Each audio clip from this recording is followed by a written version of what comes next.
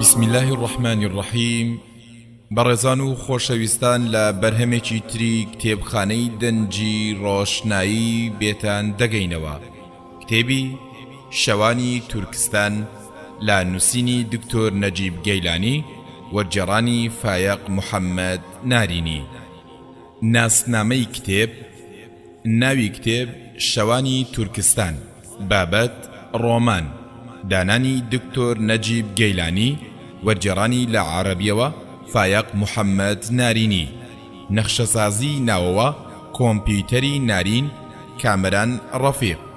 نۆرە و ساڵی چاپی یەکەم ساڵی 2016. ژمارەی سپاردن 278 ساڵی 2016 پێدراوە. کۆی ژمارەی لاپەڕا 232 لاپەڕا. خوێندنەوەی هێمن گەردی. کارە دەنجەکان هاوکار محەممەد حەسەن.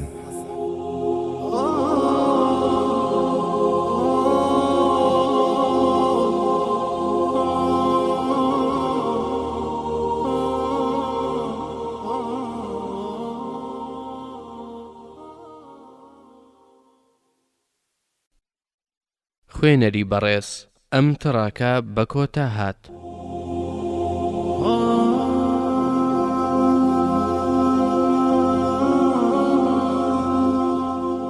پێش دەستپێک. لاپەڕا 7. بسم الله الرحمن الرحیم. شەوانی تورکستان بەسەرهاتێکی ڕاستەقینەیە. ئازاری نەتەوەیەک هاوشێوەی نەتەوەی کوردی موسڵمان کە لەژێر ستەمی داگیرکەراندا تووشی هەزاران پیلان و کوشت و بڕ و ماڵ وێرانی بووەتەوە. هاوشێوەی نەتەوەی کوردی موسڵمان دەست بەسەر خاک و سامانەکەیدا گیراوە و بێگانە تێیدا بووەتە خاوەن ماڵ. هاوشێوەی نەتەوەی کورد کە لە خودی خەڵکەکەی خەڵکێکی بەکرێگیراو بۆ دەستکەوتێکی مادی پووت یان بۆ پلەیەکی دنیایی دەبنەدا دەستی داگیرکەران و دژ بە ئاین و نەتەوەکەی خۆیان دەوەستنەوە. شەوانی تورکستان دەمانگێڕێتەوە بۆ نیوەی یەکەمی سەدەی 20م. باز لە پەلامارەکانی بێباوەڕان بەرامبەر بە گەلێکی موسڵمان و باز لە ئامانجەکانی شاڵاوی داگیرکەران و مەبەستە گڵاوەکانیان دەکات کە ئەوان پێش هەموو شتێک مەبەستیانە بیر و باوەڕی موسڵمانان لە ناخدا ڕیشەکێش بکەن، مێشکی گەنجان ژاراوی بکەن و لە ژێرناوی ئازادیدا بەدڕەوشتیان بکەن. داگیرکەران وڵات تاڵان دەکەن و بەهاکانی ژێر پێ دەخەن. ئەم مەبەستیانە ئافرەتانی موسڵمان لە خشتە بەرن و لەژێر دروشمی بریقەداری ساختەدا جلی شەرم و ئابڕویان پێفڕێ بدەن.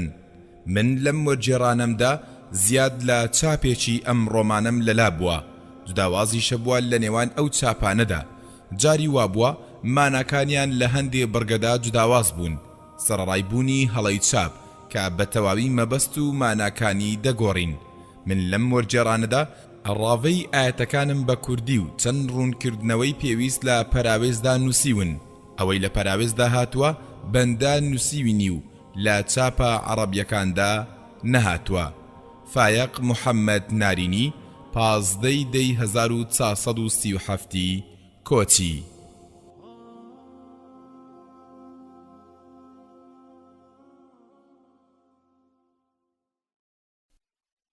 خوێنەری بەڕێز، ئەم تڕاکە بە کۆتا هات.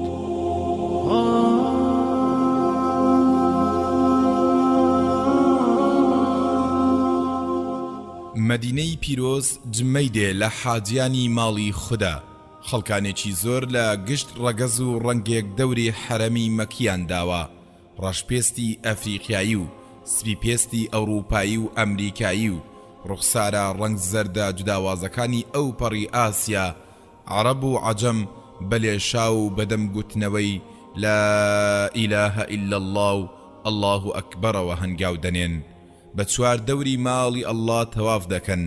لە نێوان سەفا و مەڕوادا بە هەڵوەرە دێن و دەچن، یان لە مەقامی ئیبراهیمدا نوێژ دەکەن، لە چێبڕچێدان بۆ خواردنەوەی چەند دڵۆپە ئاوێک لە ئاوی زەمزەم.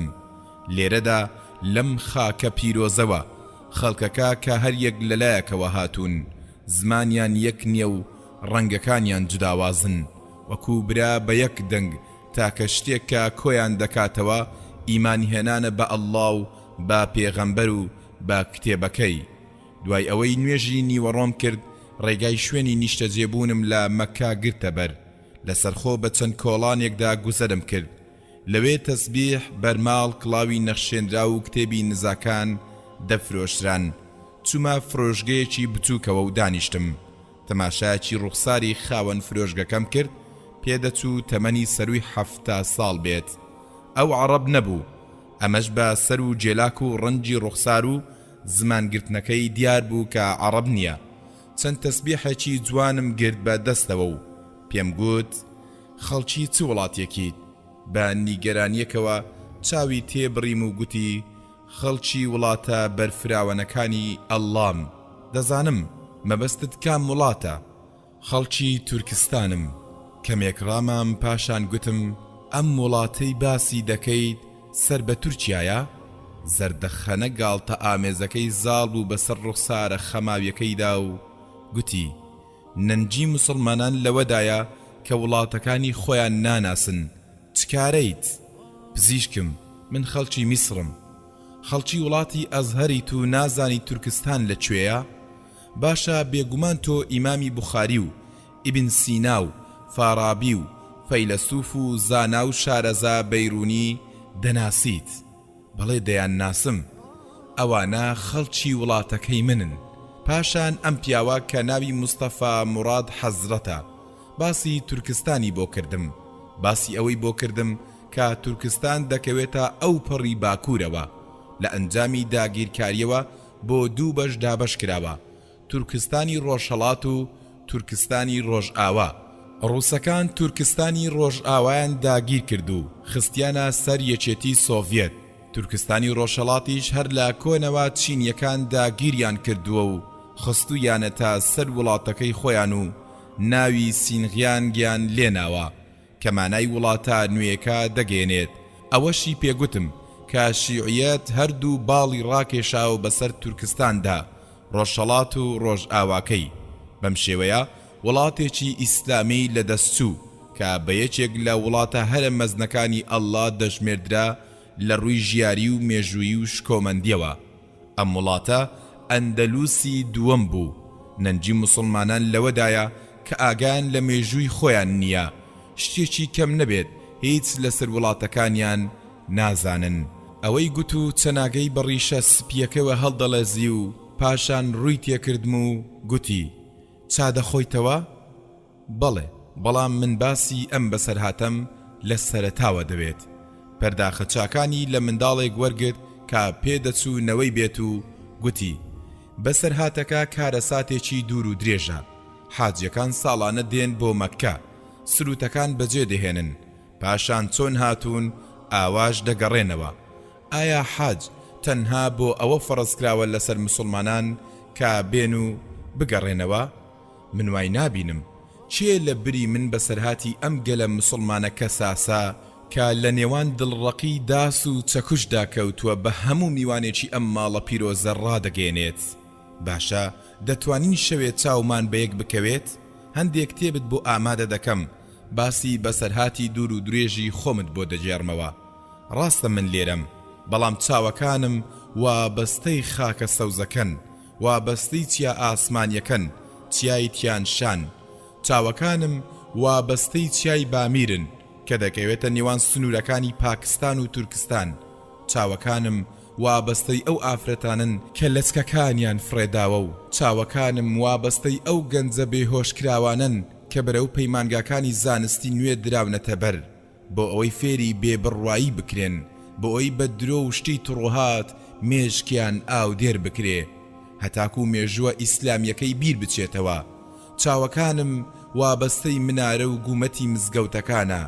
چاوەکانم وابەستەی ئەو پۆلە خەبات جێڕەیە کە لە سنوورەکانی سیبریاوە پەلامار دەدەن و بە ئازار و ڕیسوایی و دەربەدەریەوە دەسووتێن. من خەڵکی تورکستانی ڕۆژهەڵاتم، ئەوەش بەسەرهاتی منە لە سەرەتاکەیەوە.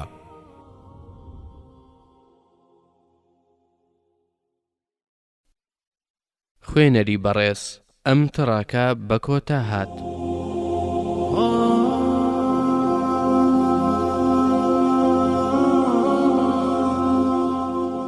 بەشی یەکەم لاپەڕا 15.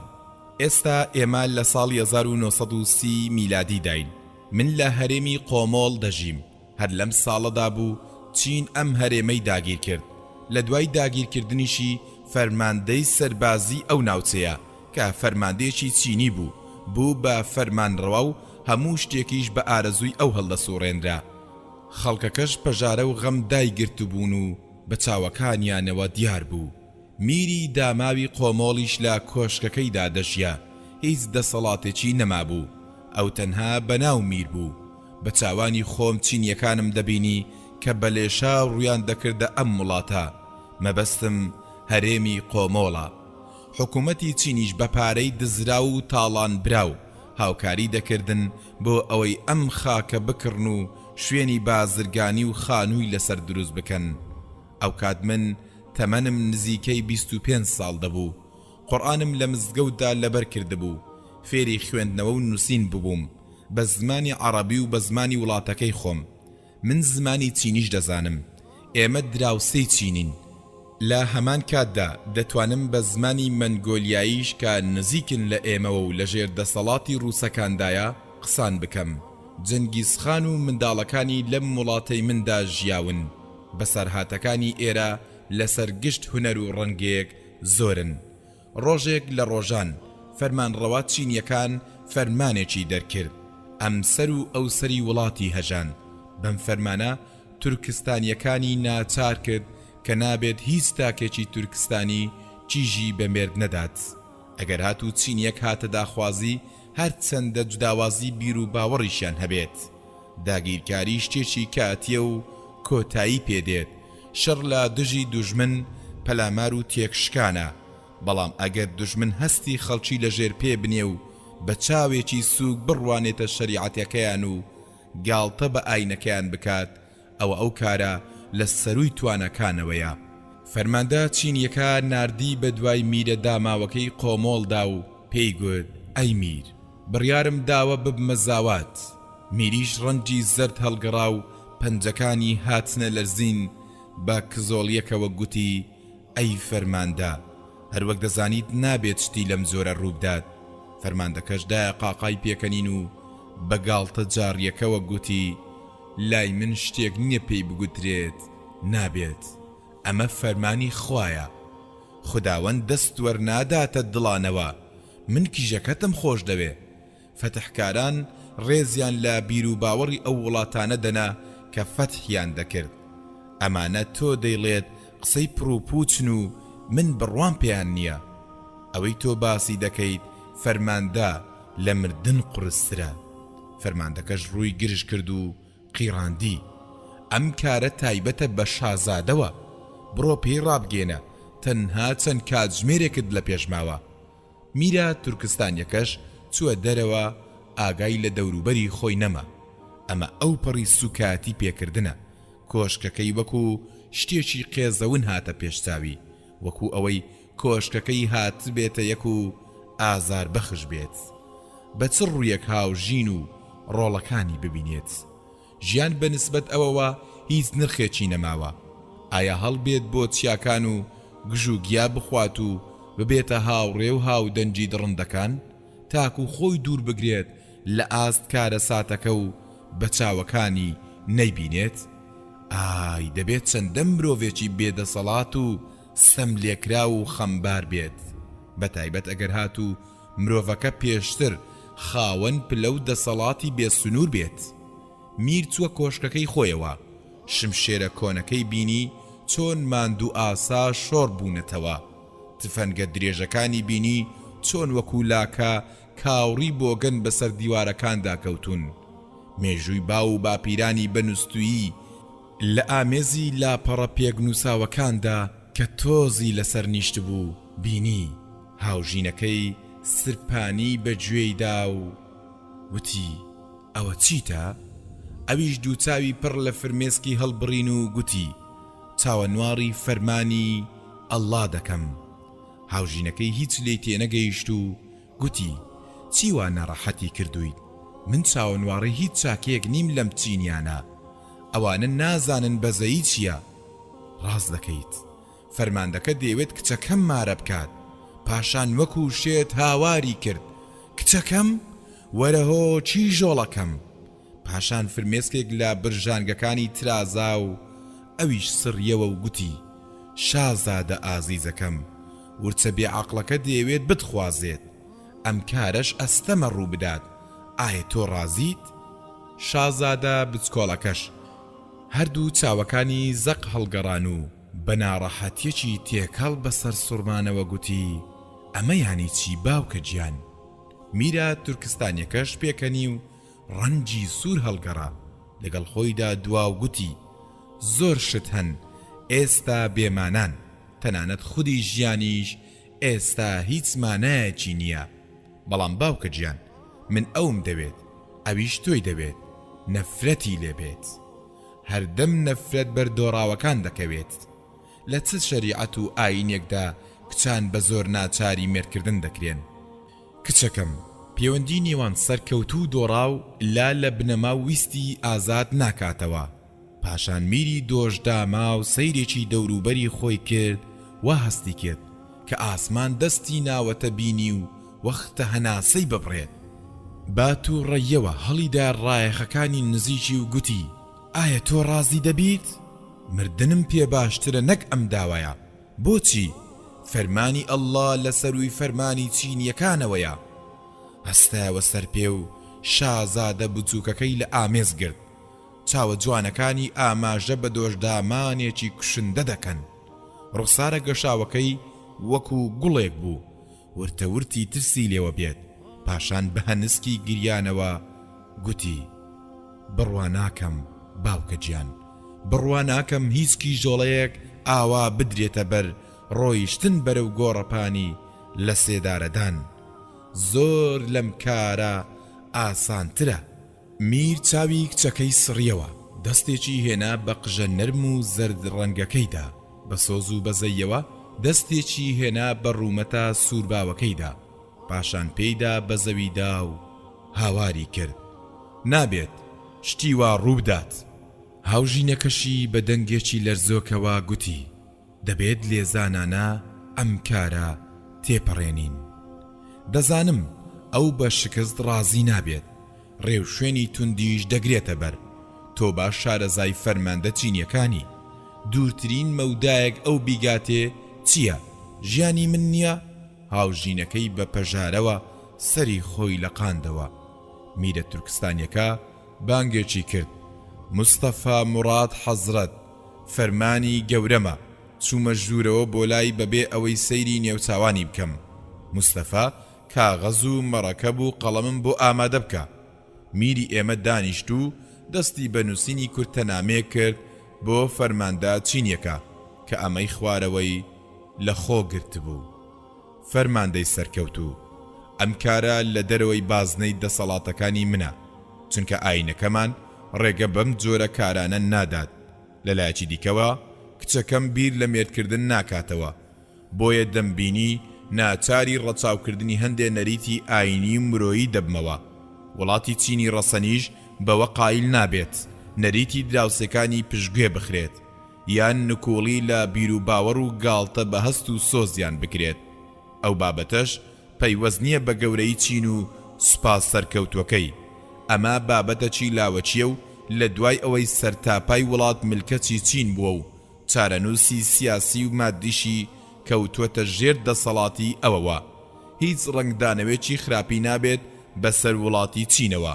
بڕوان پێ بکە، جێبەجێکردنی بابەتێکی ئاوا سەرنجامێکی خراپی دەبێت کە زیان بە پەیوەندی مێژووی نێوان هەردوو گەلی چین و تورکستان دەگەێنێت. ئەگەر تەواو لە ئەنجامەکانی ئەم یاسایە بکۆڵینەوە کە ئافرەتە موسڵمانەکانی تورکستان ناچار دەکات مێرد بە چینیەکان بکەن، ئەوە بۆمان دەردەکەوێت کە لەو پەڕی ترسناچیدایە. مەبەستیشم لەم قسەیە هەڕەشەکردن نییە، بەڵکو بەرژەوەندی دۆستان و بەرقەرارکردنی ئاسایشم دەوێت لە وڵاتدا. سوێندت دەدەم بە هەموو گەورەی و پیرۆزیەک چاوێک بەم مەسەلێدا بخشێنیتەوە، بەو هیوایەی هەموو ڕوویەکی ئەم مەسەلەیەت بۆ ڕوون ببێتەوە لەگەڵ ئەو پەڕی سڵاو ڕێزمدا میری قۆمۆڵ.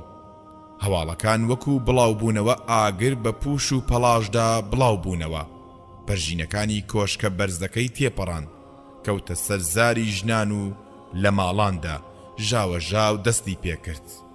پیاوانی تووشی تووڕەیی کرد و پەژارە و هەستکردن بەلاوازی کرد. ئارامگرتن لەسەر داگیرکردنی خاک بۆ ماوەیەکی دیاری کراو تا ئەو کاتەی هەلی ڕزگار بوونت بۆ دەرەخسێت کارێکی ئاسانە. بەڵام دەستوەردانە تایبەتمەندیەکانی خەڵکی بەم شێوەیە و دەستکاریکردنی ئابڕوو و بیر و باوەڕی خەڵکی مەسەلەیەکی دیکەیە و ئەو پەڕی ترسناکی لەخۆ دەگرێت. کاتێک فەرماندەچینیەکە نامەی میرە تورکستانیەکەی خوێندەوە کە من بۆم هێنا بوو، لولی کرد لە دەستیا و فڕیدا سەرزەوی و تفێکی تێکرد. پاشان ڕووی کردە من و گوتی بە میرت بڵێ ئەو هەر وەکو منداڵ تێکەڵ و پێکەڵ دەکات. ئەمە یاسای سەنی باوکی چینی مەزنە. هیچ هێزێکیش لە سەر ڕووی زەویدا ناتوانێت یاساکانی پوچەڵ بکاتەوە. هەر لەو شەوەدا میری منیان ڕاپێچی زیندان کرد. لەو شەوەدا خەڵکی شار دەستیان بەگریان کرد، هەروەکو چۆن دوێنێ شەو بۆ شەهیدانی شەڕەکە گریان. لەم شەوەدا خەڵکی زانیان هێرشی چینیەکان مەترسیەکی گەورەتر لە مەترسی داگیرکردنی خاک لە خۆ دەگرێت. هەر لەو شەوەدا خەو لە چاوی پیاوان و چیژاندا زڕا. خراپترین نەکبەتی ئەوەیە مایەی پێکەنین بێت چیژان بە دوای پیاوی موسڵماندا دەگەڕان بۆ ئەوەی مێردیان پێ بکەن پێش ئەوەی بدرێنە بەر بۆ لای شەڕکەرێکی چینی یان بۆ لای کۆچکەرێک لە کۆچکەرەکانیان. من بەسەراتێکی خۆشم لەو بارەیەوە هەیە. من ماوەی ساڵێک شەیدای یەکێک لە کارەکەرەکانی کۆشک بووبووم. ئەو منی خۆش نەدەویست و ڕازی نەبوو مێردم پێ بکات. بەتەمای پیاوێکی لە من پلە بەرزتر بوو، چونکە من تەنها پاسەوانێک بووم لە کۆشکەکەدا. کۆشکیش تەنها دەرگای بۆ خانەدان و پلە باڵەکانی میلەت لەسەر پشت بوو. کاتێک میر ڕاپێچی زیندان کرا، ئەو بە پەلە و بەڕوخسارێکی فرمێسکاویەوە هاتەلام و گوتی مستەفا من وا لەبەر دەستت دامە. منیش لەو کاتەدا زۆر نیگەرانی چارەنووسی میرە داماوەکە بووم.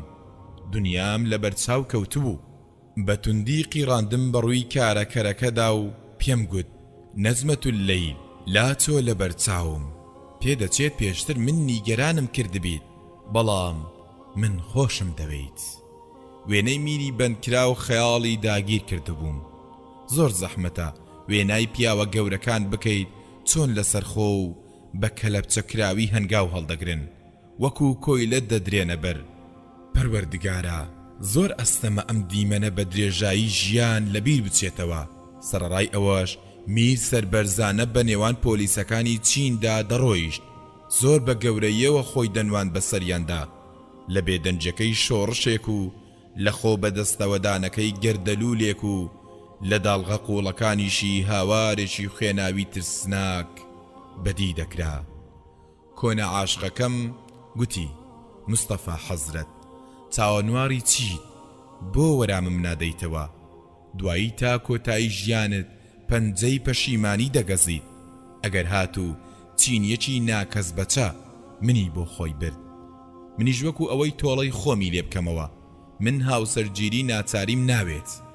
ئەی بێمێشک ئەم هاوسەرگیریە ئاواتەکانت دەهێنێتە دی و منیش قوتار دەکات. ئابڕوو ئاینیشمان پارێزراو دەبن. ئاوڕێکم لێدایەوە و بینیم فرمێسک لە هەردوو چاوەکانیدا قەتیسماون. هاوارم کرد مەگری، وام لێ هاتووە حەز ناکەم بڕوانمە نێو چاوانی خەڵک. هەموو جێگەیەک هەر بە فرمێسکە. ئەم ژیانەمایی قبولکردن نییە. باش بزانە تاکو میر لە زیندان نێتە دەرەوە من ژن ناهێنم. ئەویش لێم نزیک بیەوە و سپانی بەگوێمدا شێتە سەردەمی می بەسەر چوو. چارەنووسی خۆت گرێمەدە بە جیهانێکەوە کە بوون و شکۆمەندیان لەدەست داوە. باڵیم گرت و بە توندی ڕامۆشاند و گوتم ئەمە ناپاچیە نەجمە. تۆ هەڵەی مستەفا، من وەکو گیانی خۆم میر و خانەوادەکەیم خۆش دەوێن، بەڵام چاوەنواڕی هیچ مانایەکی تیا نییە هەتاکو ئەم هەلا لەدەست بدەیت. خودی میریش بەم کارە ڕازی نابێت. بێ ئەوەی بایەغ بەم مەسەلە بدەم بەجێم هێشت. خەڵکی کۆشکیش تێکڕا خەمبار بوون. هاوژینی میریش وەکو شێت بەناو کۆشکەکەدا هات و چۆی دەکرد، بێ ئەوەی تامی هیچ شتێک بکات. بەبێ ئاگایی ئەم سەر و ئەو سەری دەکرد. کوڕ و کچ و خزمانیشی بە خەمباریەوە لە پێش چاوان ون بوون. بەڵام کچە بچووکەکەی لە هۆڵی کۆشکدا بەڕایەخی گرانبەها ڕازێنرابیەوە ڕاوەستا و گوتی: چی دەڵێن ئەگەر مێردی پێ بکەم و پاشان بیکوژم؟ هیچ کەس گوێی بەم قسەیە نەدا. ئەویش بە نیگەرانی و دوودڵیەوە دەستی بە ورتەورت و هەڕەشە کرد. لە کۆتاییشدا دایکی کە ئافرەتێکی ژیر بوو بە هێواشیەوە دای بەسەرشانیدا و پێی گوت: بابەتەکە زۆر لەوە گەورەترە. ڕۆژی دواتر سەر شەقامەکانی قۆمۆڵ پڕ بوون لە کارەساتی جەرگبڕ. موچڕکیان بەلەشی مرۆڤدا دەهێنا، مووی سەریان لە ترسدا سپی دەکرد. پۆلیسەکان کچانیان ڕادەکێشە تاکو بە زۆر بیاندەن بە سەرباز و کۆچکەرانی چینی. ئەو باوکانش کە دشت بەم کارە دەوەستانەوە جەستیان بە قامچی شین و مۆر دەکرایەوە و دەدرانە بەر قۆناغە تفەنگ، بە سوکاتیەوە دەدرانە بەر شەق و زلە. زۆرێک لە خانەوادە ڕەسەنەکانیش لەگەڵ هاتنی تاریکە شەودا بۆ دەرەوەی شار هەڵدەهاتن یان پەنایان بۆ چیاکان دەبرد. هەندێکیشیان دەشت و سارایان دەگرتە بەر. ڕۆژانێکی پڕ لە خەم و ئازار بەسەرچوون. پیاوێکی ناودار هەبوو لە شارەکەماندا بە ناوی خۆجا نیاز حاجی، هزروان و نیشتیمان پەروەر، ئازا و بەجەرگ. پیاوان لە قۆمۆڵ بۆ وەرگرتنی زانیاری دەچوونە لای. ئەویش دەیگوت: ئێوە دەزانن هۆکارەکانی سەرکەوتن چین، ئارامگرتن و خۆڕاگیری، خەباتکردن تاکو مردن. لە دوای قسەکانی موحەممەد هیچ شتێکی نوێ نییە. تەماشاکەن، ئاسن تەنها بە ئاسن ورد و خاش دەکرێت. ئەوەی من دەیزانم خەڵکانێکی بێ ئابڕوو هەرچەندە دەخۆن و دەخۆنەوە و هەناسە دەدەن، بەڵام ئەوان مردوون. تەنها کار و کردەوەی دوژمن بە خراپە مەزانن، بەڵکو بە کەمتەرخەمی خۆتان شین بژێڕن، خۆ بەدەستەوەدانی خۆتان بە خراپە بزانن. ئایا لێم تێدەگەن؟ بەڵام شەپۆڵی ستەم ڕۆژ لە دوای ڕۆژ بەرفراوانتر دەبێت. هاواری فریاکەوتن زیاتر بەرز دەبێتەوە. قامچیەکانیش زیاتر جەستە ڕووتەکان لە توپەت دەکەن. ئافرەتانیش بەرەولای سەربازە داگیرکەرەکان دەدرێنە بەر. پیاوانیش هەز بە شەرمەزاری و بێدەسەڵاتی و ڕیسوایی دەکەن. سەربازەکانیش بە قاقای پێکەنینەوە ئاهەنگ دەژێڕن، بە مەستی و ئارەزوو بازیەوە دەست لە جەستەی ئافرەتان دەدەن، هەروەکو ئەوەی دەست لە ئاژەڵێکی نمایشکراو بدەن. قۆمۆڵ وەکو ئاوی نێومەنجەڵێکی بێ هەناسەت دەکوڵێت کە جێ هەناسەیەکی نەبێت تووڕەیی پەنگ خواردی و خۆی لێوەی دەربکات. میری وڵاتیش بە تەنیایی لە زینداندا ژیان بەسەر دەبات و ئازار دەچێژێت. دەبێت منی بەندەی بێت دەسەڵاتیش مستەفا موڕەد حەزرەت چیم لەدەست بێت. سەرداری ئەم وڵاتی ئێمە شێری جەربەزە خۆجە نیاز حاجی پێی گوتم: مستەفا بچۆرە لای میرت لە زیندان، پێی بڵێ دەبێت بە دوای دەرچەیەکدا بگەڕێت.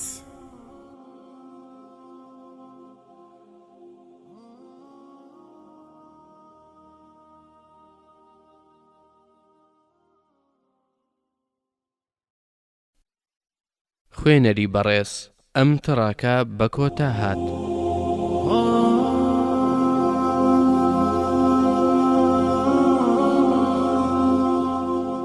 بەشی دووەم.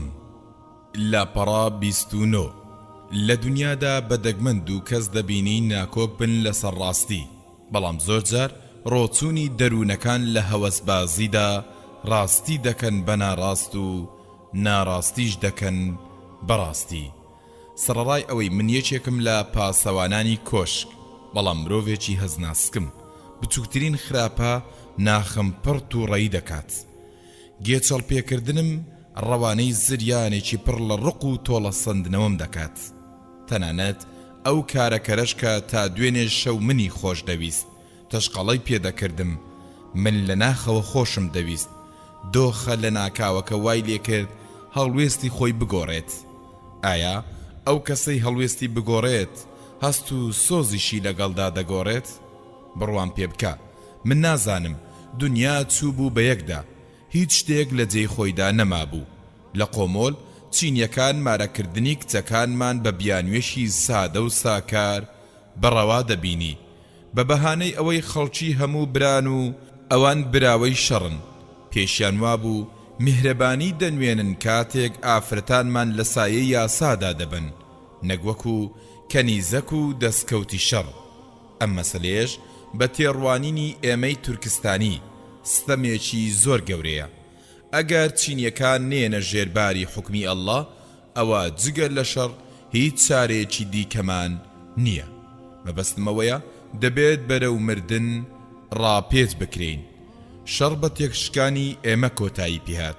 سەرەڕای ئەو گەماروەی فەرماندە چینیەکە سەپاندبووی بەسەر میردا، بەڵام بواری بە چەند پیاوێک لە پیاوانی میردەدا سەردانی بکەن، بەو هیوایی هەلێک بدۆزنەوە و میر قایل بکەن کچەکەی مارە بکات لە فەرماندە چینیەکە.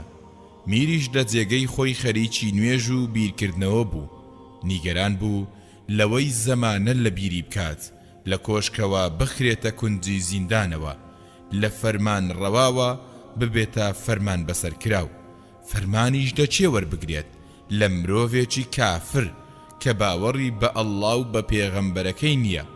من دەزانم پاشا تێکشکاوەکان چەندە خەمبار و نیگەرانن، ئەوان کەم جار دەگرێن، بەڵام ئازارەکانیان لە ناخیاندا مۆڵ دەدەن و پاشان وەکو زریانێکی ئاگرینی بێبەزەیی هەڵدەچێت. بە شپڕزەیەوە چوون بۆ لای میر، هەموو جەستەم هاتە لەرزین. وتی مستەفا حەزرەت، چی تۆی هێناوەتە ئێرە؟ وتم ئێمە بەبێت تۆ هیچ نرخێکمان نییە. وتی ئێوە مردن، ئەوەش ڕوویدا حیکمەتی ئەڵڵای تێدایە، ئەو مردانە تۆیان دەوێت گەورم. چۆن؟ واقی وڕما و بەسەر سوڕمانەوە سەیرێکی کردم و منیش وەراممدایەوە. خۆجا نیاز حاجی ئەمەی پێگوتم. چی پێگوتیت؟ وتی دەبێت میر بێتە دەرەوە بۆ لامان. میر پێکەنی و هەستایەوە سەر پێ، وەکو هەڵۆیەکی بریندار ئاسا سەری هەڵبڕی. توانەی بەسەر خۆیدا نەما و هاواری کرد، خۆ من کلیلەکانی زیندانم پێ نییە، زیندان دیواری هەیە گەورم. میر بە تووڕەیەوە پێکەنی، من چۆن بەتەنها دەتوانم دیوارەکانی زیندان بڕوخێنم؟ خۆجە نیاز پێت دەڵێت ئەگەر کلیلەکانی زیندانت پێ نییە دەرگاکانی پێ بکەیتەوە و ئەو باسکەشت نییە دیوارەکانی پێ بڕوخێنیت، ئەوە تۆ عەقڵێکت هەیە دەتوانێت بەسەر باڵەکانیدا بۆ دەرەوەی زیندانەکە هەڵفڕیت. میر بۆ ماوەیەکی کەم بێدەنگ بوو، پاشان ڕووی تێکردم و گوتی باشە بچۆرەوە بۆ لای خۆجە نیاز و پێی بڵێ سبەی میر دێتەوە. میر لەسەر ڕازگۆیی ڕایهێنا بووم، هەرگیز فێڵی لێ نەکردوم، بۆیە بە خێرایی چوومە دەرەوە و نامەکەیم گەیاندە خۆجە نیاز. خۆجە نیاز لە دەرەوەی شار لە نێو کۆمەڵە پیاوێکدا دانیشت بوو، سەرقاڵی قسە و نوێژکردن و قورئان خوێندن بوو. ئەوان زۆر خۆشحاڵ بوون بە بیستنی ئەو هەواڵەی پێم گەیاندن، بەڵام خۆجە نیاز خەم و نیگەرانی بەڕووساریەوە دەرکەوت، چاوەکانی بە ناڕەحەتیەوە قورسی هەڵگەران و دەستەکانی بۆ ئاسمان بەرز کردەوە و ورتە ورتێکی لێوە هات. پەروەردگارە داوای لێخۆشبوونت لێ دەکەین، پەروەردگارە سەرکەوتنمان پێ ببەخشە. دواتر باسی ئەزموونەکانی لە ژیاندا بۆ کردین، پێی دەگوتین بابەتە ترسناکەکان ڕووداوە گەورەکان بە پچر پچر چارەسەر ناکرێن، لە هەمان کاتدا چارەسەری مامناوەندیش قبول ناکەن و براوەی شەڕیش جگەر لە وردکەنان و پاشماوە هەرگیز شتێکی بایەخدار نابەخشێتە دۆڕاوی شەڕ.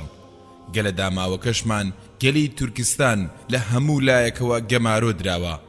سواری ڕم بەدەست، تۆپ، ئاگر لە دوورەوە هانی خەڵک دەدرێت.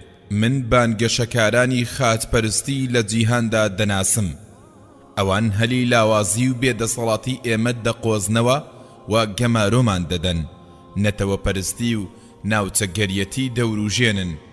ئەوان هەموو شتێکی ئێمەیان لە ئاساییە، تەنها مسلمان بوونمان نەبێت.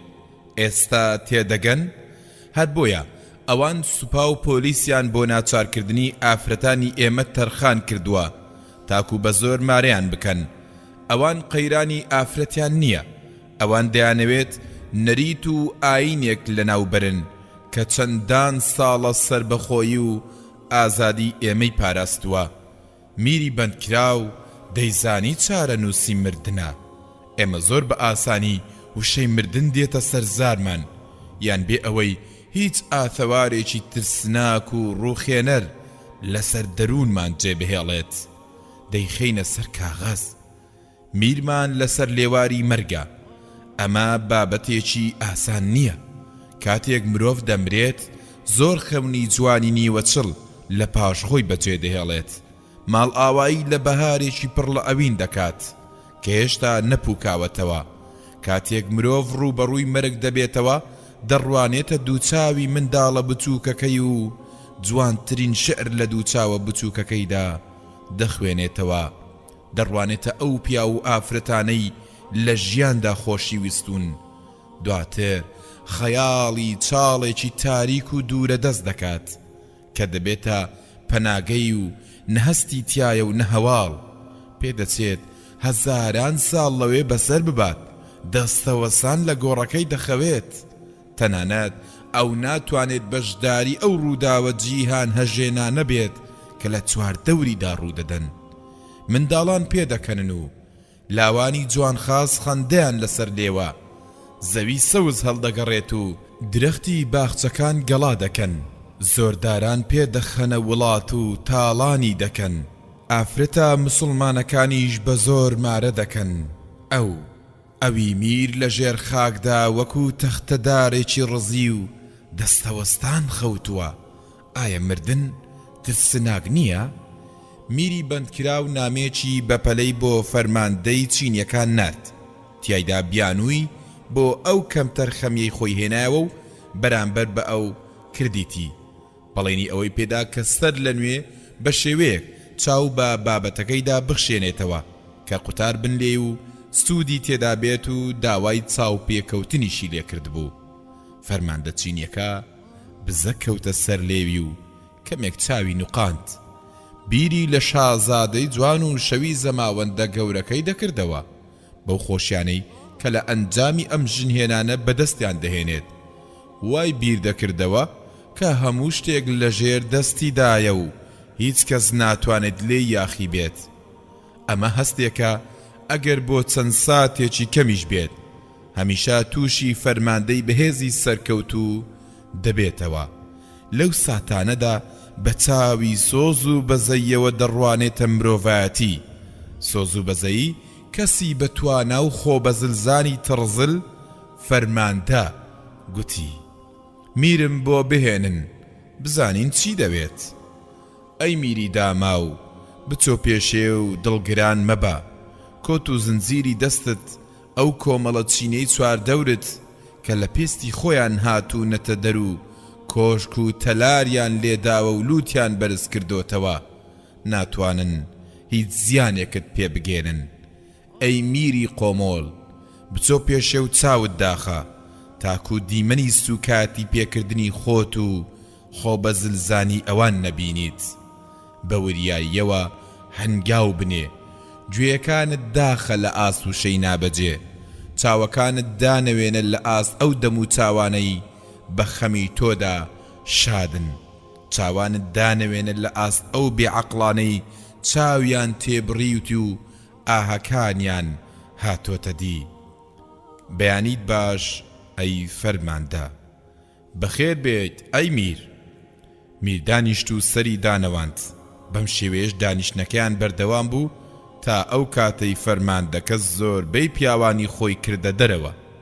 کاتێکی ژۆرەکە چۆل بوو، میرە تورکستانیەکە ڕووی کردە فەرماندەکە و بە ئەسپاییەکەوە گوتی: بابەتێکی وا گرنگ بە توندوتیژی چارەسەر ناکرێت.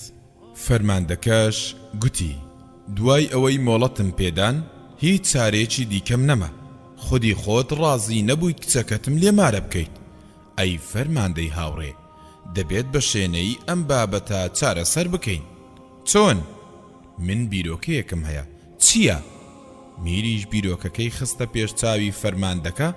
کۆی بیرۆکەکەش خۆی لە ئازادکردنی میردا دەبینیەوە تاکو بتوانێت لەگەڵ شەرعناسەکاندا کۆ ببێتەوە و ئەو بابەتەیە تاوتوێ بکەن.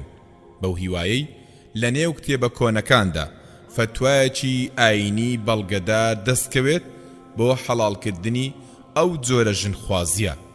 ئەگەر می سەرکەوتوو بێت لە دەرکردنی ئەم جۆرە فتوایە بە ئیمزای شەرعناسەکان، ئەو کات کێشە نامێنێت و پێدەنجیش باڵ دەکێشێت بەسەر دۆخەکەدا و هەمووان لە شادی و خۆشیدا دەژین. فەرماندە چینیەکە بزەی هاتێ و دەستێکی بە سمێڵی داهێنا و کوتی: وا هەز دەکەم زیاتر و زیاتر لێک نزیک دەبینەوە، مەودای نێوانیشمان نزیکتر دەبێتەوە.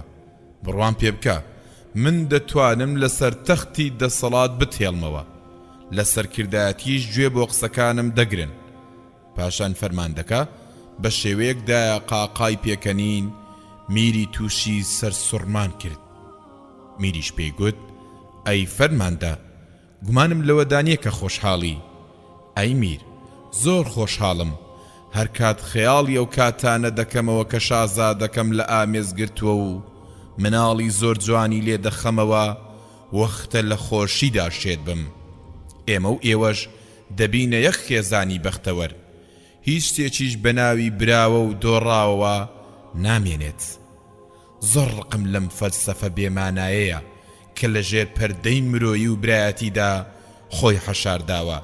چ گاڵتە جاڕیەکە کچەکەم لە ئامێزیدا بێت، بێزم دێتەوە و هەست بە گێژی دەکەم. دەبێت چی بەسەر کچە داماوەکەمدا بێت کاتێک دەکەوێتە چنجی ئەم دڕندەیە، کاتێک گوێیەکانی پڕ لە گۆرانی قۆڕەکانی دەکات. چۆن دەبێت کچەکەم ببێتە هاونشینی ئەم دڕندەیە؟ دەزانم مرۆڤ تەنها شێوە و گۆشت و خوێن نییە. مرۆڤ هزرە، بیر و ڕایە. ئەو بەها بەرزانی مرۆڤ باوەڕی پێی هەیە، وام لێ دەکات بڕوانمە مرۆڤ و هەڵیان سەنجێنم، خۆشم بوێت یان خۆشم نەوێت. هزر مانا و پەسەندی دەبەخشێتە کەڵەکە گۆشت و ئێسک و ناخیان دەردەخات. هزر ئێسکە پەیکەر دادەپۆشێ، بەرگی پێدەبەخشێ، وای لێ دەکات زەردەخەنەکەی پەسند و قسەکانی بەجێ بن، دەیکات بە مرۆڤ. فەرماندە چینیەکە مینگاندی: ئەی میر، پێدوایە لە نێوان کەسێکی چینی و کەسێکی تورکستانیدا جوداوازی هەبێت؟ بەڵێ بە دڵنیاییەوە. فەرماندە چینیەکەش بەسەر سوڕمانەوە ڕووی کردە میر و گوتی: چی؟ چینیەکە براوەیە. فەرماندەکەشدا قاقای پێکەنین و پاشان گوتی: ئەوە ڕوون و ئاشکرایە، ئێمە بەردەوام براوەین. ئەو بابەتە بۆ مێژووی دوور و درێژمان دەگەڕێتەوە.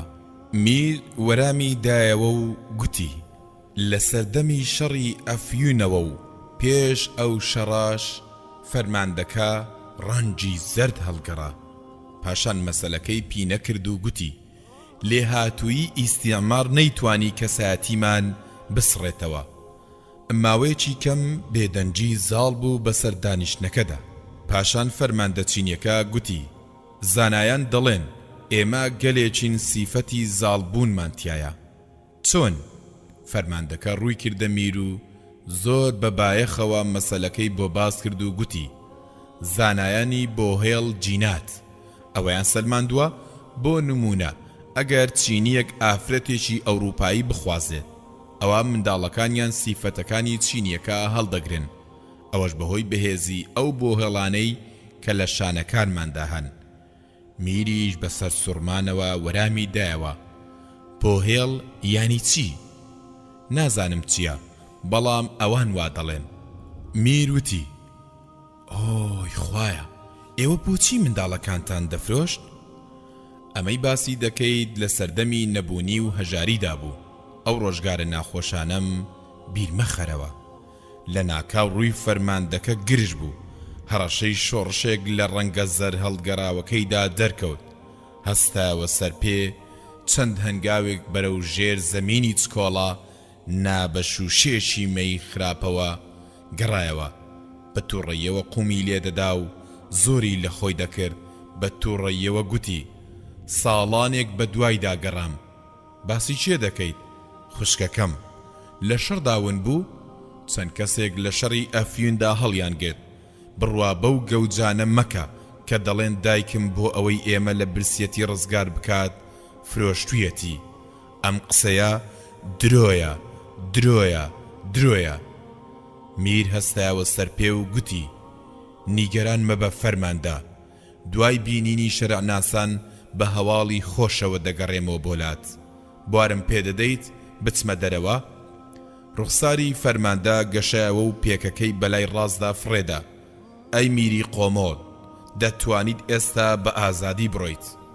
لە شەوی زەماوەندیشدا زۆر دەنۆشین، سەما دەکەین و گۆرانی دەچڕین، لە پاڵ ژنانیشدا ڕادەکشین. بۆ ئەوەی بزانن ڕەگەزی ئێمە سیفەتی زاڵی تێدایە. لە ڕۆژهەڵات و ڕۆژئاوا بە شەڕ هات، هەردەم سەرکەوتوو بوو. مەرگ شتێکی ئاسانە، هەرگیز بیرم لێ نەکردوێتەوە و لێیشی ناترسم. 1001 جار بەرنگاری بوومەتەوە. ئەوە تا دەمبینی بە شەڕ دێم و سەردەکەوم، حکمی قۆمۆڵ دەکەم. هەموو خۆشێکی من لە سەرکەوتندا خۆی دەبینێتەوە. ئەی میر، جگە لە سەرکەوتن بیر لە هیچ شتێکی تر ناکەمەوە. ئێوە زیاتر بیر لە بەهەشت و ئاگر دەکەنەوە، چونکەوە ڕاستیە. ئەی فەرماندا، چۆن؟ تۆ ئێستا پێکێکی پڕت بەدەستەوەیە. بەڵێ، کوا ئەو مەستیەی پێکەکەی دەستت بۆی دروست کردووی؟ مەستی؟ بەڵێ ئەی فەرماندا، مەستیەکەی. خۆ ئەمە مادە نییە، لە کتێبەکانماندا شتی وام نەخوێندەوتەوە، بۆیە باسی مەستی نەکراوە، چونکە مادە نییە. بەڵام تۆ هەستی پێدەکەی.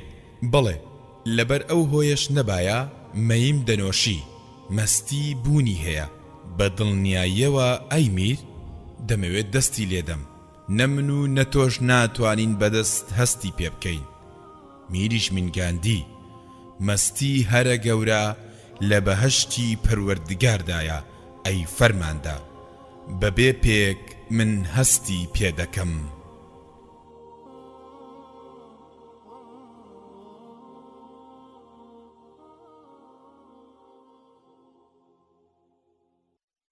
خوێنەری بەڕێز، ئەم تڕاکە بە کۆتا هات.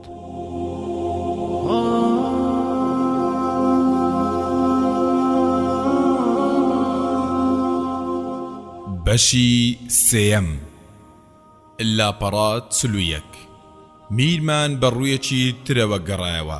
دوو چاوی پاشاییم لە ڕوخساریدا بەدی نەدەکرد. گران بەهاترین جلی پۆشی بوو. پاسەوان و باندی شەڕەف لە هەموو لایەکەوە چوار دەورەیاندا بوو. دەرگاکانی کۆشک لەسەر پشت کرابوونەوە. جلوبەرجی ڕازاوەی خزمەتکار و دەست و پەیوەندەکەی عەقڵی مرۆڤی دەبرد. بەڵام گەورەم، ئەی پەروەردگارە، چەندە دەروون شکاو بوو، خۆی نوشتانەوە بۆم و چپاندی بە گوێمدا. مستەفا، مانای میربوون چی دەگەێنێت؟ هیچ لە پرسیارەکەی تێنەگەیشتم. واقم وڕمە، زمانم لە جوڵە کەوت. بە دەنگێکی شپڕزەوە فیشکاندی: گەوت جەبیڵێ! زمانم تێک ئاڵا و مینگاندم. گوێڕالی بکرێیت ئەم دیمەنە دڵڕفێنت بە دەورۆ بێت. بە ناسۆریەکەوە دایە قاقای پێکەنین و پاشان گوتی: میر ئەو کەسە ئازادەیە کە لە خۆی ڕازیە. منیش هیچم نەگوت لەسەر قسەکانی. پاشان ئەو بە پەشیمانیەوە دەستی پێکرد و گوتی: ئازادی لەکوێیە؟ من چۆن لە خۆم ڕازی دەبم کاتێک دوژمن دەبینم خراپەکاری بڵاو دەکاتەوە و دەیەوێت ئابڕوومان لە خۆڵدا بگەوسێنێت؟ مستەفا، ئاینی ئێمە ئابڕوومانە. پاشان بەدەستی ئاماژەی بۆ بەرزایە دوورەکان کرد کە لەبەر دووری مەودای نێوانمان بە ئەستەم دەبیندران. پاشان گوتی لەسەر ئەو بەرزایە کۆمەڵە شوانێکی پاڵەوان دەژین. دوژمن نەیتانی بەسەریاندا زاڵ بێت، کچەکانیان بە زۆر نەدرانە مێرد. ئەوانە شیری بزن دەخۆنەوە، خوری دەڕێسن، ئەڵڵای تاک و تەنها دەپەرستن و جگە لەویش لە کەس ناترسن. ئایا دەزانیت؟ ئەوانە پاشای بێتاجن. ئای مستەفا، زۆر تامەزرۆی بینینیانم. بە متمانەیەکەوە گوتم ئەوانەی باسییان دەکەیت ژێردەستەی جەنابتن گەورم. مستەفا، کۆیلە ژێردەستەی نییە. کۆیلەکان جگەل لە زنجیر و زەبوونی هیچی تر ناناسن. میرم بە خەمناچیەوە گەڕایەوە نێو کۆشکەکەی. خانەوادەکەی لە دەوری کۆبوونەوە. دواتر زانایان و گەورە پیاوانی لە هەموو لایەکەوە داهاتنە لای. شەوەکەشی لە دانیشتنێکی مێژوویی کرا کە هەرگیز لەبیر ناچێتەوە. خۆجەنیاز حاجیش تێیدا بەشدار بوو. پیاوە گەورەکانی بە کۆستکەوتوویەوە دانیشت بوون و ماندوو بوون و پەژاریان پێوە دیار بوو. میریش گوتی پیاوینە، دەبێت بگەڕێینەوە ئەو جێگای لێوە هاتوین. چۆن؟ ئەمە ئەو پرسیارە بوو خۆجەنیاز لە خۆی دەپرسی. میر وەرامیدایەوە دەبێت بەرجی پاشایەتی و گەورەی فڕێ بدەین و ببینەوە بە شوان و شترەوان. پاشان سەر لە نوێ دەست بە شەڕ بکەینەوە. گەرتیا چوین ئەوە گەورەترین شەڕەفە بۆ ئێمە. ئەگە سەرکەوتین و ماینەوە ئەو کات کە میرنشین دەتوانین بە خەڵکی بڵێین دۆڕاو نابێتە میر، نابێت حکمیش بکات. حکمی دۆڕاو وام لێ دەکات گاڵتە بەخۆم بکەم. من میر بم و فەرماندەیەکی چینی فەرمانم بەسەردا بکات. ئەمە دۆڕان و تێکشکانە. نیاز حاجیش هەوڵیدا ئەو پەڵە هەورە خەمناکەی ئاسۆی کۆشکی داگرت بوو بڕەوێنێتەوە. بە دەنگێکی بەرز هاواری کرد ئەی میر، بەڕێزان، دەبێت ڕازی بین بە بیرۆکەی فەرماندە چینیەکە. لەگەڵ بیستنی ئەم قسەیە ئەوانەی لە کۆشکدا بوون پێک ڕاهەڵچوون و ناڕەزایی توندیان دەربڕی. بەڵام میر خەندەیەکی کرد و بەهێمنیەوە گوتی منیش هاوڕام لەگەڵ خۆجەنیازدا، زەماوەندیش لە کۆشکەکەی مندا دەکرێت. فەرماندە چینیەکە کچە خۆشەویستەکەم دەخوازێت. بەم قوربانیەش گەلی قۆمۆڵ قوتاری دەبێت و لە کوشتارێکی گەورە ڕزگاری دەبێت. یەکێک لە زانەکان هاواری کرد و گوتی ئەڵڵا. میریش وەرامی دایەوە و گوتی ئەڵڵامان لەگەڵدایە، پشتمان بەرنادات.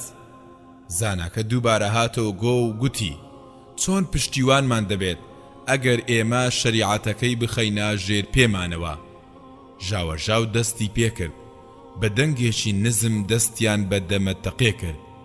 بە کۆ چوونە لای میر، پاشان چوونە لای خۆجەنیاز. هیچ شتێکت نەدەدیت جگە لە جوڵەی لێوەکان و ئاماژەی دەستەکان. چاوەکانیش بەسەر سوڕمان و وریایەوە بەملا و بەولادا دەیانڕوانی. بۆ ڕۆژی دواتر نامەیەکم گەیاندا فەرماندە چینیەکە کە ڕەزامەندی میری تێدا بوو سەبارەت بە مارەکردنی کچەکەی لە فەرماندە چینیەکە و زەماوەندەکەش لە کۆشکی بەناوبانجی قۆمۆڵدا دەبێت کەمی تێیدا نیشتەجێیە. هەموو ئەفسەر و گەورە پیاوانی چینیش بانگهێش کراون. فەرماندە چینیەکەش وەخت بوو لە خۆشیدا شێت بێت. دەنجی ناڕەزایی ئاینی کەوت.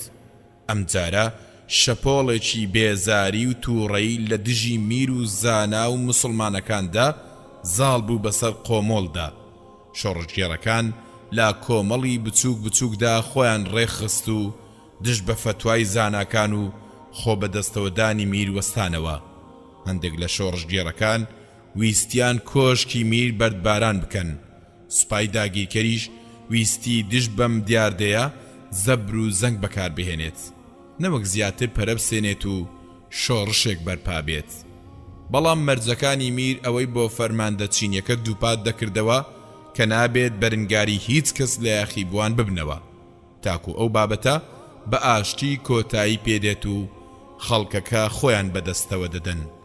پاشان بەشداربووان کۆشکەکەیان لەسەر وادا بەجێهێشت.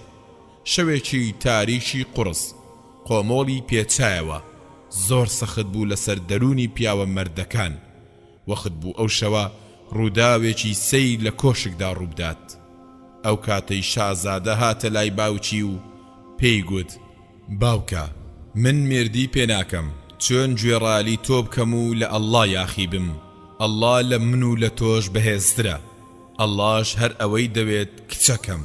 ئەڵڵای گەورە تەنها چاکەی دەوێت، بەڵکو ئەوەی کردومانە چاکە بێت و هەموو چاکەیەکی لە خۆگرت بێت. شازادەیش بەدەم هەنسکی گریانەوە گوتی: ئێستا حاشات لێ دەکەم، لە سامانی دنیا لێم گەڕێ سەری خۆم هەڵدەگرم. باوکەکەش دەستێکی هێنا بەسەر قژە زێر باوەکەیدا و گوتی: چۆن بەنێو گورکەکاندا دەڕۆیت و سەری خۆت هەڵدەگریت. شازادە چووە ژوورێکی بچووکەوە، دەستی بە گریانێک کرد. وەخت بوو دەماری دڵی ببڕێ. دەرگای لەسەر خۆی داخست بوو، وەرامی مکوڕبوونی دایکی لەسەرکردنەوەی دەرگای ژوورەکەی نەدەدایەوە. دایکی لە کونی دەرگاکەوە سەیرێکی دەکرد. خەنجەرێکی بەدەستی کچەکەیەوە بینی، وەکو ئەوەی نزا بکات و داوای لێخۆشبوون لە ئەڵڵا بکات. سەری بۆ ئاسمان هەڵبڕی بوو. دایکیشی هیچ کاتی لەدەست نەدا و خێرا چۆ لای میر و هەموو شتێکی بۆ جێڕایەوە. زۆر بە خێرایی و ژیرانە پێشەوەی خەنجەرەکە لە سنجی کچەکە داون بێت، دەرگای ژوورەکەیان کردەوە کە ژاوەی فەرماندە چینیەکە بە مۆسیقای سەربازی و بە سەمای فۆلکلۆری چینی و یاری ئاگرینەوە دەرکەوت. هەژارەکانی قۆمۆڵیش زیاتر و زیاتر لە نێو جەرگەی شار دوور دەکەوتنەوە. بەدزیەوە لە ژێر درەختەکاندا سوژدەیان دەبرد. لە کەناری گۆماوەکاندا نزاکانیان دەخوێندەوە. هەندێک لە سۆفیەکانیش لە نێو گڵکۆکۆنەکاندا بە فرمێسک ڕدێنیان تەڕ دەکرد. مزگەوتە کۆنەکان تا ئێستا مۆم و گڵۆپەکانیان کوژاوەتەوە. کەچی کۆشتی میر لەو پڕی درەوشانەوە و ئامادەکردندایە. میر تیپێکی سەربازی تایبەتی هەبوو کە لە پیاوانی شاخ پێکات بوون. لە کاتی ئەنجامدانی بۆنە گرنگەکاندا بۆ ئەوەی ڕێو ڕەسمە میریەکانی پێتەواو بکات و زیاتر دڵڕفێن و جوان بن، دەینارد بە دوایاندا و وا دیارە میر لەوە دەترسا یەکێک لە بەرهەڵستکاران خۆی بخزێنێتە نێو زەماوەندەکەوە و خۆشیەکانی بۆ کارەساتێکی چاوەڕوان نەکراو بگۆڕێت. بۆیە لە هەموو جێگەیەک لە ناوەوە دەرەوەی کۆشک بڵاوی بە پیاوانی شاخ کرد. فەرمانی توندیشی پێدان کە بە هیچ شێوەیەک مۆڵەت بە کەس نەدەن بێتە ناوەوەی کۆشک یان لێ بچێتە دەرەوە. بۆ ئەو مەبەستاش بە وردی ڕەچاوی یاسا بکەن. فەرماندە چینیەکە پێچی هاوڕێتی و لێک تێگەیشتنی کۆنی نێوان گەلی چینی و گەلی تورکستانی نۆشی. بەردەوام بوو لە نۆشین و وەخت بوو لە مەستیدا جێژ بێت. پاشان گوتی: کاتێک لە دابوونەریتە کۆنەکان ڕزگارمان دەبێت، هەز دەکەین بوونێتە پیاوێکی سەردەمیانە. پیاوی سەردەمیانە خۆی لە خۆیدا خوداوەندێکە. ئاسمان حکمی بەسەردا ناکات، هێزی نادیاریش نایترسێنێ. دایکم پێی دەگوتم ئەم شتە مەکە، چونکە پەروەردگار پێی ڕازی نییە.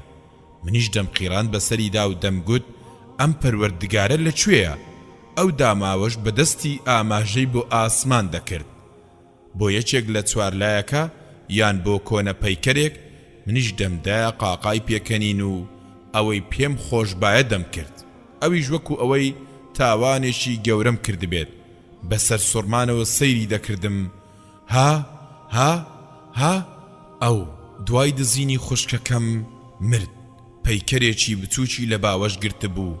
هۆ ئەی هاوڕێ تورکستانیەکان، با پێکەوە پێچی نهێشتنی گشتدا بوو نەریتە کۆنە بۆگەنەکان بنۆشین.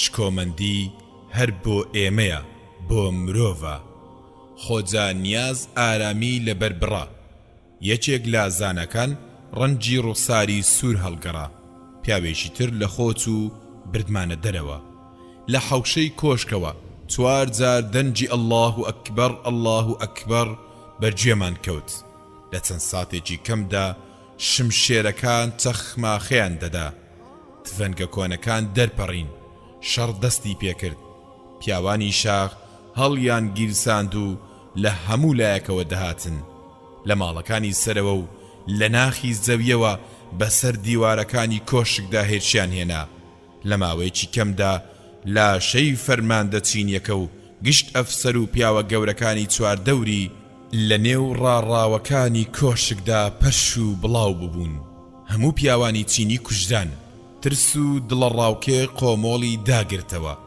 خەڵکەکەش بە جارێک پەلاماری چینیەکانیان دا و کچە داماوەکانی خۆیانیان دەهێنایەوە دەست بەسەر و دیلکراوەکانیان ئازاد دەکردن ئەو چینیانەش لە مەرگ ڕزگاریان بوو هەڵاتن دەپاڕانەوە یان کڕنووشیان دەبرد و داوای لێبوردنیان دەکرد یان ئیسلام بوونی خۆیان ڕادەگەیاند میریش لە ناوەڕاستی گۆڕەپانەکە و لە نزیک کچەکەیەوە دەیڕوانیە دیمەنە خوێناویەکە کچەکەی لە ئامێز گرت و گوتی ئێستا دەتوانم بڵێم من میری قۆمۆڵم کچەکەش بە نیگەرانیەوە گوتی بەڵام ئەوان وا بە ئاسانی لێمان ناگەڕێن میر بە پێکەنینەوە گوتی بە درێژایی تەمەنم بە میری دەمێنمەوە مەبەستم ئەوەیە چەک دانانێم جارێکی دیکەش قبوڵی دۆڕان ناکەم ئەگەر سەریش نەکەوتین ئەوە تا مردن ڕێگای خەبات دەگرمە بەر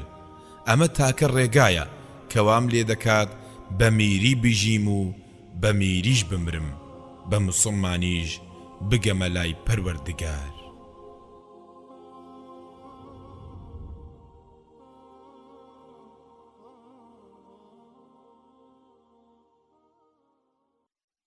خوێنەری بەڕێز ئەم تڕاکە بە کۆتا هات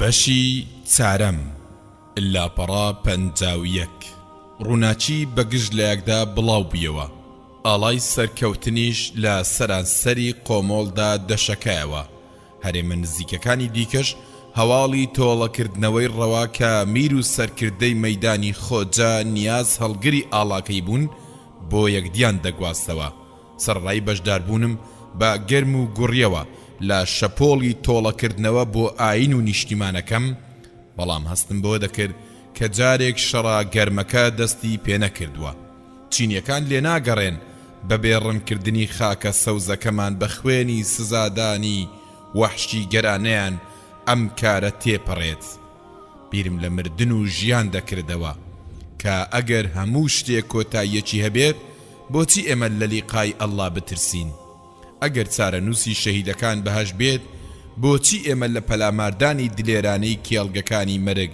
بترسین مامۆستایانمان لە مزگەوتەکاندا باسی ئەویان بۆ دەکردین کە ئێمە باشترین ئومەتێکین بۆ خەڵکی نێراوین کاتێکیش ساڵبوونی چینیەکان بەسەرماندا دەبینم وا هەز دەکەم کە ئومەتێکی ڕیسواین زەبوونی خەوی زڕاندووە و کۆتبەندی هەنگاوەکانی قورس کردووە خەڵکێکی بێبڕواش مرۆڤ بوون و ئابڕووی ڕوشاندووە و هاتمەوە بۆلات نەجمەت اللەیل چی تۆی هێناوەتەوە ئێرە تۆ گیان و ژیانی منی بینیم چۆن بەڕاست و چەپدا شمشێرەکەت ڕادەوەشاند و چێبڕچەی پاڵەوانەکانت دەکرد بۆیە لە پەرۆشیم بۆ بینینت توامەوە نەجمەت اللەیل بە دوای پیاوێکی تردا بگەڕێ مستەفا من بە دوای تۆدا دەگەڕێم ڕوانیمە شەوە تاریکەکە کە بەنهێنی و یادەوەری بارگاویەوە مینگاندم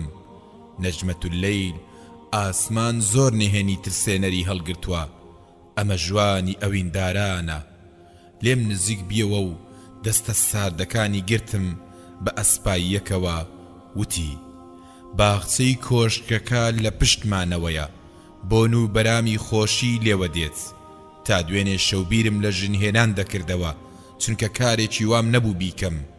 ئەی ئەمڕۆ مستەفا حەزرەت، شادیەکانی ڕۆح بە ئاسمانەوە هەڵوەسراون بە تێکۆشانی هەرە گەورەوە. ئەمەیان ڕێگر نییە لە شنخوازیمان، دەتوانیت شەڕ بکەیت و وەچەش بخەیتەوە. نەجمەت اللەیل، ئەم شەو وادەمان نەبوو. ئەی کەی وادەمانە؟ ئەڵڵا دەزانێت. بە قسەیەکی ئازار بەخش و بە تووڕەیەوە ڕوبەڕووم بیەوە. ئێوە چێن؟ پێتان وایە دەتوانن ملیۆنان چینی تێک بشکێنن؟ وەرە مارەم بکە و با ئەم وڵاتە بەجێ بهێڵین. بە تاڵیەکەوە پێکەنیم لە کاتێکدا دەستە بچووکەکەیم گوشی با تووڕەیەکەوە گوتم: ئەو وڵاتە لەکوێیە کە بتوانین بەخۆشی ژیانی تێدا بەسەربەرین؟ پەتاکە لە ڕۆژهەڵاتەوە دێت، مەگەر لە ڕۆژ ئاواوە هێشمان بۆ دێنێت؟ ئێمەی سەر لێ شێوا و ژیان و مردنیشمان هەر لێرەیە. تۆ پێش ئەوەی کاتی مردنت هات بێت بە دڵێکی مردووەوە دەژیت. من بە خۆیەک لایکردنەوە بۆ شەڕەکە دەژیم. مستەفا، شەڕ هیچ شتێک ڕاناگرێت. سیرکە گوڵەکان دەپشکون و دووجانەکانیش منداڵیان دەبێت، شوانەکانیش لە قەتپاڵی چیاکان گۆرانی دەچڕن و مرۆڤەکانیش دەچێنن و دەدورنەوە. تۆش وەکو ڕەبەنێکی دەست لە دنیا شۆردوو دەتەوێت شەڕ و بیرکردنەوە لە شەڕ بکەیتە پەرزگایەک بۆ خۆت؟ قسەکانی بەهێز و کاریگەر بوون، بە جوانی و ڕازگۆیی گەڵایان دەکرد. بۆنی ژیانێکی گەرم و گوڕ لە وشەکانی دەهات. ئەوە نەمزانی ئارەق بە توێڵمدا دەهاتە خوارەوە. تووڕەبوونەوەکەشم وردە وردە خاو دەبوویەوە. چاوەکانیشم دەیان ڕوانیە قەتباڵە سەوزەکان کە بە تریفەی زێڕینی مانگ ڕازێنرابوونەوە. پڕ بە دڵ هەوایەکی سارد و خۆشم هەڵمژی. پاشان بە هەناسە هەڵکێشانێکەوە گوتم: نەجمەت اللەیل، من تۆم خۆش دەوێت. کەی جێبەجێ دەکرێت؟ لەوە نزیکتر کە تۆ خەیاڵی دەکەیت. گوێم لە جوڵە و دەنجی پێی ئەسب لە تەقەتەقی گالیسکە و ژاوە ژاو بوو. لێرە و لەوێ تارماییم دەبینین، دەجوڵانەوە. گومانم لەوەدا نەبوو کە کۆبوونەوەیەکی گەورە سەبارەت بەو ڕووداوانەی ڕوویاندا کرێ دەدرێت. ئەو پەرچەکردارانەش بە دوای خۆیدا دەیانهێنێت دەبنە هۆی ترس و دڵەڕاوکێکی بێسنوور. نەجمەت اللەیل، ئێرە بەجێ بهێڵە. لە تاریکایی شەودا وەکو خەیاڵێکی جوان فریشتە ئاسا بهێمنیەکەوە خشەی دەهات و دەڕۆیشت. چاوەشینەکانی وەکو گەوهەرێک دەدرەوشانەوە. ڕووسارە سپی باوەکەی ژیان و جوانی لە ڕووناچی خەندێکی بێخەوشی درەوشاوەدا دەبەخشیەوە.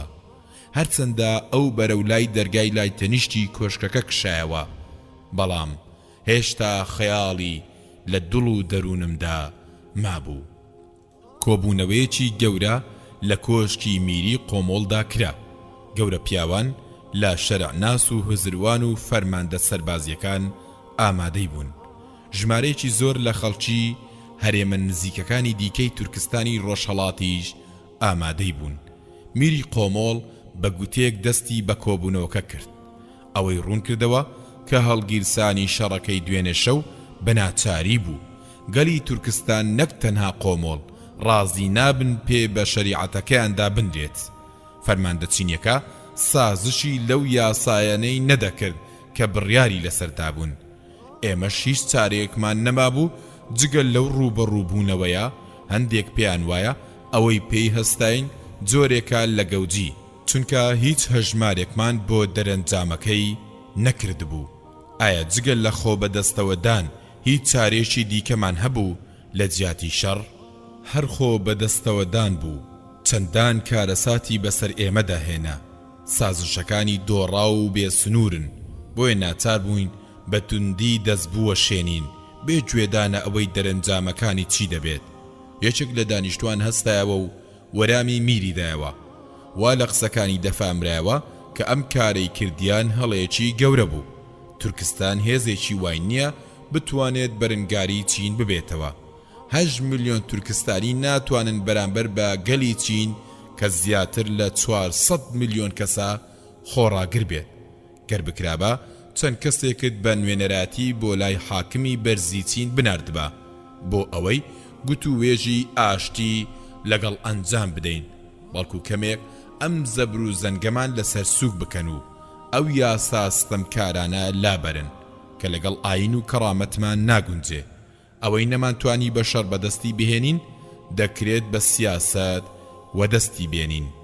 مەبەستم بە گوتووێژ قسەکانی جێی قبوڵی هەندێک لە سیاسەت دێرینەکانی ئامادەبووی دانیشتنەکە بوو. پێشنیازی ئەوەشیان کرد کە چەند کەسێک بە نوێنەراتی بنێرن لای حاکمی چینی تورکستانی ڕۆژهەڵات، بەڵام خۆجەنیاز دەستی ڕاوەشاند و بە تووڕەییەوە گوتی: پیاوینە، ئەگەر شاندێکتان نارد ئەوە جگە لە هاتنەوەی هەواڵی سەربڕینیان وەکو سەربڕینی مەڕ چاوەڕێ هیچ شتێکی تر مەبن. چینیەکان بە هیچ شێوەیەک لەوەی بەرامبەر بە پیاوانی ئەوان لە قۆمۆڵکردمان لێمان خۆش نابن. من ڕام وایە هیچ چارەیەکمان نییە جگە لە شەڕ. ئێمە بێهودە کات بە فیڕۆ دەدەین. ئەگەر ئاوەها بە دوای چارەسەری ئاشتیانە بۆ قەیرانەکە بگەڕین. چینیەکان خوێنی خۆیان لەبیر ناکەن. ئەوان بەبێ هۆ دڵڕەق و بەقینن بەرامبەرمان و دەمان کوژن. ئەی ئێستا دەبێت هەڵوێستیان چۆن بێت بەرامبەرمان. لە دوای کوشتنی یەکێک لە فەرماندەکانیان و شاردنەوەی ئەفسەر و سەربازەکانیان لە خاکدا، پاشان خۆجەنیاز هەستە سەرپێ و بە دەنگێکی بەرز هاواری کرد.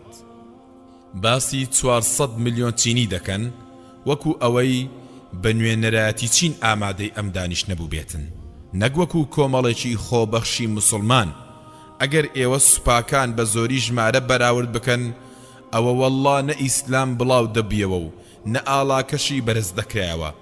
ئەگەر مسلمانانی پێشوو وەکو ئێستای ئێوە بیریان لە بابەتەکان بکرد بایەتەوە، پێم وایە ئێوە ئەم ئاەتەتان نەدەخوێندەوە: کەم من فئة قەلیلة غەلەبەت فئة کەثیرة بإذن الله، بۆ ئەوەی دوژمن ناچار بکەین ڕێز لە ئاینەکەمان بگرێت.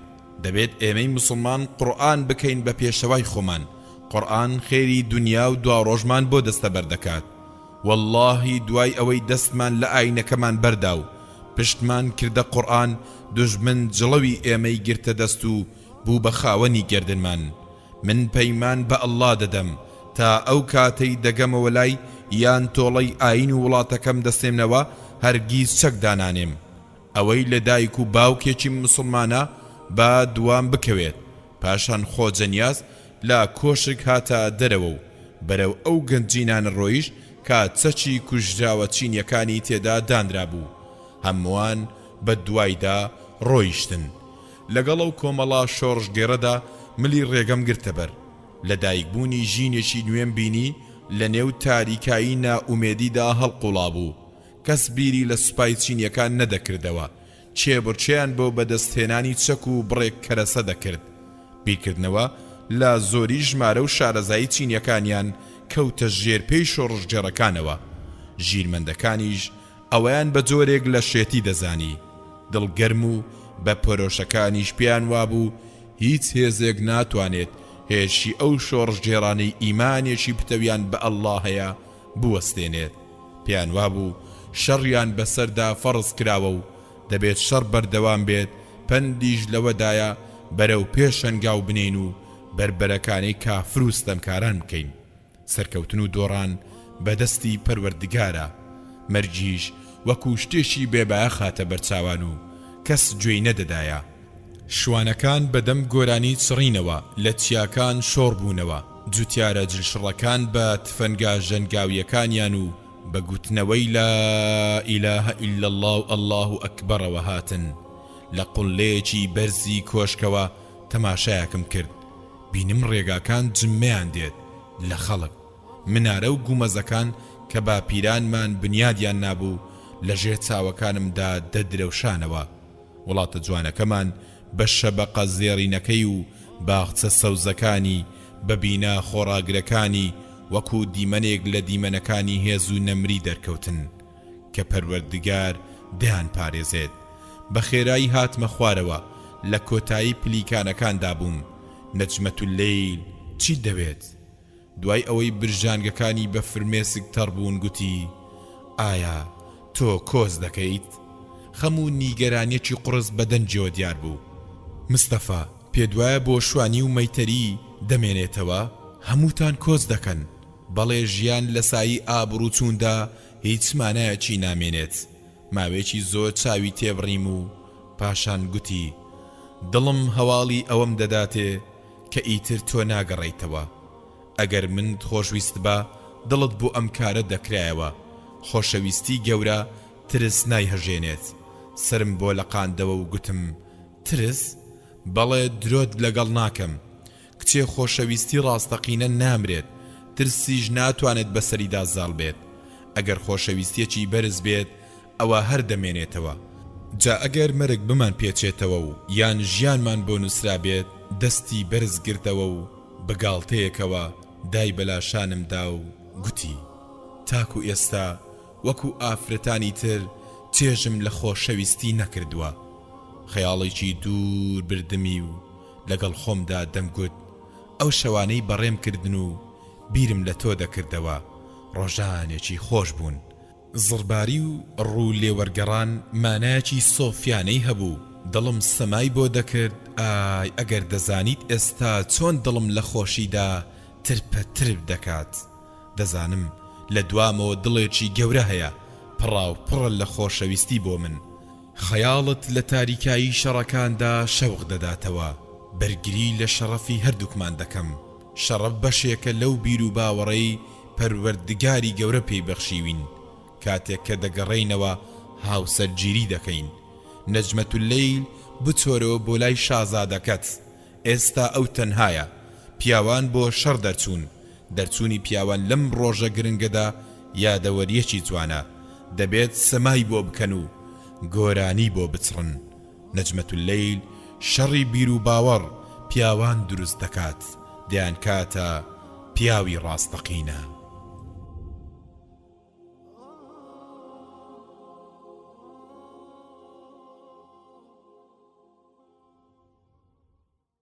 خوێنەری بەڕێز ئەم تڕاکە بە کۆتا هات.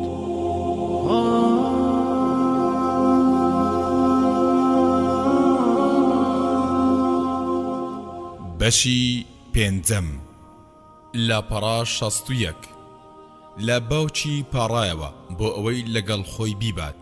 بەدەمگریانەوە لاڵایەوە بۆ ئەوەی لێی گەڕێت لەگەڵ پیاواندا بەرەو ڕووی مەرگ و توند و تویژی ئاگر ڕێ بگرێتە بەر.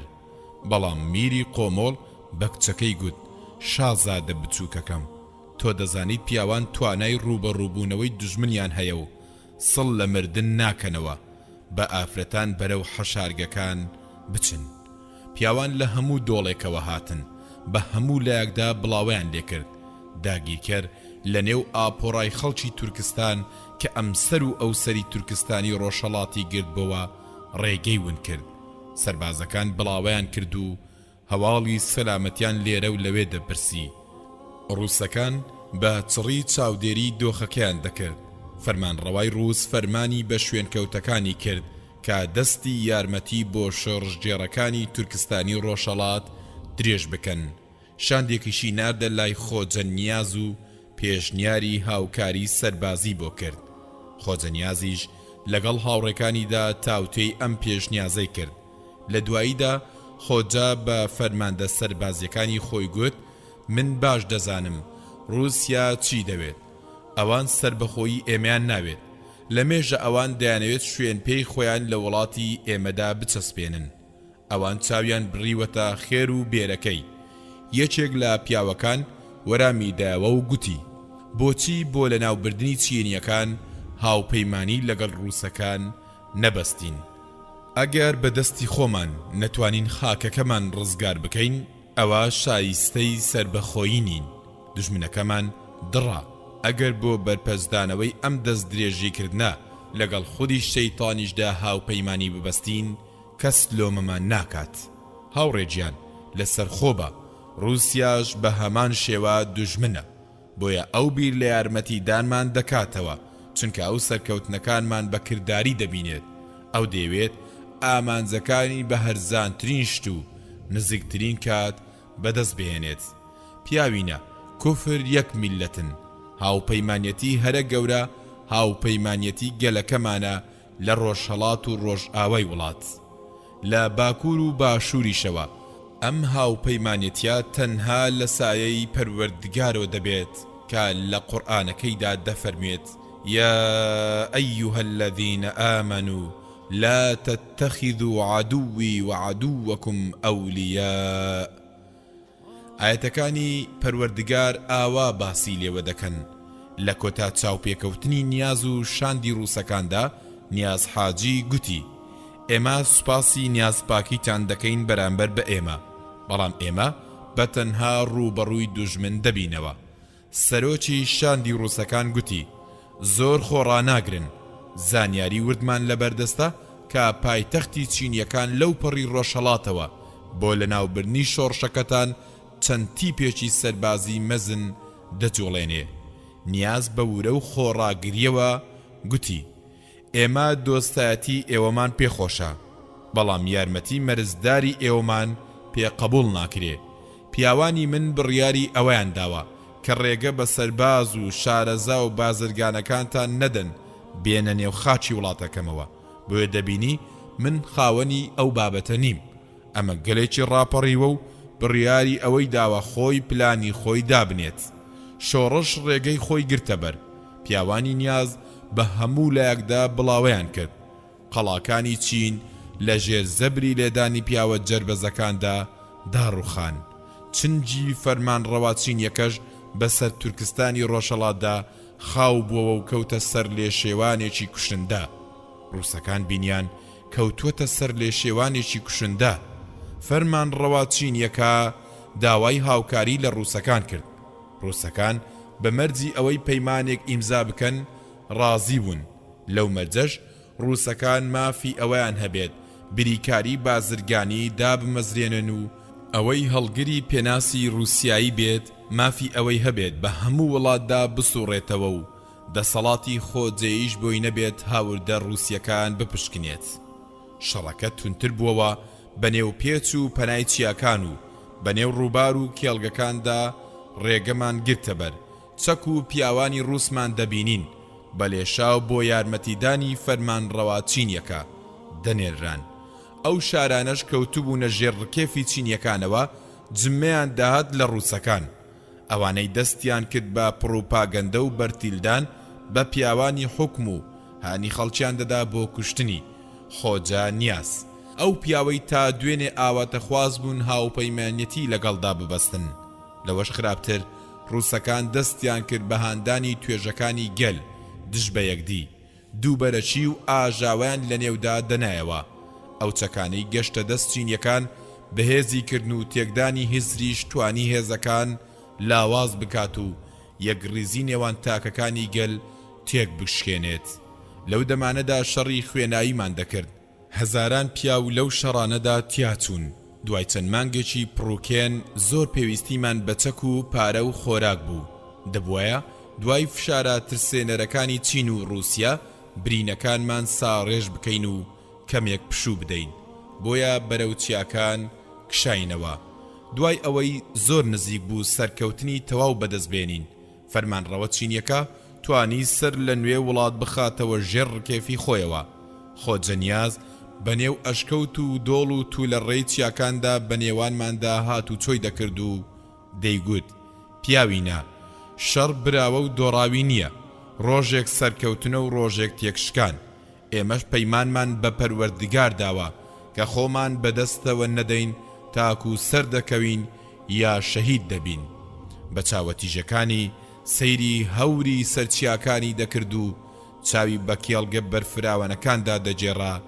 خەونی بەو ڕۆژەوە دەبینی کە پیاوانمان بتوانن هەموو خراپە و خراپەکاریەک کە خاکە خۆشەکەمانی پیس کردووە بسڕنەوە و پێدەکەنی و دەیگوت ڕووسەکان دەبینن ئەوانەی دوێنێ بۆ یارمەتیدانمان هاتبوون ئێستا دەستی یارمەتی بۆ دوژمنەکانمان درێژ دەکەن. پێتانوانیە ئەوان ئەمڕۆ هۆکاری ئەم نەکبەتیەن کە بەسەرمان دەهاتووە، پاشان خۆجەنیاز پێدەکەنی و هەندێ لە یادەوەریەکانی بۆ دەجێڕانەوە. پیاوینە خەمبار مەبن، لە کۆنەوە پیاوانی کڵێسا هەوڵ بۆ لەناوبردنتان دەدەن، هانی رووسیان دەدا بۆ داگیرکردنی وڵاتە ئیسلامیەکانمان، چونکە پیاوانی کڵێسا ئەوەیان لەبیر چۆتەوە کە شەڕکەرەکانی ئێمە هاوکاری تورکیان کردووە لە شەڕی خاتپەرستەکاندا. یارمەتی جیهانی ئیسلامیان داوە پاڵەوانانی وڵاتانی ئێمە خاوەنی ڕابردوو مێژوو شارستانیەتێکی مەزنن. سامانێکی گەورەش لە خاکەکەماندا بوونی هەیە. 1001 هۆکار هەن کە وای لەوان کردووە چاو ببڕنە خاکەکەمان. گرنگترینیشیان ئەوەیە کە ئێمە مسڵمانین.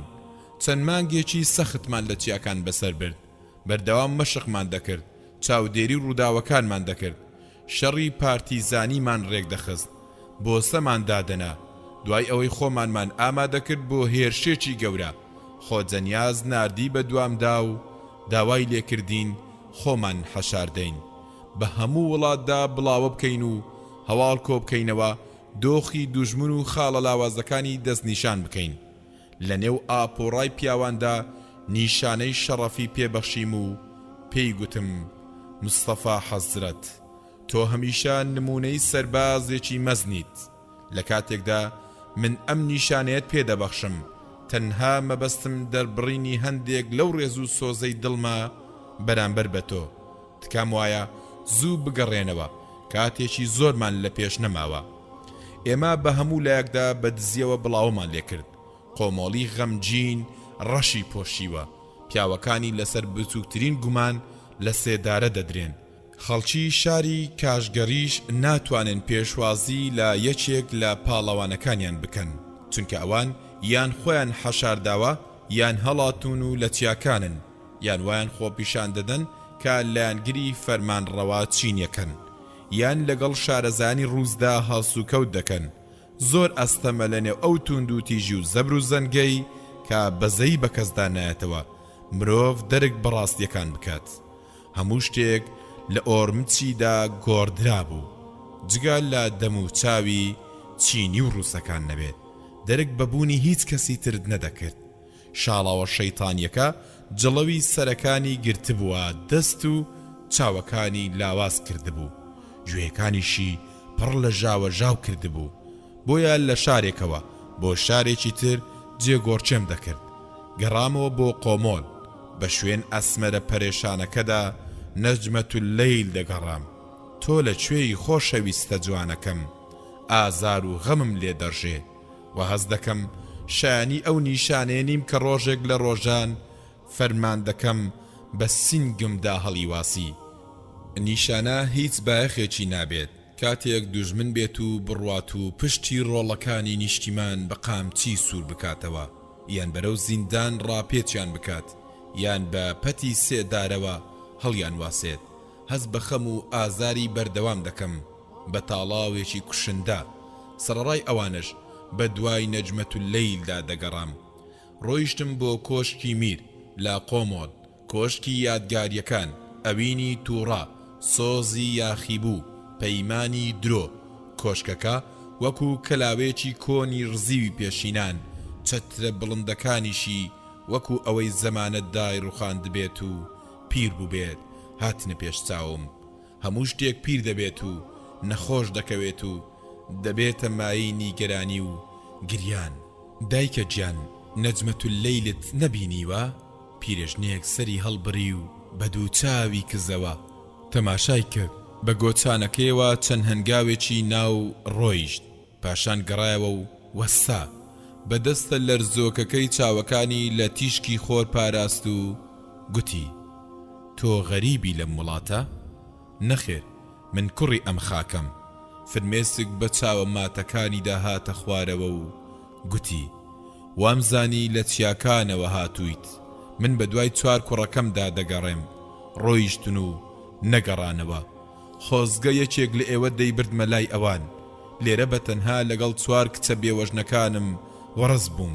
پیاوەکانیان وەکو مەڕ سەر بڕان، بێ جداوازی، نەفرەت لە چین و ڕووسەکان بێت. ڕێگەم گرتە بەر و بە نێو قۆمۆڵی داگیر کراودا گوزەرم دەکرد. لە ناکاودا هاوڕێ دێرینەکەم بینیەوە منسوور دەرغا بێ ئەوەی ئاگام لە خۆم بێت بە ناوی خۆیەوە بانگم کرد ئەو لە من نزیک بیەوە و گوتی مستەفا موڕاد حەزرەت ئەوە تۆی بەگەرمی باوەشمان بێکدا کرد پاشان دەستی ڕاکێشام بردیمی بۆ جێگەیەکی دوور لە مەترسی کە کەس نەمان بینێت پاشان بەتەنها دانیشتین منسوور دەنگ و باست چۆنە منسوور دەرغا ئاهێکی هەرکێشا و بە حەسرەتەوە گوتی شۆڕژێرەکان لە هەرێمی ئیلی دەکوژرێن لە هەرێمەکانی ئاقسۆ و چوچک لە شاری شەهریار زیندانی دەکرێن و بە دڕندەی تۆڵەیان لێ دەکرێتەوە هەمان شت لە کوچار و ئاڵتای دووبارە دەکرێنەوە زەبر و زەنگ هەموو شوێنێکی گرتووەتەوە دژمنان پیلان دادەنێن ئەوان تەنها شارەزایی شەڕ و بازرگانی و ڕێکلامکردنیان نییە بەڵکو شارەزایی هونەری ئەشکەنجەدان و کوشتن و لە ناوبردنی ئیسلام و مسلمانانیشیان هەیە فرمێسک بە چاوانی منسوور دەرغادا هاتنە خوارەوە بە ناڕەزاییەکەوە قیڕاندی پەروەردگار بەمە ڕازیە بە نیگەرانیەکەوە گوتم نەخێر منسوور ڕەنجی گۆڕا و گوتی کەوایە بۆ لێمان دەگەڕێت بەم شێوەیە تووشی ئازار و ڕیسوایی ببین پەروەردگار دادگەرە منسوور بەڵام ئومەت لە زریانێکی غەمدا نغرۆ بووە منسوور سەرەڕای ئەوەش پەروەردگار هەر دادگەرە دادگەری ئەوەیە ئەم کافرانە لە ناو بەرێت باڵی منسوور دەرغام گرت و پێم گوت دادگەری ئەوەیە ئێمە بەڕاستی مسلمان بین تاکو پەروەردگار سەرمان بخات بە نیگەرانیەکەوە سەری لە قاندەوە و گوتی ڕاست دەکەیت ناپاکمان تایە هاوکاری دوژمنی کردووە ئەوانە کەمینەن بەڵێ تیاماندایە لە ژیان کشاوەتەوە و بە هیچ شتێک بەشداریان نەکردووە کار نابەجێ لە هەموو گەلێکدا هەن بەڵێ تیاماندایە کوفری بە پەروەردگار کردووە و باوەڕی بەوان کردووە پاشان منسوور بە چاو سوورکردنەوەیەکەوە ئاوڕیدایەوە و کوتی ئافرەتی جوانمان تایە شتێک نازانن بە ناوی داوێن پاچی زۆر ناڕەحەت بووم بە قسەکاری منسوور ئەو لە حاڵەتێکی بێزاری کشندەدا دەژی تووشی شڵەژانێکی دەرونی ڕوخێنەر بووتەوە چونکە بابەتەکە بەو شێوەیە نییە کە ئەو باسی لێوە دەکات گەلی ئێمە گەلێکی خۆڕاگری شەڕکەرە و خۆی بەدەستەوە نەداوە ناپاکەکانیش خەڵکێکی زۆر کەمن بۆیە دەرونیان ڕووخاوە چونکە ئەوان لە ترسی دوژمنیان بەهۆی ڕوبەڕووبوونەوەی چەندین زۆر سزا یان لەبەر هەندێ دەستکەوتی مادی یان بەهۆی هەندێ سەر لێ شێوانی هزریەوە کەوتونەتە داوی دوژمنەوە ئەوانە و ئەمانەش ژمارەیان زۆر کەمە بەنیسبەت ئافرەتانەوە هەندێک گەمژە و بێ ئاگا کە هیچ شتێکیان نییە پێوە سەرقاڵ بن بۆیە لە پێناو پارویەک ناندا کەوتونەتە داوی خراپەکاریەوە یان لەبەر ئەوەی کەوتونەتە بەر هەڕەشەی دوژمنەوە ژیانی خراپەکاریان بەسەر مردنێکی شەڕەفمەندانەدا هەڵبژاردووە من وەکو منسوور دەرغا ناڕوانمە ئەو بابەتانە من لە مێژە منسوور دەرغا دەناسم ئەو شاعیرە و زۆر نمونەیانە دەڕوانێتە بابەتەکان فەرمودەکانی بوخاریشی لەبەرە ئەو خەون بە مێژوێکی بۆندارەوە دەبینێت هەوڵی ئەوەی نەدەدا ڕابردووی جوانی و کەساسی ئێستا پێکەوە ببەستێت بۆ ئەوەی شێوە هاوسەنجێکی دەرونی بۆ خۆی فەراهەم بهێنێت بۆچی وەکو ئەوەی کە هەیە ناچیتە ژێرباری دۆخەکەوە و هەوڵی چارە سەرکردنی بدەیت منسوور سەری لە قاندەوە و بە تووڕەییەوە گوتی چەند حاڵەتێکی ناتەندروستی هەیە هیوا بڕاوم لە چارە سەرکردنیان ئەی چارەسەر چییە؟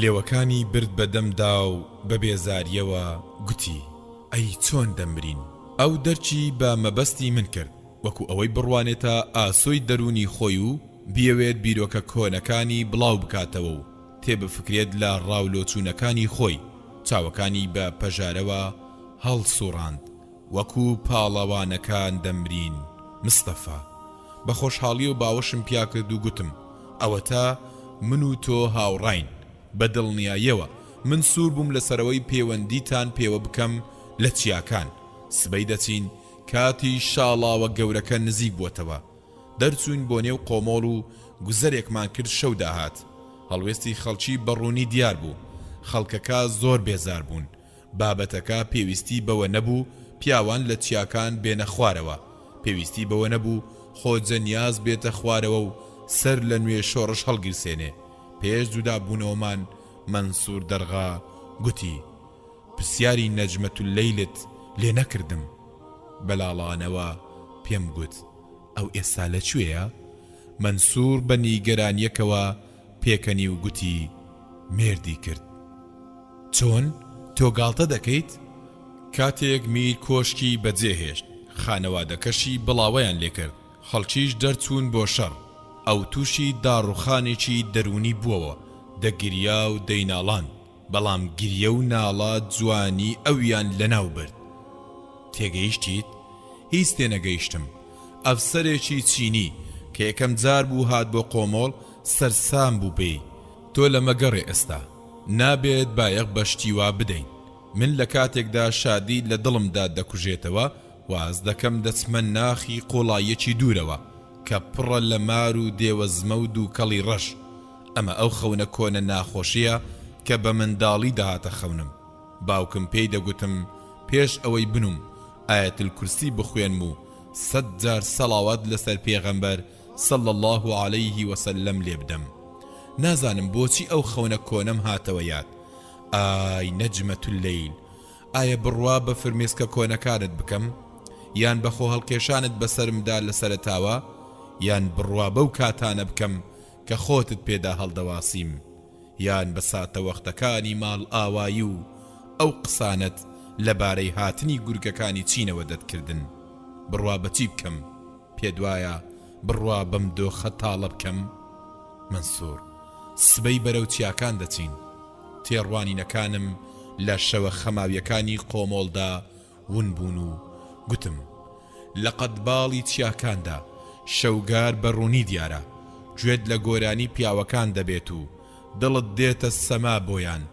دەڕوانیتە ئەستێرەکان تەنها ئەستێرەیەک نابینیت بەڵکو ملیۆنان ئەستێرەی بە خەندە دەبینیت کە نەمرانە پێدەکەنن دیمەنی چیاکان زۆر جوانن منسوور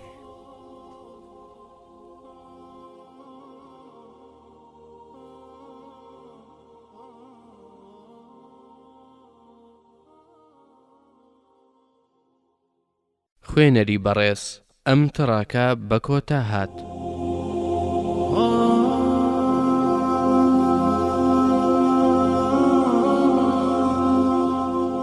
بەشی شەشەم لاپەڕا 75 نەجمەت اللەیلم بەجێهێشت ڕوانیمە مانگ بینیم مانگ چواردەیە بەڵێ هەورە زۆرەکان بەریان بە تریفەی مانگ گرتبوو بەڵام من بزەی هەمیشە زیندوم لە ڕووی مانگدا دەخوێندەوە کە هەزاران ساڵە بەڵکو زیاتر مات و شکۆدارە من لەژێر تریفەی تۆدا ئەی مانگت درەوشاوەکە ئەی ئەوەی بربەرەکانەی تاریکایی دەکەیت ملی ڕێگە بەنێو کێڵگەکاندا دەگرمە بەر ڕوو دەکەمە سەرکردایەتی شۆڕشگەڕەکان من ستەمیان لێ دەکەم ئەگەر ناوی یەکیان 100 یان ناوی 1000 یان بهێنم ئەوان زۆرن وەکو ژەنەڕاڵ مەحموود موحیتی ژەنەڕاڵی گەورە عوسمان باتوور ژەنەڕاڵ شەریف خان و ژەنەڕاڵ عوثمان ئۆراز لەوێ لەسەر لووتکەی چیاکان دەستەکە بە یەک گەیشتن مەبەستم لەو پیاوانەیە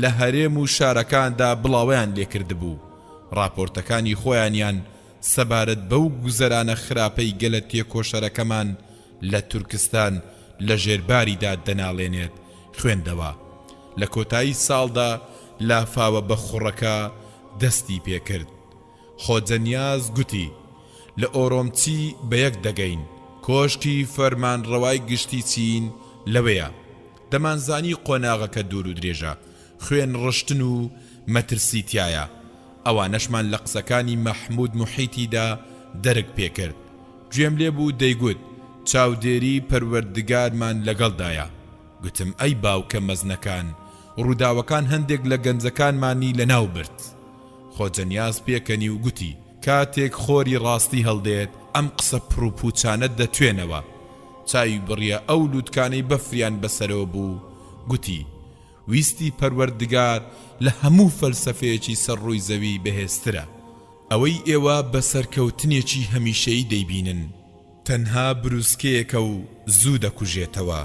لە هەموو چەرخێکدا کۆمەڵە خەڵکێکی لە خۆبایی ڕوبەڕووی ئاەتەکانی پەروەردگار دەبنەوە و هەندێک سەرکەوتنیش بەدەست دەهێنن، بەڵام تا سەر نییە. پەروەردگاری گەورە دەفەرموێ ئینا نەحن نەزەلنا الذیکر وئینا له لەحافیظون. بە یارمەتی پەروەردگار دەست پێ بکەن، لە پەروەردگار نەبێت لە هیچ کەسێکی تر مەترسن. دەرکم بە دیاردەیەکی نامۆی گەلی تورکستان کرد. ئەم گەلەی کەوا دەهاتە پێش چاوان خەوتووە، دەستەوەستانە، بریندارە و ئاه و حەسرەتی لێ دەچۆڕێ و پەرۆشی و کەساسی لە دڵیدا هێلانەی کردووە. کاتێک لە شکرەکەی ئێمەی بینی هێرش دەبات، تەنبەڵی و لاوازی لە سەرشانی خۆی فڕێدا. بە شادمانیەوە چاوی کردەوە و هاوشان لەگەڵ ئێمە دەستی پێکرد. پەروەردگارە چینیەکان لەکوێن؟ من وا دەیان بینم بە ترسەوە هەڵدێن. زۆر بەشیان مسلمان دەبن و شان بەشانی ئێمە شەڕ دەکەن. ئەو ئافرەتانە ژمێردیان بە کافران کردبوو، لە سەربازە چینیەکان ئازاد کران، بۆ بەشداریکردن لە شەڕەکەدا دەرچوون. لە یەکێک لە شارەکاندا بینیم پیاوێکی زلی گرتووە و خەڵکەکەش بە چوار دەوریدا چەپڵە لێ دەدەن. دەبێت ئەم ئافرەتە چێ بێت؟ ئافرەتێکی کاژگەریە، ناوی خاتونە، لەگەڵ ئەفسەرێکی چینیدایە. ئافرەتەکە ئەفسەرەکەی بەستبووە قەدی درەختێکی گەورەوە. ئەفسەرەکەش وەکو گای قوربانی بە دەوری درەختەکەدا دەسوڕایەوە. ئافرەتەکەش بە قامچی پشتی سوور دەکردەوە. پێت گوتم تۆ بۆ منی هیچ پەروەردگارێکیش ناتوانێت لە دەستی من ڕزگارت بکات؟ منت بردە شڕە کۆڵی تێکەوە و لەبیرتە 1000 جار پێت دەڵێم من ڕقم لێتە ناتوانی هیچ مەرامێکی خۆت لای من بەدەست بهێنیت. بۆم دووپات کردیتەوە کە پەروەردگار لە من و لە تۆش بەهێزترە. منت بەڕوت و قوتی هێشتەوە، ئەی نەفرەت لێکراو. پیاوە سەرخۆشەکانت هێنا دیار ئافرەتێکی داماوی ڕوت و دەست بەسترا و منیش بەگریانەوە سەیری ئاسمانی باراناویم دەکرد. لە ناخەوە لە پەروەردگار پاڕامەوە، گاڵتەت پێکردم و پێت گوتم خوا گوێی لێت نییە، ئەوەی بوونی هەبێت منم. ئێستا تۆ لە شوێی سەنلی. سەیری ئەو پیاوانە بکە لە هەموو لایەکەوە دێن. سەیرێکی ئەو ئاڵانەی کرد کە دەشەکانەوە. ئێستا پەروەردگارت ناسی؟ قسە بکە. ئێستا کڕنوش دەبەیت؟ ماچی زەویەکە دەکەیت؟ پەنا بۆ ئەو پەروەردگارە دەبەیت کە نکوڵیت لە بوونی دەکرد؟ تخوا تۆ پیاویت؟ دەزانم تۆ خوێڕیت و لە مردن دەترسیت، بەڵام هەیکەوە دەن تۆ دڵ و جەستەی منت بریندا کرد. ئەو ئافرەتەش بە زۆر دەست درێژی بکرێتە سەر، لە شەرعی ئێمەدا سزای دەست درێژی کرد تەنها کوشتنە. خۆجەنیا سەیرێکی ئەم دیمەنە هەژێنەرەی کرد و گوتی وا دیارە ئەم ئافرەتە شێت بووە. یەکێک لە پیاوانی گاشگەڕ هاتوو گوتی گشت خەڵکی کاشگەڕ بەسەرهاتی ئەم ئافرەتە دەزانن، دەبێت زۆری چەشت بێت. گەورم ئەو لە خانەوادەیەکی ڕەسەنە.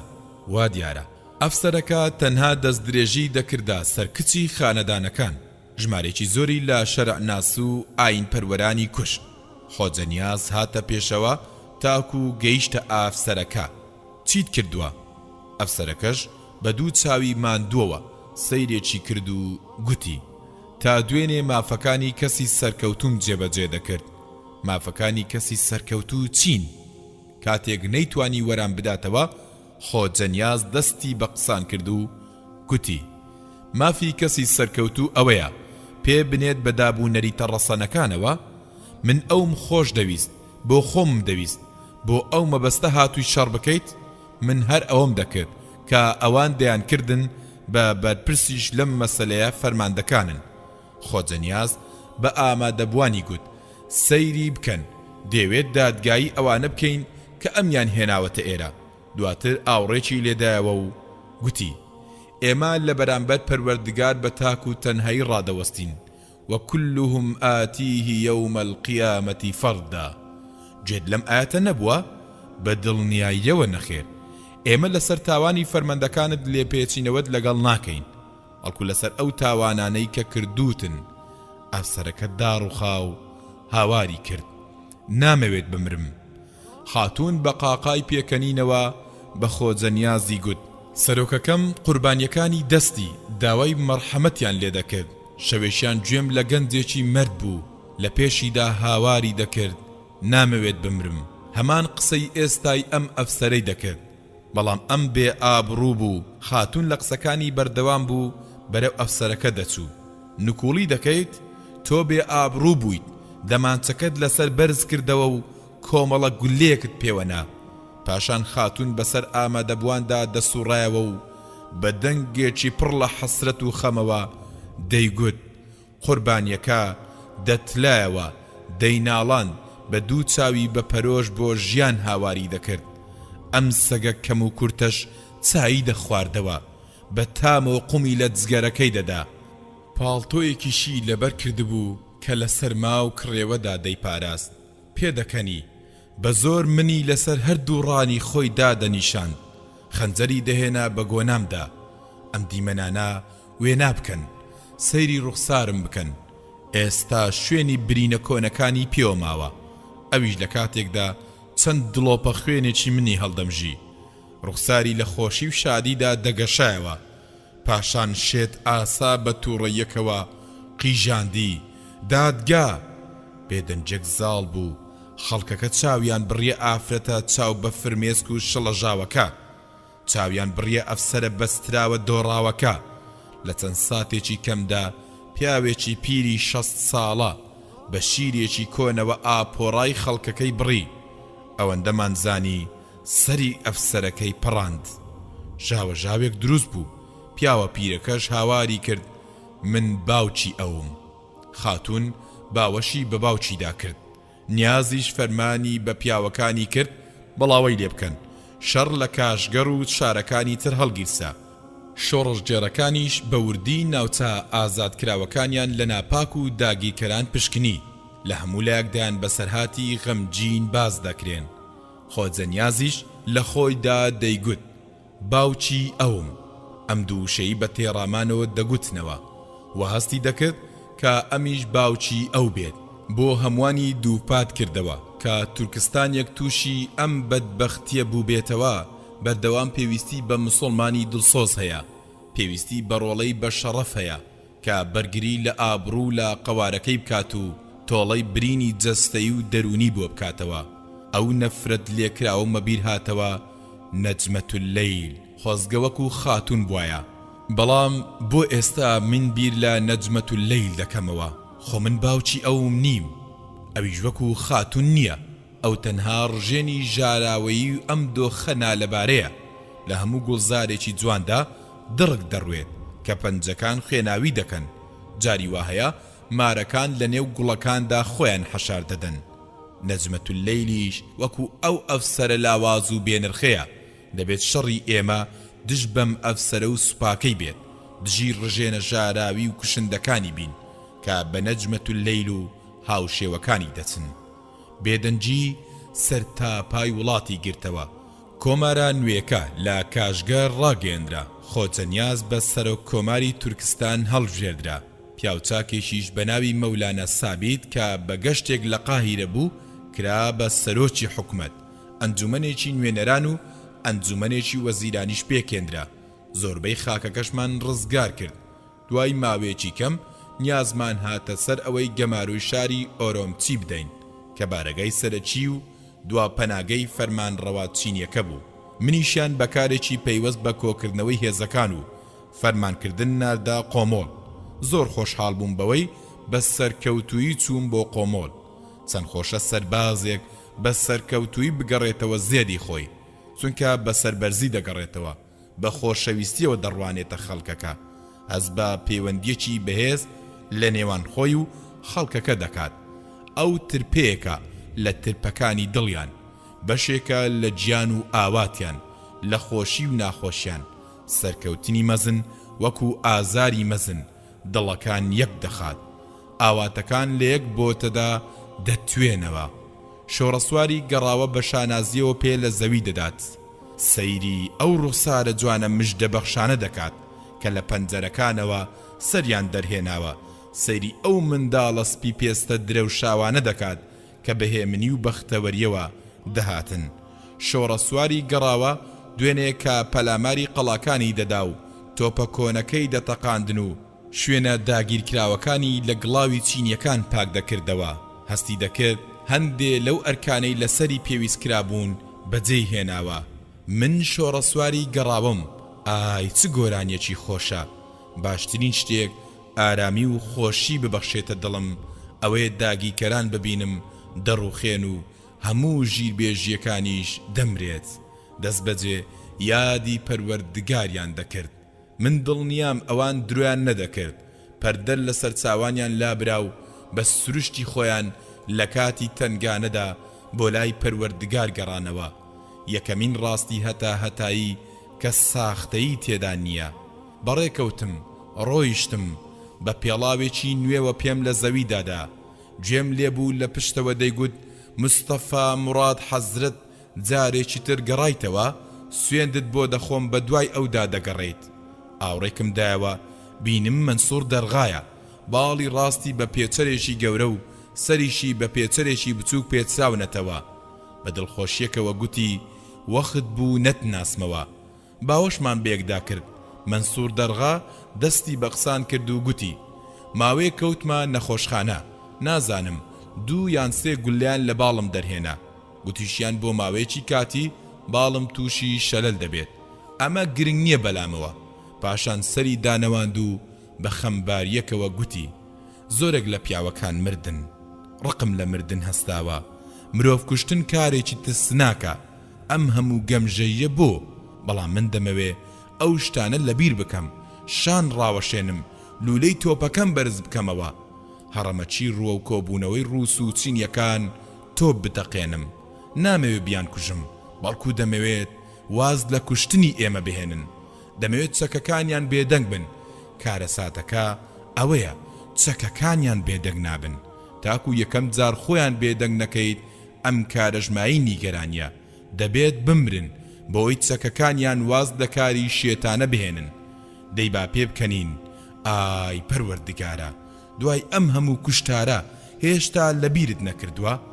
بەسەر سوڕمانەوە گوتم چێ؟ گوتی نەجمەت اللەیل، من باوکی ئەوم. منسوور دوای بیستنی ئەم ڕستەیە دایە قاقای پێکەنین و گوتی یانی تۆ باوکی ئەوی؟ بەداڵغەیەکەوە ڕوانیمە کۆشکە چۆڵەکە و گوتم پیرێکم بینی لە کاشگەڕ ئەم موشانەی دەگوتنەوە من باوکی ئەوم. گوێم لە خۆجەنیازیش بوو هەمان شتی دەگوتەوە من باوکی ئەوم. ئەم وڵاتی ئێمەش پێویستی بە کەسێکە بەردەوام من باوکی ئەوم بڵێتەوە. منسوور بەتوندی دای بەسەر شانمدا و گوتی شەڕ مێشکتی ماندوو کردووە. بە نیگەرانیەکەوە گوتم پێدەچێت وا نەبێت. هێزەکانتان گەیشتنە ئۆڕمچی، گەماڕۆمان داوە، شەڕەکەش بەرەو کۆتایی دەچێت. منسوور دەرغا پێکەنی و گوتی بەڵام من دەڵێم تاکو لە نێوان 2 دەمی مەقاشێکدا بین، دەمی یەکەمی چین بێت و دەمی دووەمی رووسیا، ئازارەکانمان کۆتایی نایێت. هەردوو لاشیان چاویان بڕیوەتە ئێمە. دانەوێت ئیسلامەکەمان لەناو برن، چونکە لەناوبردنی ئیسلام لەناوبردنی ئێمەیە. ئەمەم لە فەیلسوفەکانیان بیستووە. لەو شارانەی داگیرمان کردن هەندێ بڵاوکراوەی نهێنیمان دەستکەوت.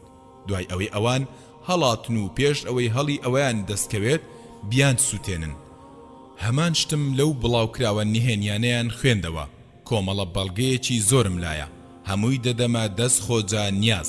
ئەمە شەڕێکی خاچپەرستیە، بەڵام لە جۆرێکی نوێ. لە پڕدا منسوور سپانی بە گوێمدا نەجمەت اللەیل لە تاریکایی شەودا هەڵات. چۆن هەڵات؟ ئەو ئەفسەرەی بۆ خۆی برد یەکەم کەسی هەڵاتوەکان بوو. منسوور پێکەنی و گوتی نەجمەت اللەیل بە درێژایی تەمەنی کەم جوڵە بووە، بەڵکو وەکو کەڵەکە قوڕاووا بوو. تۆ وەکو من نایناسیت، هاوڕێی خۆشەویستم، بوارم بدا بۆ یەکەم جار باسی ئەوت بۆ بکەم. ئەو زیاد لە دەدڵداری هەبوون. ئەو لێککادا مەیتەر، شوان، سەرباز، پیرەمێردێکی دەوڵەمەند کە گەوهەری بەسەردا بڕێژێت کۆ دەکردەوە. مستەفا تۆ ساویلکە و گەمژەی، نیگەران مەبە، من پێچەوانەی تۆم.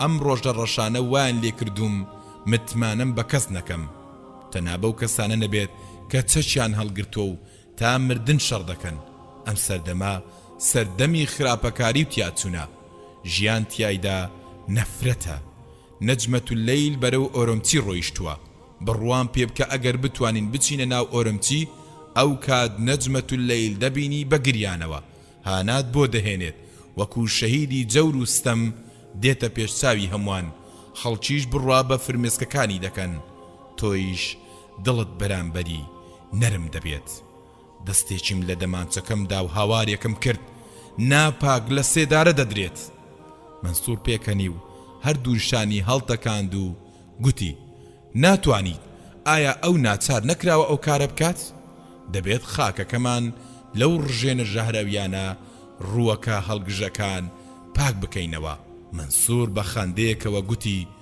ڕژێنەکان لە دروستکراوەکانی پەروەردگارن ڕووەکە هەڵگژەکان بەردەوام بوونیان هەیە من ئافرەتێکی قەرەجی ناوچیاکانم مارە کرد هیچ شتێک وا لەبارەی شەڕەوە نازانێت ها ئەی تۆ شەوێک دوو شەو لە ئۆرمچی دەمێنمەوە پاشان دەگەڕێمەوە بۆ ئۆرمچی تا 2 هەفتەی تر ناتوانم بتان بینمەوە ماڵاواییم لە منسوور کرد کۆڵانەکانی قۆمۆڵم بەبێ ئاگاییەوە گرتە بەر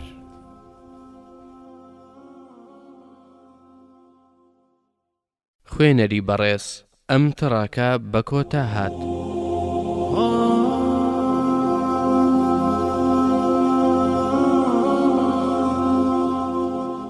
بەشی هەفتەم لاپەڕا 89 سەرباری هەموو شتێک لە بەرامبەر 2 دەوڵەتی گەورەدا کە چین و رووسیا بوون ئێمە دەوڵەتێکی بچووک بووین ئایا دەکرێت بچووکی قەبارەی خۆمان بکەینە بەهانەیەک بۆ ئەوەی دەرگاکانمان بەڕووی داگیرکەراندا واڵا بکەین و بێباک بین بەرامبەر گرنگترین بەخششی پەروەردگار بۆ ئێمە با شەڕمانگێک یا 2 مانگ یان ساڵێک تا پەروەردگار بێوێت درێژە بچێشێت بە درێژایی تەمەنمان شەڕ دەکەین قەدەری ئێمە وایە و هیچ چارەیەکمان نییە خۆجەنیاز سەیرێکی 4 دەوری خۆی کرد و گوتی شەڕ هەموو شتێکی تێکداوە گرنگەوەیە شەڕ نەبێتە هۆی تێکدانی متمانەمان بە پەروەردگار و پاشان بەخۆمان بسیەتی ئێرە و ئەوەی گرتوتەوە سەرۆکم دەزانم باجەکەی گرانە دڵە ڕاوکەیەک زاڵ بۆ بەسەر خەڵکی ئەم خاکەدا چی بکەین ژەنەڕاڵ شەریفخان ئاوڕێکی لێدایەوە و گوتی من بیرۆکەیەکم هەیە بە شەڕێکی نائومێدیەوە دەچینە ناو ئۆرمچی پێویستە ئەم کارە بکەین یان دەمرین یان بە تەواوی زاڵ دەبین بەسەر ئۆرمچی و ئیلیدا لەم کاتەدا بۆ ئەوەی هێزێکی تەواو بنێرن بۆ لە ناوبردننی شۆڕژدێڕەکان گوتوێشت لە نێوان فەرمان ڕەواچینیەکە و ڕووسەکاندا بەڕێوە دەچوو ڕاستیەکەی ڕووسەکان متمانیان بەم فەرمان ڕەوایە نەبوو بۆیە بە خێرایی کەوتنە جوڵە بەشداری کودەتاکەیان لە ناو هێزە چینیەکاندا بە سەرکردایەتی فەرماندەی سوپا چینیەکە کرد کودەتایەکە سەرکەوتنی بەدەستێنا و فەرمان ڕەواکەش بۆ چین هەڵات دەسەڵاتی تەواو کەوتە دەست فەرماندە چینیەکە بە ناوی هاوپەیمانی بەرژەوەندی و بیرروڕا ڕێکەوتنێکی نوێ لە نێوان فەرماندە چینیەکە و ڕووسەکان واژۆکرا فەرماندە چینیەکە بەڵێنی ناردنی مادەی خاوی لە تورکستانی ڕۆژهەڵاتەوە بۆ رووسیا دانا لە بەرامبەریشدا ئەوان سەرباز و چەچی بۆ بنێرن لە مانگی دیسێمبەردا 3 لیوای ڕووسی بە 30 فڕۆکە و 20 زری پۆش و 50 ئۆتۆمبیلی گول لە نەبڕەوە لە ڕێگەی ئیلی و چوچکەوە هاتنە ژوورەوە هەواڵەکان ناخۆش بوون خەڵکی زۆر گرنگیان پێدەدا هێزێکی ئەوتۆمان نەبوو بتوانێت بەرامبەر ئەم هێرشە لە ناکاوی ڕووس بوەستێتەوە خۆجەنیاز گوتی تا دوێنێ شەڕمان دەکرد ژەنەڕاڵ شەریف بە پرسیارکردن وەرامی دایەوە ئەی ئەمڕۆ شەڕەکەمان جۆرێکە لە سەرکێشی پاشان ئاوڕێکی لە ژەنەڕاڵ دایەوە و گوتی ژەنەڕاڵی هاوڕێ لەگەڵەوەشدا هیچ ڕێگە چارێکی دیکەمان هەیە جگە لە شەڕ من لە هیچ شتێک تێناگەم ناوی سیاست بێت بەڵام ئەزمونەکانی ژیان فێری ئەوەیان کردم کە شەڕ تاکە شێوازە بۆمان دەمێنێتەوە ئەستەمە دوژمن خۆ بەدەستەوە بدات مەگەر لە شەڕدا تێک بشکێت خۆجەنیاز لە کاتێکدا فڕۆکەکانی بینی شۆڕژێرەکان موشەکباران دەکات. کوتی کەوایە با تا کۆتایی دەست بە شەڕ بکەینەوە. لەم کاتانەدا ڕووسەکان شارەزایی بوارەکانی سەربازی و بازرگانی و سیاسیان ڕەوانە کرد. ئەفسەرێکی ڕووسیش بوو بە یەکێک لە دوو ڕاوێژکارە گەورەکانی فەرمانڕەوە چینیەکان. ئەم ڕاوێژکارە ڕووسیە بلیمەت و ناخڕەش بوو، گاڵتە بەڕاو پلانەکانی نەدەکرا. چاوی بە فەرمانڕەوە چینیەکە کەوت و پێیگوت وێنایەکی خەیاڵی شەڕەکەم لە زەیندایە، گەر بمتوانی بە جێبەجێ بکەین زۆرشتمان بەدەست دێهێنا. فەرمانڕەواکە گوتی چۆن؟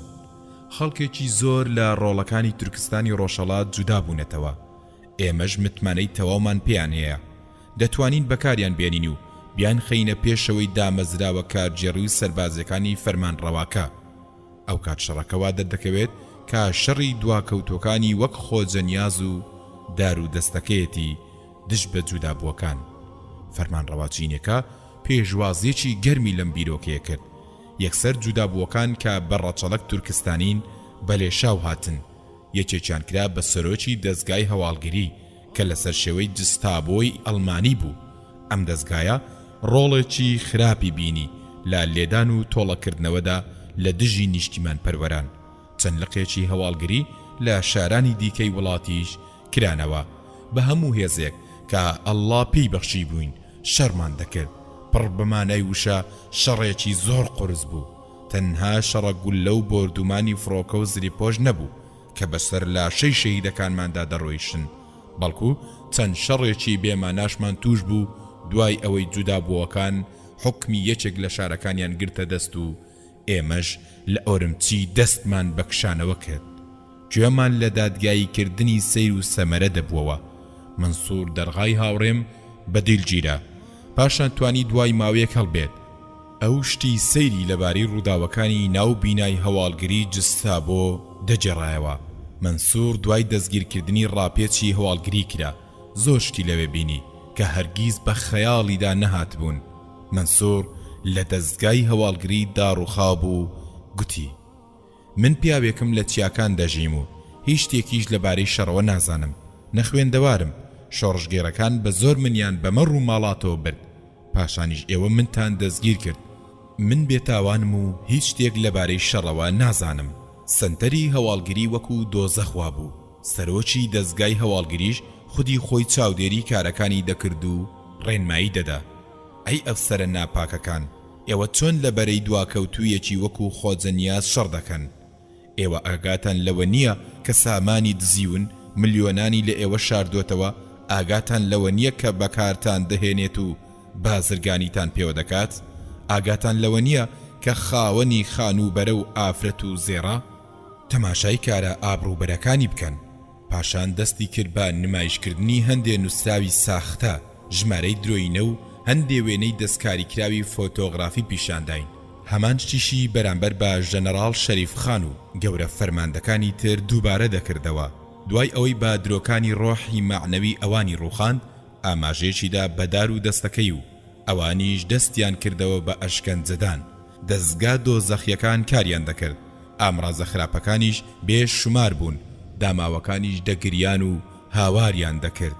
بە بێدەنجی گیانیان دەسپات، یان دان پێدانانێکی بێبنەما کە بە زۆر پێیان دەکرا و ئەوانی بێتاوانیش بە ناچاری ئیمزایان دەکرد.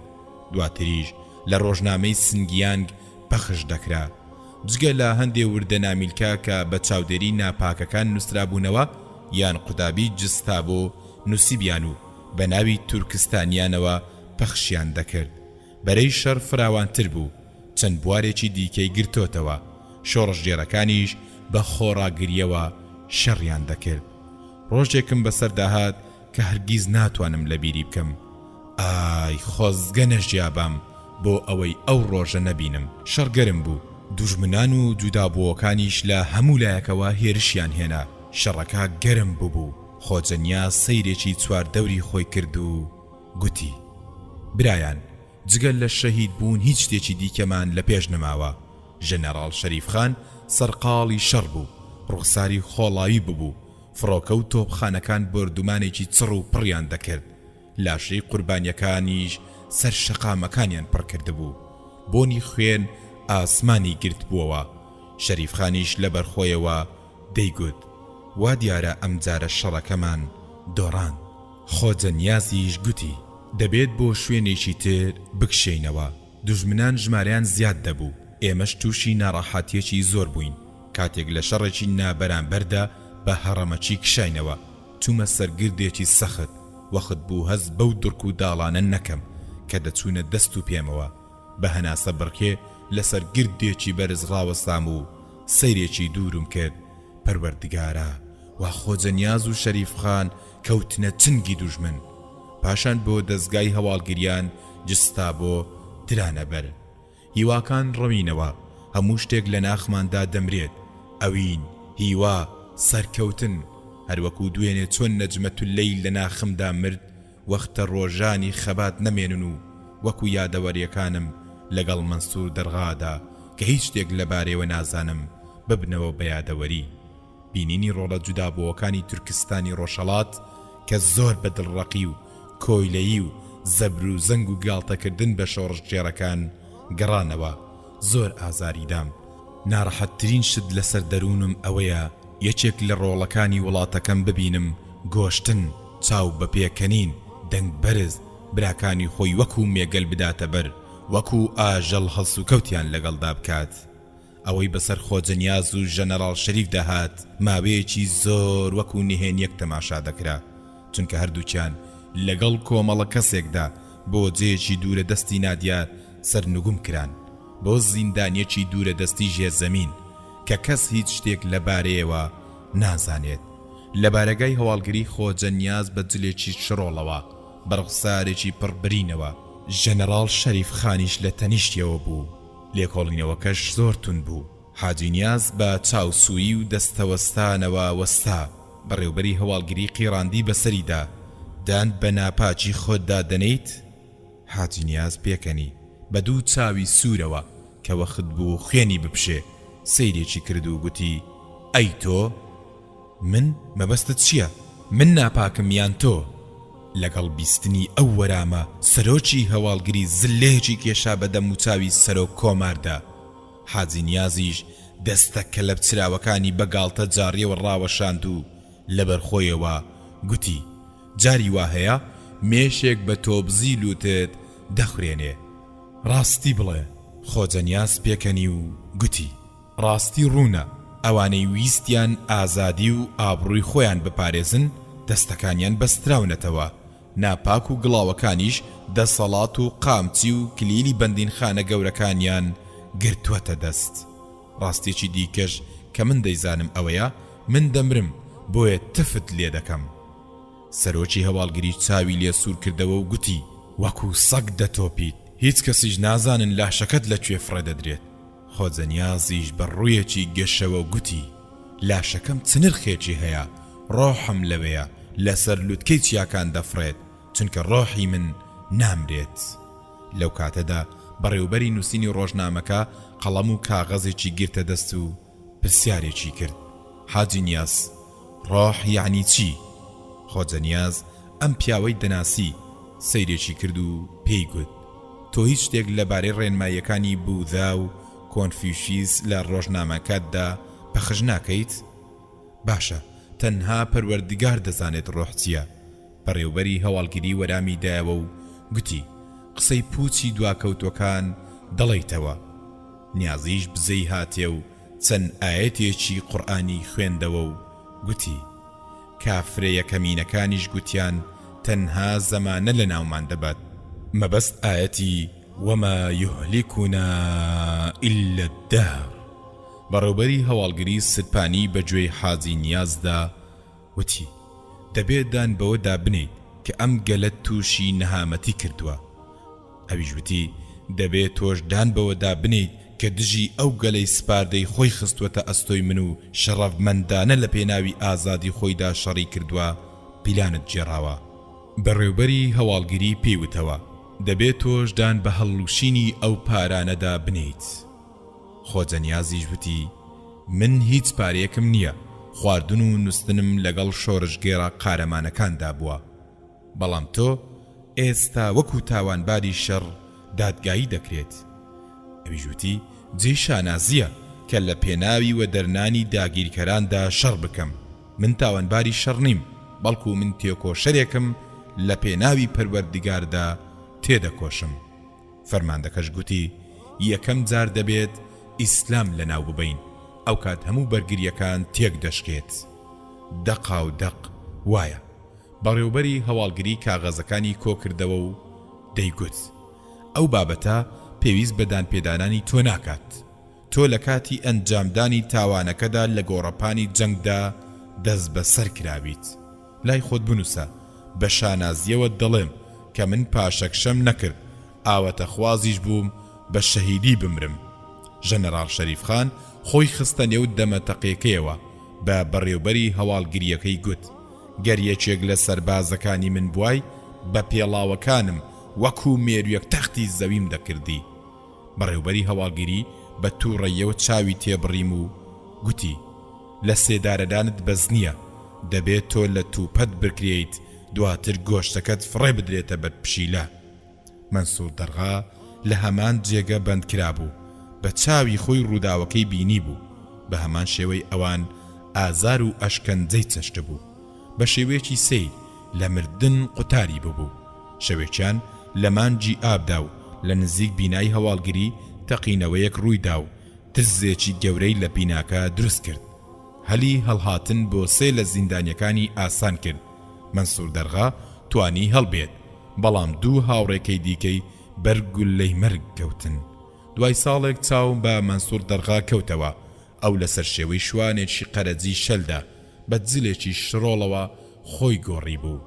لەم ڕۆژگارە سەختەدا دژمنەکان گاڵتەی بە ڕۆحی خەڵک بە ئاسایش و سامانی وڵات دەکرد. هەموو بەهاکانی دەشێوان. مەنسوور دەرغا گوتی بیهێنە پێش چاوی خۆت کار گەیشتە ئەوەی مێینەی ئاژەڵەکانی تورکستانیان هەناردەی وڵاتی خۆیان دەکرد بۆ ئەوەی دوابڕاویان بکەن.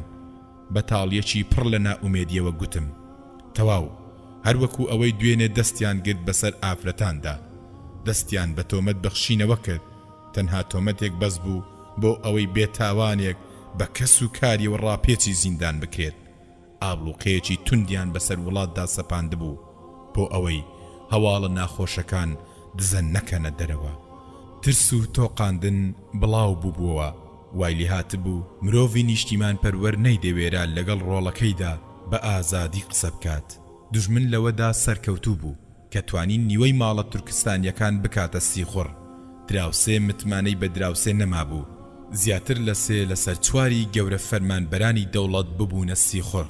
نیوەی پیاوانی سوپا و فێرخوازان و گوننشینان و کرێکارەکان موچیان لە هەواڵگری گشتی وەردەگرت. هەندێک کەس لە ژێر هەڕەشەدا نەبادا لە زیندانەکاندا بند بکرێن، یان یەکێک لە کوڕەکانیان برفێندرێت یان کچێکیان هەڵبگیرێت سیخۆڕیان دەکرد. ئەو تۆمەتانەش دەدرانە پاڵ خەڵکی زۆر جێی سەرسوڕمان بوو. قوتابیەک بە تۆمەتی ئەوەی دەیەوێت شۆڕەش بکات دەست بەسەر دەکرێت. کرێکارێک دەدرێتە بەر لێکۆڵینەوە و ئەشکەنجان بە تۆمەتی ئەوەی بیر و ڕاکانی زیان بە ئاسایشی وڵات دەگەێنێت. هزروانێکیش بە تۆمەتی ئیشکردن بۆ وڵاتێکی بێگانە دەستگیر دەکرێت. پەروەردگارە هەرچەند ئەم شتانەوە بیر خۆم دەهێنمەوە وا دەزانم ئەوەی من بینی و من تەنها خەونێکی ترسناکە و دوورە لە ڕاستیەوە. چۆن بڕوا بە کوشتنی 100,000 کەس بکەم بە چەندان هۆکاری جوداواز، چارەگە ملیۆنێکیش بەرەو زیندانیەکان دەدرێنە بەر. زانانی ئاینیش بە قێزەونترین شێوە تاکو مردن مامەڵەیان لەگەڵدا دەکرێت. پڕاوە ئاینی و مێژوویەکانیش دەدڕێندرێن.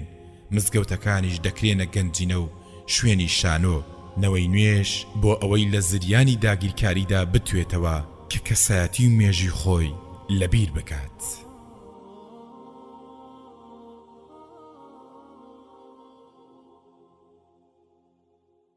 خوێنەری بەڕێز ئەم تڕاکە بە کۆتا هات.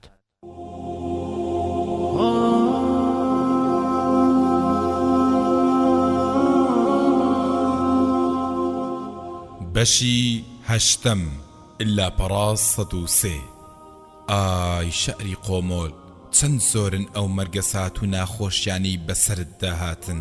دوای ئەوەی فەرمانڕەوا چینیەکەی قۆمۆڵ شکستی هێنا لەوەی میر دەستگیر بکات و زانانی هەڵچوون و شۆڕش هەڵگیرسا ناوی قۆمۆڵ کەوتە سەر زاران و بۆ سیمبولی بەرگری و عەزیمەت قۆمۆڵ بووە نمونەی ڕێز و سەربەرزی پیاوانیش شانازیان بە قۆمۆڵ بوونی خۆیانەوە دەکرد شارەکانیش وەکو باب و باپیران یان ڕەسەن و نەجیب زادن یان بێنرخترین دروستکراوەکانن یان وەکو هەندێ لە دروستکراوەکانی پەروەردیگار هیچ نرخێکیان نییە بەڵام ئەم دۆخە زۆر درێژەی نەچێشە قۆمۆڵ کەوتە بەر تۆڵە سەندنەوەی دوژمنان کۆشکی میرەکەی ببووە ناوەندی گول لە بارانکردن و تووڕێی و تۆڵە سەندنەوە شازادە و هەندێک لە خانەوادەی فەرمانڕەواکە لە کۆشکدا مابوونەوە نەجمەتوللەیلیش هەر لەوێ مابووەوە خانەوادەی میر لە سەروەختی هەڵاتندا بوون بەڵام ئەفسەرە چینیەکە بە چەند سەربازێکی کەمەوە لە ناکاو پەلاماری کۆشکەکەیدا و شمشێرەکەی لە کێڵان دەرهێنا و چوە ژوورەوە یەکەم جار چاوی کەوتە سەر کچێکی جوان کە گوڵێکی بەدەستەوە بوو بۆنی دەکرد و دەیهێنا بە گۆنایدا نەجمەتوللەیل بە خەندە و ماناوە سەیری ئەفسەرەکەی دەکرد پێشەوەی ئەفسەرەکە دەم بکاتەوە گوێی لە نەجمەتوللەیل بوو دەیگوت ئێمە بە زۆر نابرین من پیاوی جەربەزەم خۆش دەوێ بەڵام ڕقم لە جەلادە دڵڕقەکانە ئەفسەرەکە بە دۆشدامانەوە سەیرێکی دەکرد دەخۆی پرسی دەبێت مەبەستی لەم قسانە چی بێت دەبێت ئەمە چێ بێت بێگومان زۆر جوانە هەرچەند سەیری دەکرد جوانتر دەردەکەوتەوە بەڵام ئەم متمانەی بە کەس نییە گومان لە گشت دروستکراوەکانی پەروەردیگار دەکات پێی باش بوو هەموو شت بەهێز و زەبر و زەنگ ببات مەگەر ئەو شەڕکەر نییە ئەو سەرکەوتنیشی بەدەستێناوە ئەم مسڵمانانە ڕازی نەبوون ژنخوازی لەگەڵ چینیەکاندا بکەن و لەو پێناوەشدا شۆڕشیان بەرپا کرد گوێی لە نەجمەتوللەیل بوو دەیگوت ئەگەر بە زۆر بمبەیت ئەوە هەست بە هیچ خۆشیەک ناکەیت ئەفسەرەکە لێی نزیک بیەوە و چەکەکەی داگرت کە بێشتر ڕووی لەو کردبوو پاشان گوتی وا لە قسەکانت تێدەگەم لاریت نەبێت کەمێک پێکەوە دانیشین و پێکێک بنۆشین گۆناکانی گوڵ ئاسا سوور هەڵگەڕان و گوتی ئەی بۆنە سەرشێت بەڵام من شەرم دەکەم لە سەربازەکانت ئێستا بۆ دەرەوە بەڵاوەیان پێدەکەم نەجمەتوللەیل بەلالوتێکەوە گوتی پەروەردگارە چۆن دوو ئەویندار هەز بە بەختەوەری دەکەن لە کاتێکدا چاویان لەسەر بێت یان هیچ نەبێت بزانن کەسانێک هەن چاوە نواڕیان دەکەن نا با دەربچن و دوور بکەونەوە دوور چەند کەسێکی ئەم کۆشکە لای ئێمە داوا کراون من گەورەی کۆشکم وا لەبەر دەستت دامە ئەمەی گوت و چاوێکی داگرت ئەویش فەرمانی بە پیاوەکانی کرد بگەڕێنەوە جێی خۆیان توانی قایلیان بکات یەکسەر بگەڕێنەوە ڕۆ و نەجمەتوللەیل ڕۆیشت باشە جوانی تۆ عەقڵ سەرسام دەکات دەستم لێمەدە هەلێکم پێ بدە با خۆم بۆن خۆش بکەم و عەرەق ئامادە بکەم نەجمەتوللەیل بە خێرایی چوە ژوورەوە شازادە و دایکی خوشکەکانی و کارەکەرەکانی لە ترسێکی زۆر دابوون شەویش بە ڕوخسارە ڕەشەکەیدا بەسەر قۆمۆڵدا دەرکەوت ترسیش قۆمۆڵی داگرت بووە نەجمەتوللەیل بە خێرایی و یەکلاییەوە بە خانەوادەی میری گوت کاتی ئەوە هاتووە پێش ئەوەی وەکو کەنیزەک بکەونە دەست چینیەکان ئێرە بەجێ بهێڵن ئەم کارە جێی داخە من بە فێڵ ئەفسەرەکە سەرقاڵ دەکەم و ئێوەش لە دەرگای پشتەوە بۆی دەچوون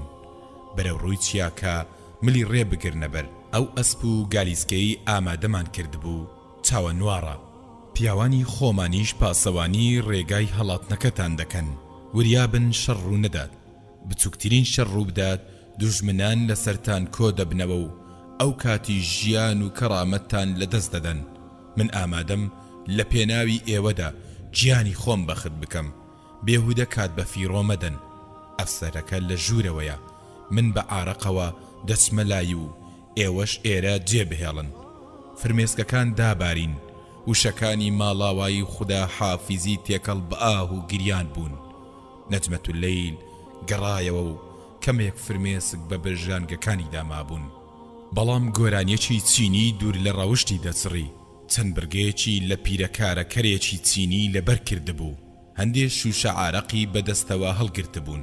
کاتێکیش پێچی بۆ ئەفسەرەکە بەرز کردەوە، ئەو بە گومانەوە سەیری کرد. بەدەستە زلەکەی زلێکی لێدا. نەجمەتوللەیلیش بەم کارەی ئەو ناڕەحەت بوو، ڕەنجی زەرد هەڵگەرا و گوتی: ئەوە چی ڕوویدا؟ تۆ ژەهرت تێکردووە؟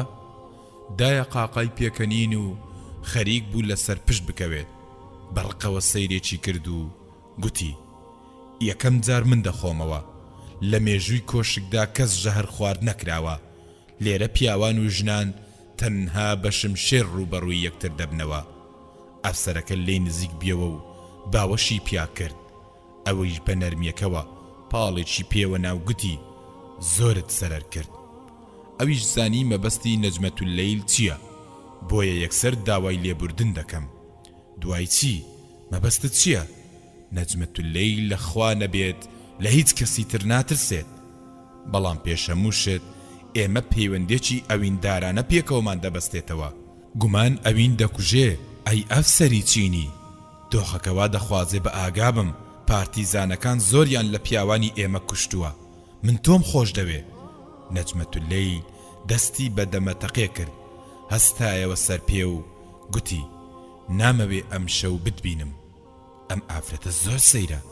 ئەمەی لەگەڵ خۆیدا دەگوتەوە ئەو دەیتوانی نەجمە بە قژە زێڕینەکەی بگرێت و بیخاتە ژێر پێڵاوە گەورەکانیەوە و ئەوەی مەبەستی بێت دەرهەق بە ئەو بیکات. بەڵام دڵی نەدەهات، چونکە کەوتووە بۆ ژێر کاریگەری ڕەفتار و جوانیە ساکارەکەی و وشە پڕماناکانی. نەجمەتوللەیل: من تۆم خۆش دەوێت. تاکو ڕەزابوونی خۆتم بۆ ئاشکرا نەکەیت، ئێرە بەجێ ناهێڵم. لە کاتێکدا پشتی تێکرد و ڕوە و ژوورەکە ڕۆیشت. پێی گوت: دەتوانیت لە پشتەوە تەقەم لێ بکەیت و بمکوژیت. من دەتان ناسم، بەڵام من بۆ ئەوەی وچانێک بدەم دەچمەوە ژوورەکەم. بەڵاڵانەوە گوتی: ئەی شازادە سەنگینەکەم. نەجمەتوللەیل ئاوڕێشی لێدایەوە و بە توندی قیژاندی: من شازادە نیم. شازادە مناڵێکی بچووکە و وەکو پشیلێکی تۆقی وۆتیاکان هەڵاتووە. ڕاستیەکەی من تەنها سەرۆکاری کارەکەرانی کۆشکم. گەر پێت ناخۆش نەبێت، من خاتوونی کۆشکم. میر و شاژن و خاو و خێزانیان لە قسەم دەرنەدەچوون. ئێستا دەزانی من چێم؟ دەمەتەقی نێوانیان تا و کاتەی کەزانی کە ژاوی پادشایەتی کۆشکی بەجێ هێشتووە و گەیشتووەتە چیاکان درێژەی کێشا. پلانەکەی سەری کرد، ئەرکی خۆی بەرامبەر بە کۆشک و دانیشتوانی کۆشک بەجێهێنا. ئێستاش کاتی ئەوە هاتووە بە ئازادی دەرپەڕێت. ئەو مەرگە ساتانەی بە چواردەوریدا ڕوودەدەن، ئەو خوونەریتەی لە کاتی شەڕەکاندا ژێر پێدەکەون. ڕوخانی حکم و دووبارە هەستانەوەی گۆڕینی فەرمانڕەوا و سەرکەوتون و تێکشکان، شەوانی بێداری و ئازار و فرمێسک ڕشتن. نەجمەتوللەیلی تووشی بێداری و چەڵەمەی ژیان کرد. میر، مستەفا، موڕاد حەزرەت ڕۆیشتن و ناگەڕێنەوە. چواردەوری وەکو جیهانی گیان لە بەرانی لێ هاتووە کە بەردەوام غاردانێ و کشت و بڕ و ئێسگلێسینەوە دەستەوێدانی کاری یەکدی. لە کاتێکدا بۆ ژوورەکەی شازادە دەڕۆیشت، ئاوری لە دوای خۆی نەدایەوە. ئەو ژوورە جوانەی کە بە پەڕ و تاقمی جوان ڕازێندرابیەوە، پاشان لەسەر قەرەوێڵەی شازادەکە لەسەر پشت ڕاکشە. بە نیگەرانیەکەوە هەناسەی هەڵدەکێشە. سێبەرە سوورەکان بە دیواری ژوورەکەدا سەمایان دەکرد. ڕنگدانەوەی تیشکە زێڕینەکانیش چەخماخێکی زەردی دەدایەوە. پیاوە زەبەلاحەکەش سەگ ئاسا بەڕی سوایی لە پێش دەرگاکەدا ڕاوەستا بوو. ئاخر نەجمەتوللەیل ئاگری بەردا بۆ هەست و سۆزی. نەجمەتوللەیل بوار هەیە بێمەژوورەوە لە دەرەوە دەرگاکە داخە. بێ ئاگایانە ملکەتی فەرمانەکانی ببوو. کاتێ خۆی بەتەنها لە دەرەوەی ژوورەکەدا بینیەوە، تووشی شۆک هات. ئەو جا دەرکی بەم گاڵتە شەرمنانە کرد. دووبارە دەرگاکەی کردەوە و وەکو گایەکی هەڵچوو خۆی کرد بە ژووردا.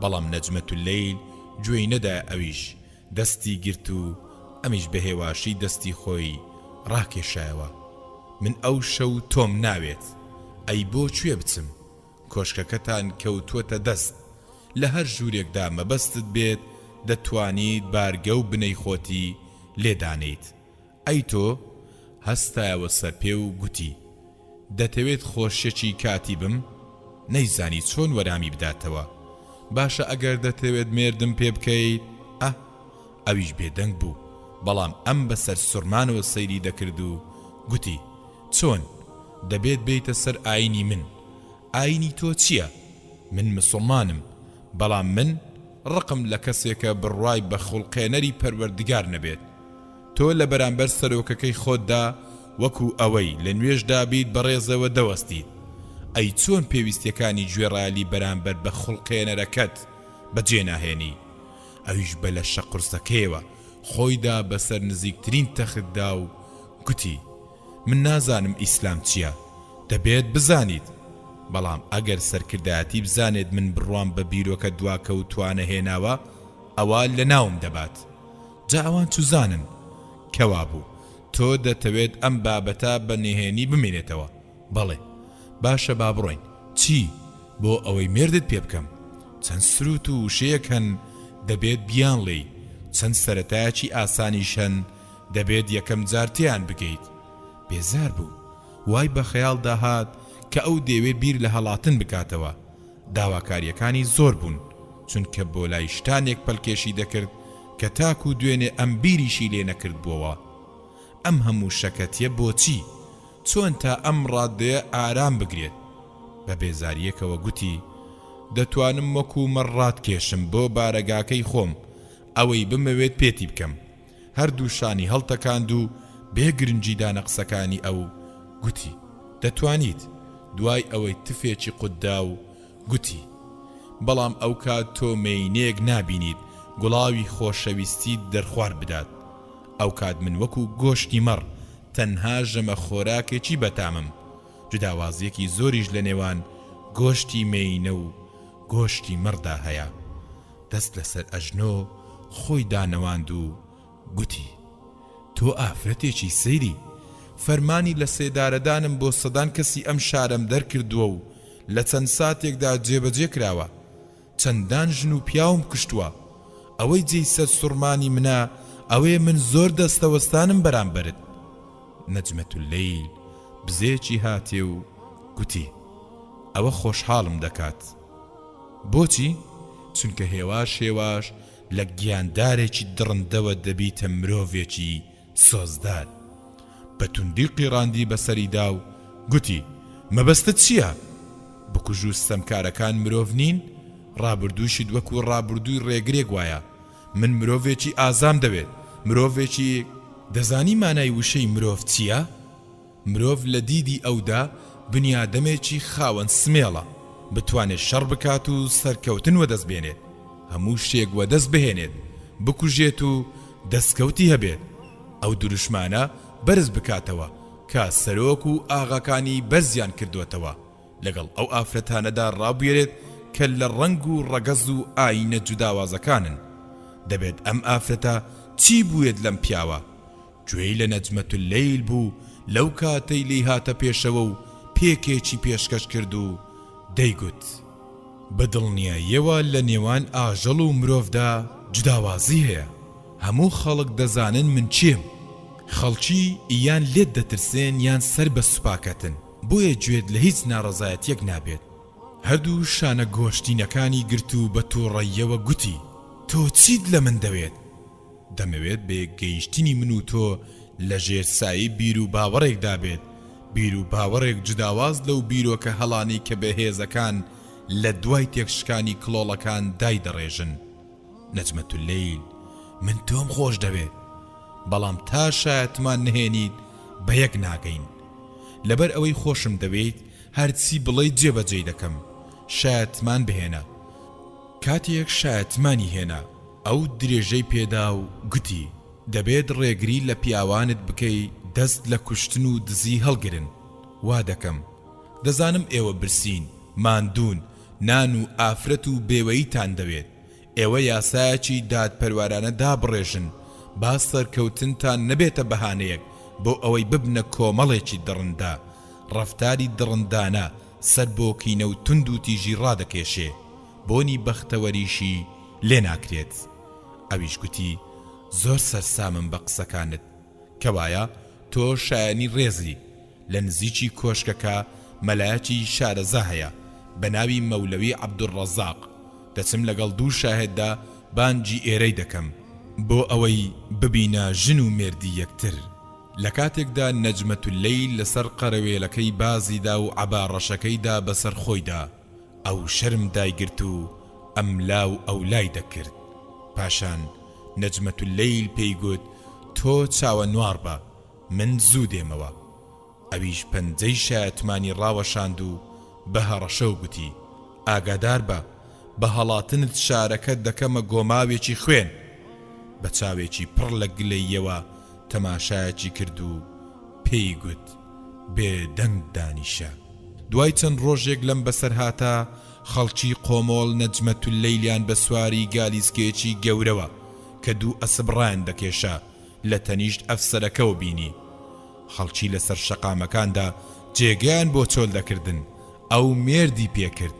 هەرچەندەم کارە شتێکی ئاسان نەبوو لە قۆمۆڵدا چونکە تا نهێنی ئەم شوکردنە ئاشکرانە بێت خەڵک بە سووک و بێنرخ و بەدڕەوشت تۆمەتباری دەکەن.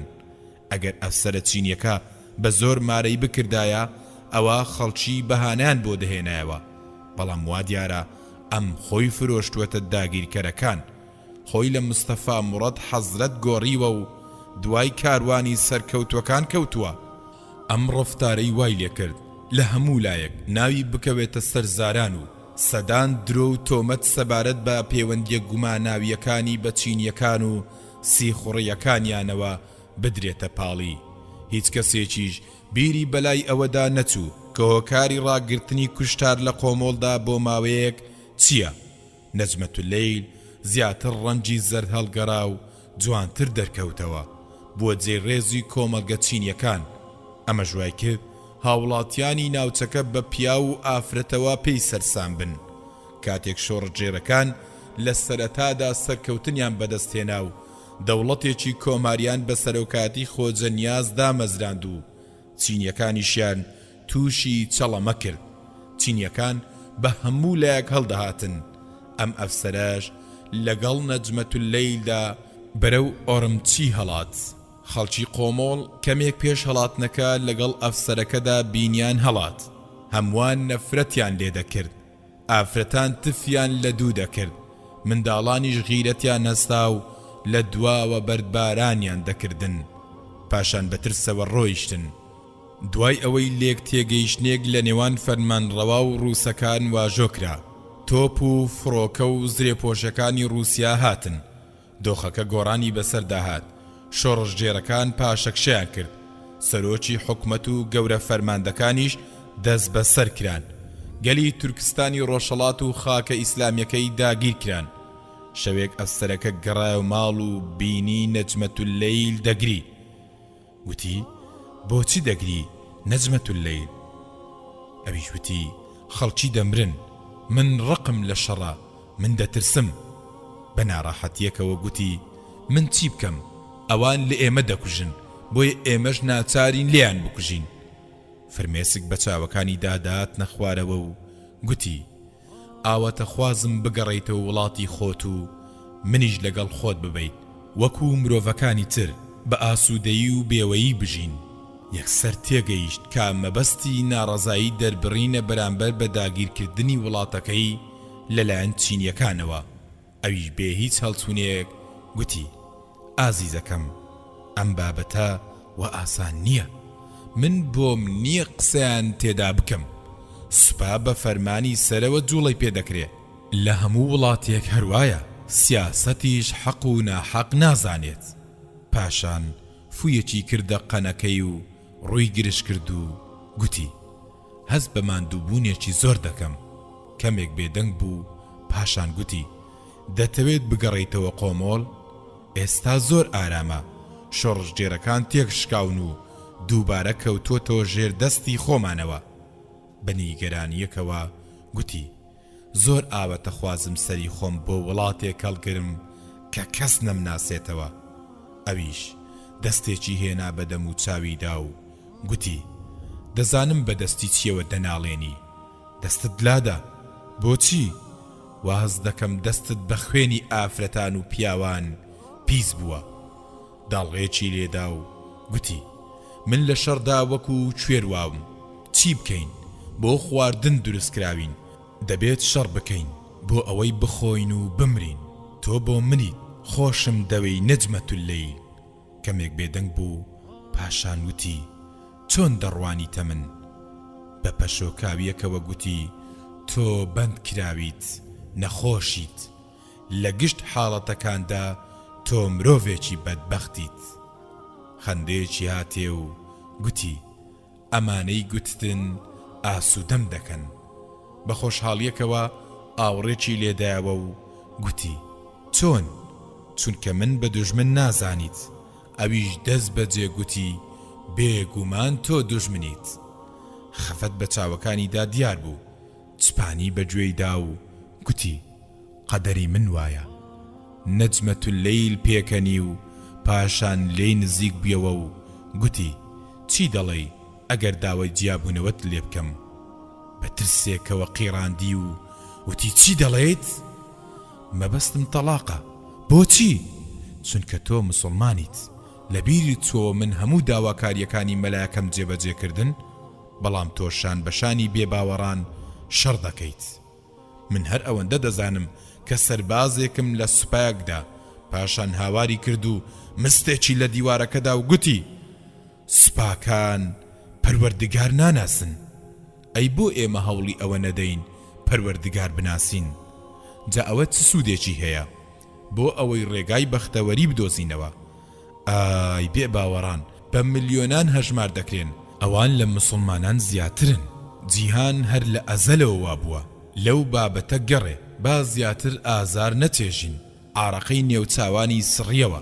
ئەگەر دەچیت قسەکانی تەواو نەکرد، ئەوی لێی نزیک بیەوە و گوتی من تۆم خۆش دەوێ، بەڵام 1 سات لەگەڵتدا نامێنمەوە ئەگەر ببیتە هۆی کوشتنی تاکێک لە ڕۆڵەکانی گەلەکەم. لەسەرخۆ بە خۆشەویستەکەم، من هیچ کارێکم بەسەر شەڕەوە نەماوە. ئێستا من سەرپەرشتی گواستنەوەی خۆراک دەکەم. کارەکەش لە دەستی چینیەکان نەماوە. ڕووسەکان هەموو شتێکیان گرتووەتە دەست. پاشان بەگاڵتە جاڕیەکەوە گوتی زۆرێک لە ڕۆڵەکانی تورکستان خۆیانیان فرۆشتووەتە شەیطان. ئایا دەزانیت ئەوان هاوڵاتیانی وڵاتەکەی خۆیان دەکوژن و خراپترین تاوان دەرحەقیان دەکەن؟ هەردوو چاوی خستە سەرسەرینێک و دایە پڕمەی گریان.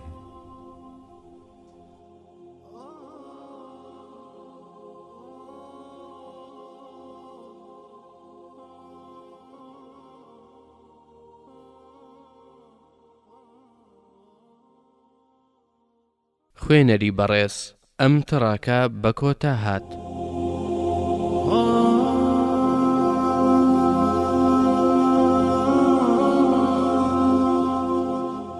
بەشی نۆیەم لاپەڕا 121. دیمەنی وڵاتە سەوزەکەم وڵاتی پڕ لە میوە و چەندان بەروبوومی کشت و کاڵی خاوەنی کانزا زۆرەکان بووەتە دۆزەخێک بەرگە نەگیرێت. ئاخر مرۆڤ چۆن دەتوانێت لە وڵاتێکدا بژی کە مەرگ خۆی تێدا مەڵازدا بێت و ترس تێیدا بڵاو بووبێتەوە؟ داگیرکەری بێگانەکەش گاڵتە بە چارە نووسی بکات. چەند ناخۆشە لە وڵاتە خۆشەویستەکەی خۆتدا بە نامۆیی بژیت. ڕاستیەکەی من نامۆ نەبووم، بەڵکو وام هەز دەکرد کە تورکستان نامۆیە. وێڵە لە جیهانێکی پڕ لە دزی و زیندان و کوشت و بڕدا. ئەوەی جێی سەر سوڕمانی من بوو مانەوەم بوو بە زیندویی تا ئەم کاتە، بەڵام ئەمەش ویستی پەروەردگارە. زۆر کە من ئەو مزگەوتانەی بەڕڕوخان نەکەوت بوون. پیاوانێکی کەمی بە ساڵات چوو دوور لە چاوان دەچوونە مزگەوتەکانەوە. نوێژەکانیان بەدەنگێکی نزمی گریاناویەوە دەکرد و چاوانی سیخوڕانیشیان لەسەر بوون. ڕاستە زۆر جار تووشی گرفت نەدەبوونەوە، بەڵام ڕۆڵە و تاکەکانی دیکەی خانەوادەکانیان هەردەم لە بەردەم هەڕەشەی تۆڵەکردنەوەدا بوون. ئێمە بەلای ئەو مزگەوتانەدا دەڕۆیشتین، ئەوان کردوبیانە شوێنی شان و مۆڵگەی پۆلیس و کاری ئیداریان تێدا ئەنجام دەدا. دەستمان بە دیوارەکانیدا دەهێنا و بەهێمنیەکەوە دەگریاین. ئەوەی بە ئاشکرا بگریایە خۆی تووشی مەرگ دەکردەوە. وێڵی شاران دەبوو. لە هەر شارێکیش ناوی نوێم بۆ خۆم هەڵدەبژارد. دوایی بۆم دەرکەوت تەنها گۆڕینی ناو بەس نییە بۆ ئەوەی نەمناسنەوە. بۆیە دەستمدایە کۆڵبەری گوێنێکی ئەستوری خۆڵاییمدا بەسەر شاندا. دوو قوڵابی ئاسنینم بەدەستەوە گرتن، ڕیش و سمێڵی شمبەردایەوە. هەردوو پێیەکانم وەکو ئەوەی 10 ساڵ لە نێو قوڕاودا بووبن قڵێشا بوون. بێدەنگیشم هەڵبژارد، چونکە زۆر جار ئەگەر قسەیەکی بەسوودت بکردایە دەگەشتەوە لای دوژمن و ئاشکرای دەکردیت. شەوان دەچوومە ژوورە چکۆڵەیەکی پیس و پۆخڵەوە و بەندایەتیم دەکرد. وام هەست دەکرد فریشتەکان فرمێسکە گەرمەکانم دەسڕنەوە. شارستانی ئێمە دەسڕایەوە، دەتوێنرایەوە. ڕووسەکان بەدەیان 1000 کەس دەهاتن. چینیە داگیریکەرەکانیش بە مەبەستی ئەوەی ژنخوازی لەگەڵ ڕۆڵەکانی تورکستاندا بکەن بە ئافرەت و پیاوە دەهاتن. دەستمدایە کاری کۆڵبەری خێروبێری وڵاتەکەم دەدا بە کۆڵدا و دەمخستە نێو شەڕەفمەندە و شەمەندەفەر و ئۆتۆمبێلە گەورەکانەوە بۆ ئەوەی بەرەو وڵاتی داگیرکەران بیبن.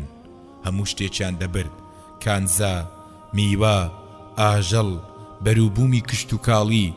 گەورە بەرپرسانی داگیرکەر لە چەند جێگەیەکی دیاریکراودا کۆ دەبوونەوە. لەو جێگەیەدا سەمایان دەکرد و دەیان خواردەوە و گۆرانیان دەچڕی. شەوگاریان دەبردە سەر شتی سەیر و سەمەرەم دەبینین. چەند زۆر بوون ئەو ناپاکانەی ویژدان و ئاینی خۆیان فرۆشت بوو. خۆیان دابووە دەستی حەز و ئارەزووی داگیرکەر. لە بەرامبەرەوەشدا چەند پلە و پایەکی گرنجیان وەدەست دەهێنا. لە شەو ڕۆژێکدا بۆ شێوە مرۆڤێکی تر گۆڕان. هەرچ کاتێک سەیری ڕوخساریانت بکردایە وا دەهاتنە پێش چاوت کە بە هیچ شێوەیەک تورکستانی نەبن. شێوازی خواردن و خواردنەوە و جلوبەرجیان، تەنانەت هەڵس و کەوت و ڕەفتاریان، هەموو شتێکی ئەوان گۆڕا بوو. زمانیان گۆڕی بوو بۆ زمانی داگیرکەر. هەرچ کات سەیری وڵاتت بکردایە تووشی ترس دەبوویتەوە. چۆن تورکستانی ڕۆژهەڵات بوچی داوێن پاچی جوان دەگەڕێتەوە دۆخەکەی جارانی خۆی. بێهیوا بووم، بەخەم ناچیەوە دەسوڕامەوە. بارە قورسەکانی سەرشانم کە دەمگواستنەوە بۆ ناو ئۆتۆمبیل و پاپۆڕەکان بارگرانتریان دەکردم. ڕۆژێک لە کاتی سوڕانەوەمدا بەرچاوم کەوت، حەپاسام پێ ئاگایانە هاوارم کرد، نەجمەت اللەیل. گالیسکە ڕازاوەکەی کە بەدەستی چینیەکەوە بوو وەستا. بەڕوخسارە زەد هەڵگەراوەکەی تەماشایەکی کردم. ڕوومەرجێڕا لایەکی تر ویستم هەڵبێم، بەڵام ئەو بە گالیسکەیەکەوە دوام کەوت. تاکو گرتمی بە چاوێکی زەقەوە سەیری کردم و گوتی دەمەوێت بەرەو کۆشکەکە دوام بکەویت. گیانم هاتە لەرزین و بە بێزاریەکەوە هاوارم کرد، من نادناسم، من دەمەوێت. ئەویش وەکو ئەوەی قسەکانی فەرمان بن گوتی دەیت بۆ لام پیاوە گەورەکە پێویستی بە پیاوێکە خزمەتمان بکات. ئەو ئێستا لێرە نییە و لە ئۆروم چییە؟ پێویستە بیت. پێشەوەی بە ئاگا بێمەوە ئەو بە گالیسکە ڕازاوەکەیەوە بۆی دەرچوو. پێشەوەی بۆی دەرچێت گوێم لێبوو بە چەند وشەیەکی کەم شوێنی کۆشکەکەی بۆ وەسف کردم. گەڕامەوە بۆ ژوورە تاریکە بۆ ناخۆشەکەم. دەستم بە نوێژ و پاڕانەوە کرد. زۆر جار مردنم زۆر پێ باشتر بوو لە ژیان. مردووەکان هەست بە هیچ ناکەن. جارجارەش تەواو دڵنیا دەبووم لەوەی کە دەبێت ئیسلام سەرکەوێت، دەبێت ئازادی وەدەست بێت. من لە نێوان هیوا و نائومێدیدا دەژیم. جارێک حەز بە مردن و جارێکیش دەست دەگرم بە دنیاوە. منێکی هەلالەی ئازار پێگەی و هیچ ڕێگەیەک شک نابم بیگرمە بەر. پەناگەیەک نییە تایە بەحەوێمەوە. گەڕان بە دوای کۆشکە گەورەکەدا زەحمەت نییە. کۆشکەکە لە شوێنێکی هێمنی دوورە پەرێزە. پاسەوانێکی کەمی هەیە. من نەمتوانی بەجل لە شڕەکانمەوە بچم. جڵی کۆلبەرێتیم فڕێدا. جلێکی ترم کە شایستەی کۆنە پاسەوانی کۆشکی فەرمان ڕەواکەی قۆمۆڵ بێت کە سەردەمەکەی بەسەر چووە و خانەوادەکەشی هەر یەک بەلایەکدا بەرتەوازە بوون لەبەرم کرد. کەس ڕێگری لێ نەکردم. پاسەوانەکەی کۆشک سەیرێکی کردم و گوتی ئەوە تۆی هاتووی بۆ چاو پێکەوتنی خاتون؟ بەترسەوە سرم لە قاندەوە.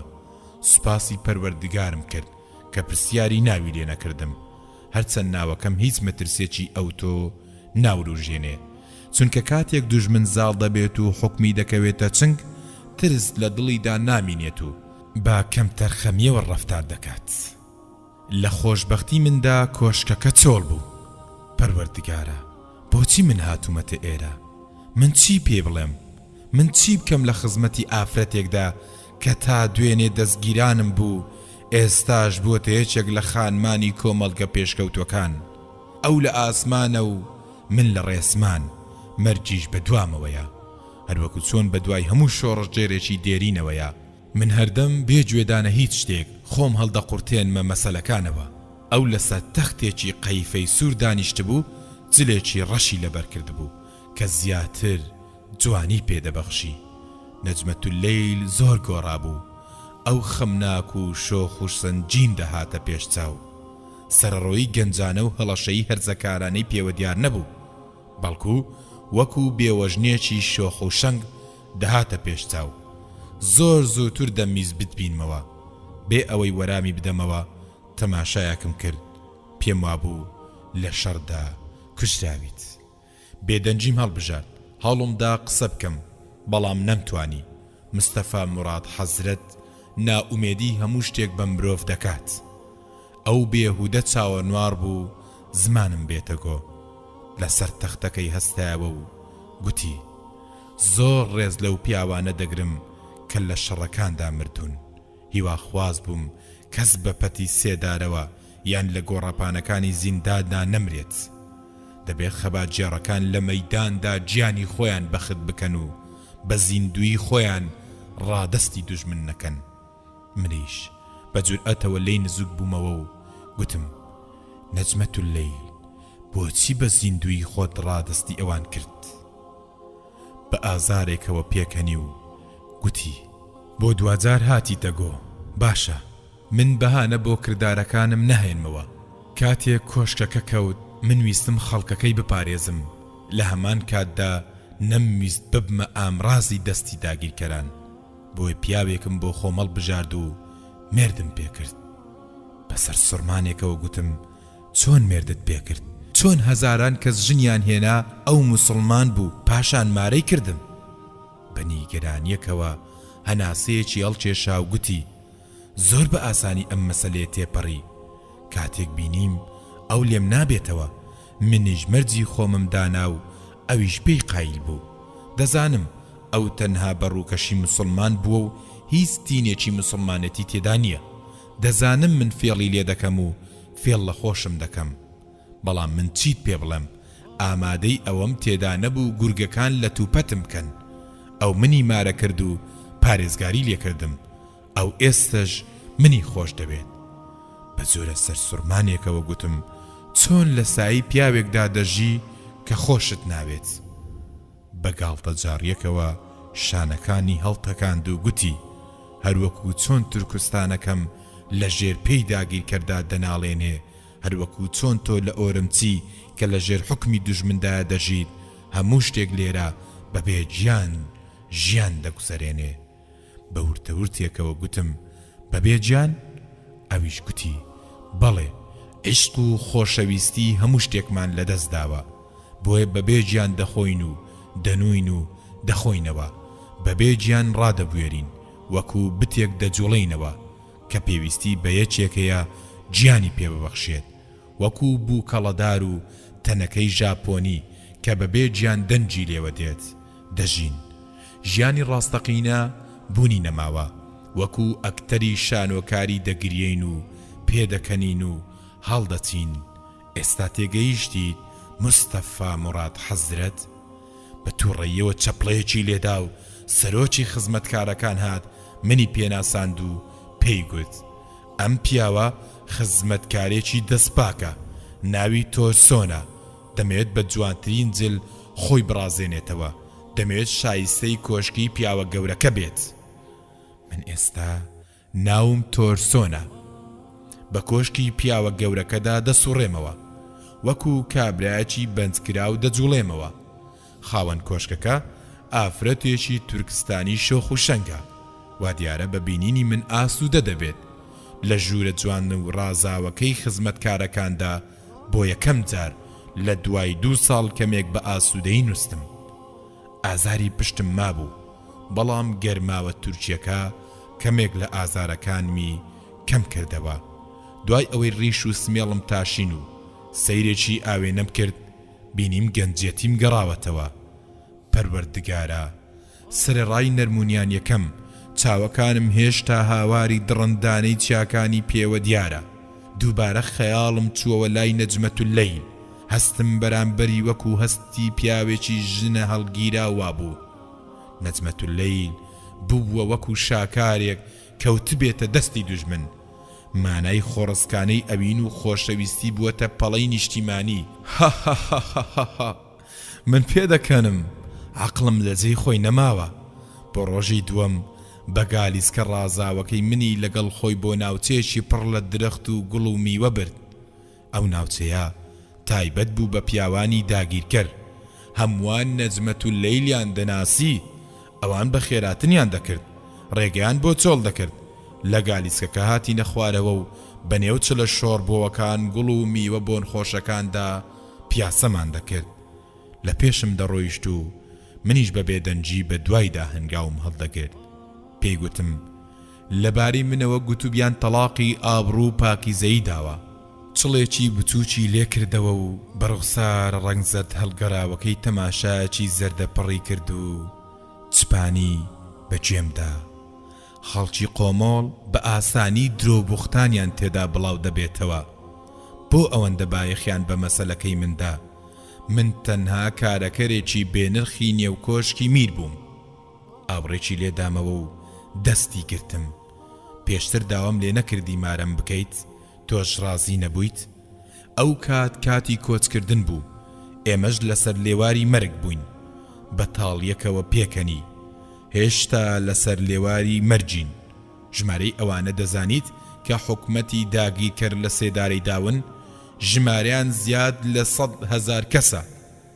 بە دۆشدامانێکەوە گوتم ئێستاش بیرت لای شۆڕژگێر و شەهیدەکانە؟ ڕووی گرش کرد و گوتی گومانی چیم پێ دەبەیت؟ هاوشێوەی تۆ بۆی نییە بیر لە مەسەلێکی وا بکاتەوە. ئایا من وەکو تۆ تورکستانیەکی موسڵمان نیم؟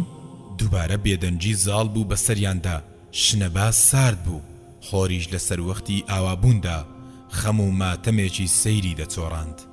هەندێک لە منارە دێرینەکان لە کەشێکی پاچی زەردەپەڕدا وەکو ئاوازێکی کۆنی دێرینی مێژووی کە هێشتا لە گوێیەکانیاندا دەزرنگێتەوە ڕاکشابوون.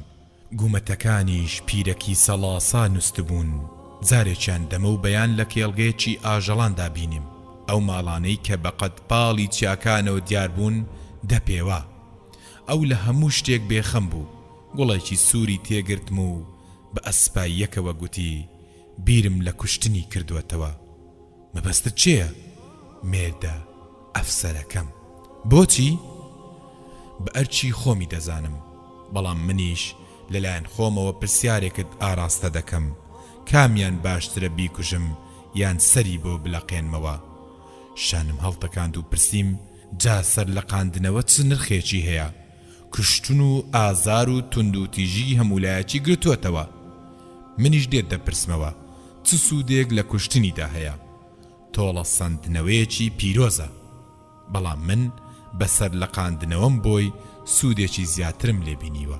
بەڕوویەکی قایم ڕووبەڕووی وەستامەوە و پێم گوت خاتوونەکەم، ژیان لەگەڵ دوژمندا بابەتێکی پڕ لە ساختە و درۆیە. بەسەر سوڕمانێکەوە ئاوڕی لێدامەوە و پاشان گوتی تۆ وای بۆ دەچیت؟ مانای وایە من بە فەلسەفەیەکی ناتەواوەوە فێڵم لە خۆم دەکرد بۆ ئەوەی خۆم لە تیاچون و زەبر و زەنگ قوتار بکەم، بۆ ئەوەی بژیم. ها؟ تۆ بابەتەکەوا لێک دەدەیتەوە؟ سرم بۆ لە قاندەوە و پێم گوت لەبەر ئەوە خەڵکی قۆمۆڵ ڕقیان لێت هەڵسا. فرمێسکەکانی بەخۆڕ هاتنە خوارەوە و لێم نزیک بوویەوە و بە توندی ڕایوەشاندم و دەیگوت ئەم گەمژانە تێناگەن، دەبوو من خانەوادەی میر قوتار بکەم، دەبوو من نرخەکەی بدەم، هەمومان حەز بە ژیان دەکەین و ڕقمان لە مردنە. پاشان فرمێسکەکانی وشک کردنەوە و دەیگوت مستەفا موراد حەزرەت، بۆچینی تۆ لە بەرامبەر من چییە؟ تۆرسۆن، ناوم تۆرسۆنە، ناوە کۆنەکەم لەبیر بکە. ڕات چییە؟ بە ئاشکرا پێت دەڵێم نانا ڕقەی قەتباڵی چیاکان لەگەڵ پیاوە خەبات جێڕەکاندا بە من باشترە لە 100 سەرکاوڕ کە لە کۆشکە بەرزەکەی تۆدا سەر ببڕێت. چەند مێگ لە ئاسمانەوە دابارین کە شەکە زیاتر ساردی کرد. گوێمان لە دەنگێکی نزمی دڵۆپەی باران بوو. هەستم دەکرد پێڵاوەکانم وەختە پێیەکانم بخنچێنن. یەخە سەوزەکەشم گەردنم دەکوژێ. وەختە بمرم هەرچەندە هەست بە گەرمی دەکەم. ئەو هەستەی کە ماوەیەکی دوور و درێژە بە دوای داوێڵم. مستەفا تۆرسۆنی خزمەتکارت، بۆ کوێ بچین؟ بۆ ئەو زێی نانەڕەق و پیاوە مەزنەکانی لێیە، بۆ قەتباڵی چیاکان. بە وردی بیری لێ دەکەینەوە. کاتێک گەورەی کۆشکەکە هاتەوە بۆ ماوەیەکی کەم خۆم حەشاردا. من ئەوم بینی هاتە ناو کۆشکەوە و چاوچنۆکانە و بە تاوێکی هەڵەشەیی کۆنەوە بە دوای نەجمەتولەیلدا دەگەڕا. نەجمەتولەیلی لە نێوان هەردوو باڵیدا گوشی و ماچی دەکرد و خۆی پێوە دەئاڵاند، دەیسوڕاندەوە. ئەویش زەردەخەنەیەکی فێڵاوی هاتووە سەر لێوەکانی. سەیری ئەملاو ئەولای دەکرد. پێدەچوو ترسی ئەوەی هەبێ بیان بینم. تۆ دڵخۆشیت بە گەڕانەوەم؟ نەجمەتولەیلیش بێ ئەوەی چاوەکانی بەرزگاتەوە گوتی زۆر دڵخۆشم، بەڵام پیاوانی هەواڵگری بە سەدان خەڵکیان کوشتووە. ئەمە بابەتێکی ترە. تۆ بۆ لەم کاتەدا ئەمەد بەبیر هاتەوە؟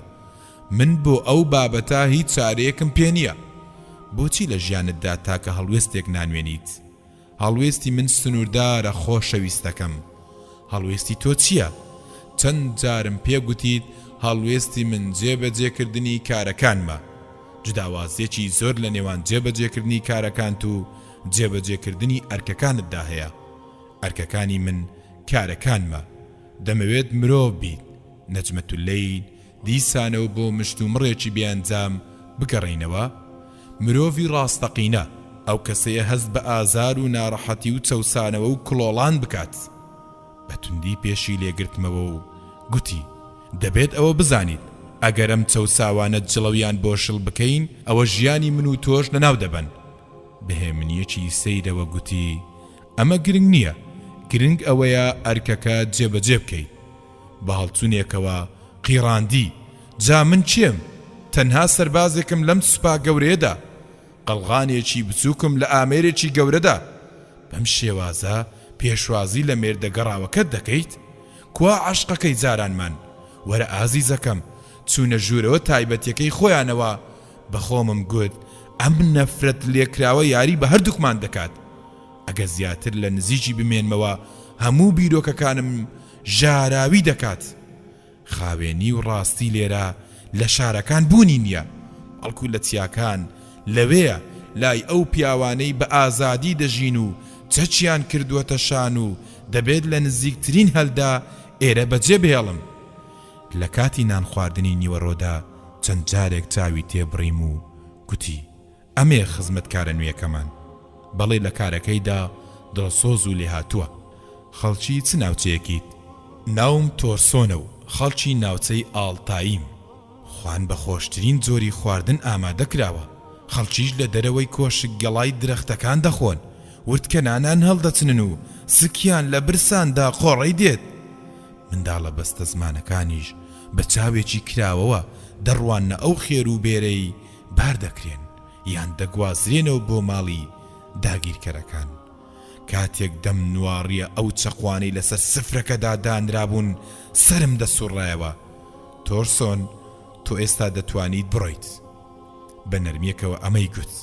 منیش گەڕامەوە بۆ ئاشپەزخانەکە و وەکو سەرخۆشێکی هەڵچووی ملنەدەر ئەم لاو ئەولام دەکرد لە ڕقدا وەکو سووتانی وشکەدارێک هەناوم قرچەی دەهات شەڕی دژ بە ئاین و بیر و باوەڕ کە ئەوان بەرپایان کردبوو هانی دەدام گەمژە یەک ئەنجام بدەم ئەم بابەتە تایبەت نییە بە من بەڵکو بابەتەکە تۆڵە سەندنەوەیە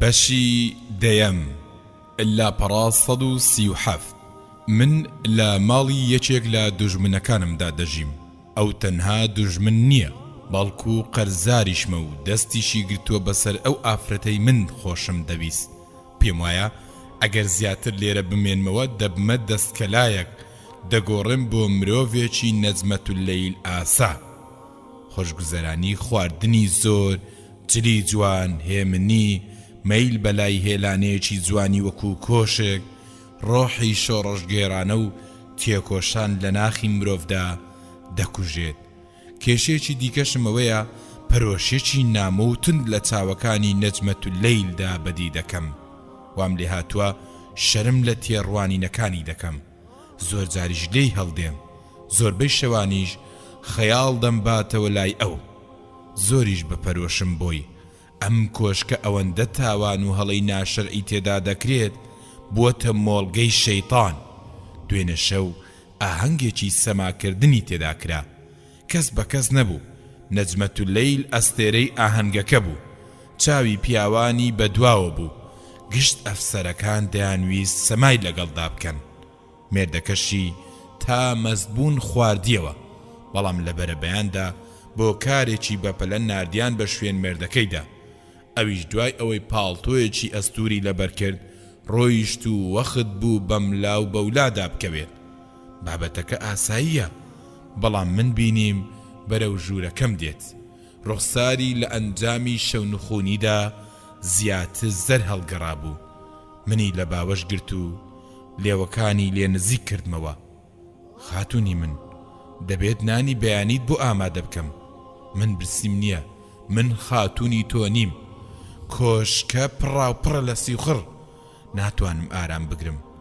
ئەوە یانی چی تێناگەیت من حەز بە ناپاچی ناکەم من مسڵمانم و پەروەردگار دەناسم نەمزانی دەیویست بەم کارەی تۆڵە لە مێردەکەی بکاتەوە یان دەیویست جۆرە سۆز و بەزەیەک پێشکەش بکات یان عەشقە کۆنەکەیە سەری هەڵداوەتەوە و دەیەوێت تۆڵە بکاتەوە بەڵاڵانەوە و دەستی گرتم منیش لە دەست لێدان و ڕوانینەکانی هەڵدەهاتم نەبادا بەرگریم نەمێنێت بە هەڵچوونێکەوە گوتم لەقەت باڵی چیاکان پیاوانێک لە تاوبرسیەتی و ئازاردا دەناڵێنن بەڕاستی ئەوانە پیاون بەڵام ژیانی خۆیان دەگوزەرێنن لەو سنوورەی پەروەردگار بۆی حەڵال کردوون وەکو گورگێکی دڕندەی برسی بە هەڕەشەوە گوتی تۆ باش دەزانیت من ناتوانم سزات بدەم ئەمە خۆشەویستیە بەڵێ کاتێک زیندانێک لە زیندانەکانی ئەوان دەدگرێتە خۆی و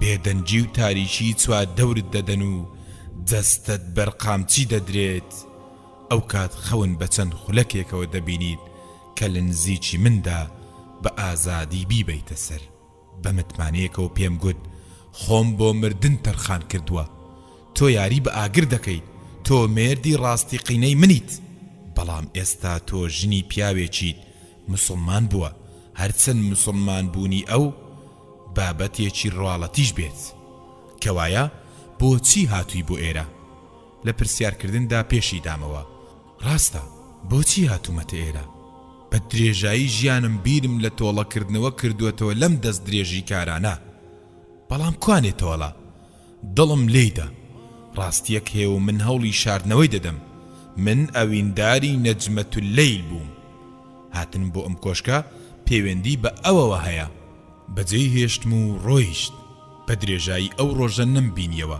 بیرم لەم حاڵە خراپەی خۆمان دەکردەوە بێگانە حکمی خاکەکەمان دەکات لە ساڵانی زوو یەکێک لە گوتاربێژەکانی کاشگەڕ گوتی ڕۆڵەی شیرینم ئیسلام سەربەرزیە هەر کەسێک دەستی پێوە بگرێت سەربەرز دەبێت ئەو کەسەش دەستی لێبەردات ڕیسوا دەبێت. ئەم وڵاتی ئێمە خۆی ڕادستی خەوێکی قوڵ کردووە، گاڵتە و گەپ و خۆشگوزەرانی و کەمتەرخەمی بەسەریدا زاڵ بووە. خەڵکەکە وردە وردە لە ئاین دەکشێنەوە. ڕۆڵەکەم دەوڵەمەندی زاڵ بووە و دانایی نەماوە. زانایانیش چوونەتە ژێر ڕکێفی میرەکان. خراپەکاری و نەزانی و هەژاری زۆر بووە. گوناه بڵاو بۆتەوە. ڕۆڵەی شیرینم ئەوە سەرەتای داڕوخانە. هەروەها گوتی لە ڕۆژهەڵاتدا دوژمنانێک هەن، لە ڕۆژ ئاواش دوژمنانێکی تر هەن. ئەوان پەریان بردووەتە بەرهێز و زۆری ژمارە. ئێمەش پەنامان بۆ شکۆمەندی کۆن بردووە. نەتەوەی کۆن ناتوانێت بەتەنها خۆڕاگر بێت. پێشی گوتم ڕۆڵەکەم مسلمانان پەرتەوازن، تورکیا ستەم و شەڕ ماندووی کردووە. عەرەبیش لەژێر سمی ئەسپی دوژمندا بێدەنجی هەڵبژاردووە. کوفر بە تێکڕا یەک میلەتن، مسلمانانیش کۆمەڵە میلەتێکن. بەو پێش دەتوانیت بزانیت سەرکەوتن چۆن بەدەست دێت و هۆکاری تێکشکاندنیش چییە. من ئەم قسانەم باش لە بیر ماون. زۆر قسەی دیکەشم لە بیرە کە خۆجە نیاز و ژەنەڕاڵ شەریف خان و کەسانی تر دەیڵێنەوە. ئەوان ئیماندارێکی ئازا بوون، لە گۆڕەپانی مەرگدا بە بێترس چوونەوە لای پەروەردگار. بێگومان هاتنی من بۆ ئەو کۆشکە کارێکی شەیطانانە بوو. بەڵام دوای ئەوەی شتێک ئەنجام دەدەم لە بەرامبەر ئەو کاتانەی لێرەدا بەفیڕۆم داون. دواتر بەرەو چیاکان بۆی دەردەچم. دەڵێن عوسمان باتۆری پاڵەوان هێز کۆ دەکاتەوە و بە تەمای شۆڕشێکی نوێە. کەوایە بۆچی لێرە بمێنمەوە؟ لە کاتی ئامادە نەبوونی مێردەکەیدا نەجمەت اللەیل دەیویست ئەو مانە جوانانەی لە مێشکمدا چەکەرەیان کردبوو بسڕێتەوە. بەڵام من بربەرەکانێم دەکرد. بربەرەکانەی نەجمەت اللەیل زۆر ئەستەم بوو، چونکە فریودانەکانی نەجمەت اللەیل کشوندە بوون. زاڵبوونی ئەو بەو جۆرە سەر سوڕهێنەرە بەسەر ئەفسەرەکەدا ئەو پڕی بەهێزی ئەو ئافرەتەی پیشان دەدا. ئەفسەرەکە دوای 2 ڕۆژ بە شەکەتی و بێزاریەوە گەڕایەوە. گوێم لێبوو پێی گوت ئێمە لەسەر لێواری کۆمەڵە کێشێژین. بۆچی؟ عوسمان باتۆر و شۆڕژگێڕەکان دەستیان داوەتە شەڕی پارتیزانی. جاوە چ زیانێک بە تۆ دەگەێنێت؟ گومانت وایە ئەوان بتوانن ئێوە ببەزێنن؟ ئەوان پەلاماری ناوەندە پیشەسازیەکان دەدەن، ئەفسەرەکان دەڕفێنن. زۆر کەسیشیان کوشتووە.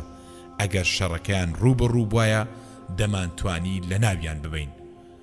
بزیسکەی خۆشی بە چاوەکانی نەجمەت اللەیلدا دیار بوو. بەڵام ئەو شاردیەوە. ئەفسەرەکەش خەریکی نان خواردن و خواردنەوە بوو. چوو بۆ خەیاڵێکی قوڵەوە.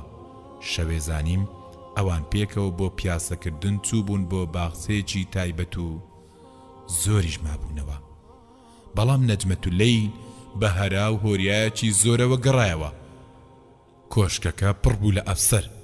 سەرۆشی هەواڵگریش ئامادە بوو. چی ڕووی داوە؟ مێردەکەی بەرگولێکی کشندە کەوتووە. بۆ کۆشتیان هێنایەوە. ئەویش دەیقیژاند و قژی خۆی ڕادەکێشا و دەیگوت من بکوژەکەم بینی تەقەی لێ کرد و سواری ئەسپەکەی بوو ئەو بەرەو ڕووبارەکە هەڵات. من دەتوانم لە نێو 10,000 کەسدا بیناسمەوە. نەجمەت اللەیل دەیقیژاند و دەیناڵاند. تووڕەیی و بێزاری بە چاوی ئامادەبوواندا دیار بوو. سەرخۆشیان لە بێوەژنە خەمبارەکە دەکرد کە نقمی فرمێسکەکانی خۆی ببوو. دەیانویست ژیری بکەنەوە. ئەویش هانی دەدان تۆڵەی بۆ بکەنەوە. ئەو جێی گومان بوو لە ئۆرمچی دەستگیری بکەن. پیاوێکی هەواڵگری گوتی ئەمە سێمین ڕووداوە لە ئۆرمچی. پیاوانی عوسمان باتۆر پشێوی دەخڵقێنن. جگەل لە زەبر و زەنگ هیچ چارەیەکی دیکەمان نییە، بەڵکو زەبر و زەنگی زیاتر. من گوتم گومانمان لە هەر چ تورکستانیەک بوو دەبێت بیکوژین. بەڵام ئەوان بە بۆچوونەکەی من قایل نەبوون. گشت تورکستانیەکان جێی گومانن. خۆم دەزانم چۆن ناپاکەکان دەدۆزمەوە. لێ ناگەڕێم ئەم ڕووداوانە بەبێ سزا تێپەڕن. حاڵەتی نەئاسایشمان لە ئۆرمچی ڕاگەیاندووە. نەجمەتولەیلیش لە حاڵەتێکی غەمباری و ناڕەحەتی و ماندووبوونێکی وادا بوو جێی بەزەیی پێهاتنەوە بێت. بەڵام ئەوەی سیر بوو هاوڕێیانی کوژراوەکە هەمویان سەرخۆشیان لە نەجمەتولەیل دەکرد و خۆشحاڵیان پێوە دیار بوو. زۆربیان چاویان بڕی بووە نەجمەتولەیل، هەرچەندە خوێنی مێردەکەی هێشتا وشک نەبووەوە. لە دواییدا نەجمەتولەیل بڕیاریدا بۆ ماوەی هەفتەیەک لە ماڵ نێتە دەرەوە و پێشوازی لە کەس نەکات. واتە وا لە شاردا بڵاو بێەوە ترس باڵی کێشا بەسەر دۆخەکەدا. ئەفسەرە بێگانەکانیش تووشی ترس و دڵە ڕاوکی هاتن. شێر و پڵنگەکانیش وەکو کەروێشک دەرکەوتن. لەوەدا بووم کۆشک بەزێ بهێڵم و بڕۆم، بەڵام ئەم ڕووداوە کۆچکردنەکەی دواخستم. باشە دەبێت چاوەنوار بم شەوێکیان بینیم بەرەو ژوورەکەم دەهات. هەستامەوە سەر پێ و بە پرتە و بۆڵەیەکەوە گوتم خاتونەکەم، بە دوو چاوی زەقەوە تێڕوانیم و گوتی بکوژەکە دەناسیت؟ تم چێ؟ تی باشە من کوشتم. بە خۆشحاڵیەکەوە پێکەنی و گوتی بەڵێ دەزانی بۆ؟ بە شپڕزەیەوە قسەی دەکرد. منیش بە قسەکانی شڵەژام، یەک گوشەم نەگوت. ئەویش درێژەی بە قسەکانی دا و گوتی لە بۆسەیەکدا 10 شۆڕژێری خەڵتانی خوێن کردبوو. کردەیەکی ترسناک بوو. خودی خۆی ئەم کارەی لاباس کردم. بیانوشی ئەوە بوو ناتوانێت سەرپێچی فەرمانەکان بکات. پێشتر بەڵێنی دامێ کە خۆی بۆ کاری گواستنەوەی خۆراکی سەربازی تەرخان بکات. ئەو شەوە خەو نەچۆ چاوانم، ویستی سەرجەیم لەگەڵدا بکات. زۆر بێباک بوو، وەکو ئەوەی هیچی نەکرد بێت. خۆشحاڵی دەردەبڕی و پێدەکەنی. خەیاڵی ئەوەم دەکرد ئەگەر تۆ یەکێک لەو 10 شۆڕژێرە بوای منیش بردم پێم گوت بە ئاهەنگ بجێڕین و پێچی خۆشی بنۆشین. ئەو زۆر دڵخۆش بوو. زۆر کردەی دیکەی سەرکەوتوی بۆ باسکردم. باسی ئامەداسازیەکانی دیکەشی دژ بە شۆڕژێرەکان کرد. عوسمان باتۆر تووشی سەرێشەیەکی گەورەی کردوون. ئای چوینە ناو باخسەکەوە، بەلای پەرژینەکانی ناوە پیاسەمان دەکرد. دەستمدا دەمانچەیەک ڕوبەڕووی بوومەوە، لە پشتەوە هێرشم نەکردە سەری. پێم گوت دادگایت دەکەم، تۆ ناپاچیت، کوشتنیش سزای ناپاچی و غەدرە. ئەویش دایە قاقای پێکەنین و وای دەزانی گاڵتەی لەگەڵدا دەکەم، وەکو شێت قیژاندم بەسەریا. لە جێی خۆت ڕاوەستە نەجوڵێ. تاوانی گەورە بریتیە لە درۆکردن. کاتێک گوتت مسڵمانم درۆت لەگەڵ کردم، یەک ڕکات نوێژت نەکرد. کاتێک گوتت ڕقم لە شەڕا درۆت کرد، تۆ تەنها دڕندەیەک بوویت. من بەنسبەت تۆ وەکو پێچێک بووم کە خۆت پێوە گرت بووم. ڕاوەستە نەجوڵێ. ڕەنجی سەرد هەڵگەڕا، چەمایەوە بەسەر ئەژنۆکانیدا و فرمێسکم لە هەردوو چاویدا بینی. پێم وابوو دەگری، چەند ئاسوودە بم بە گریانەکەی. چی تۆی هێنایە وڵاتی ئێمە؟ چاوەکانی نوقاند و پاڕایەوە. نەجمەتولەیل، من تۆم خۆش دەوێت. هیچ کەسم وەکو تۆ خۆش نەویستووە. سوێن بێت بە ئابڕووم. بەڵێنت پێدەدەم جارێکی تر نەگەڕێمەوە سەر ئەو کارانەی جارانم. ئەگەر لە سوپاش دەربکرێم، تۆ هەموو شتێکی لە ژیانمدا پێکەنیم و دەستم نا بە پەلەپیتکەی دەمانچەکەمدا و گوتم منیش تۆم خۆش دەوێت. کوشتنیشید لە زۆر گوناه و تاوان خاوێنت دەکاتەوە. بگرە، بگرە، بگرە. 5 گول لەم پێوەنا بە ژمارە ئەو 5 داماوەی بوونە قوربانی ئەو. فرمێسکەکانی دابارین. دەبێت خەڵکی قۆمۆڵ کاتێک هەواڵی ئەم ڕووداوەیان پێدەگات چی لە بارەمەوە بڵێن. پاشان چووە دەرەوە و بە پێکێکەوە گەڕایەوە. داوای لێبوردنت لێ دەکەم. ئەو نەفرەت لێکراوە لەسەر خواردنەوە ڕایهێناوم. مێردت پێ دەکەم خۆشەویستەکەم. بەڵام چۆن؟ پێکەکەی فرێدە. دواتر بە تووڕێیەوە دایە قاقای پێکەنین و گوتی یەکێک لە هاوڕێکانی داوای لێکردم مردی پێ بکەم. یەکێک لە هاوڕێ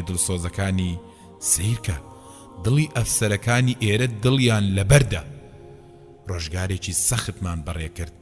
سەرۆکی هەواڵگری ئۆرمچی ئەو بێتاوانەی جێی گومانی ئەوان بوون بەرەو زیندان ڕاپێز دەکرد.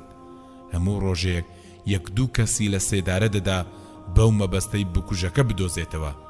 جار ناجارێکیش کۆمەڵە شۆڕژێرێک گیان ئەوانەی جێی گومان بوون دەهێنایە لای نەجمەت اللەیل و ئەویش نکۆڵی دەکرد لەوەی کەسێکیان بکوژەکە بێت.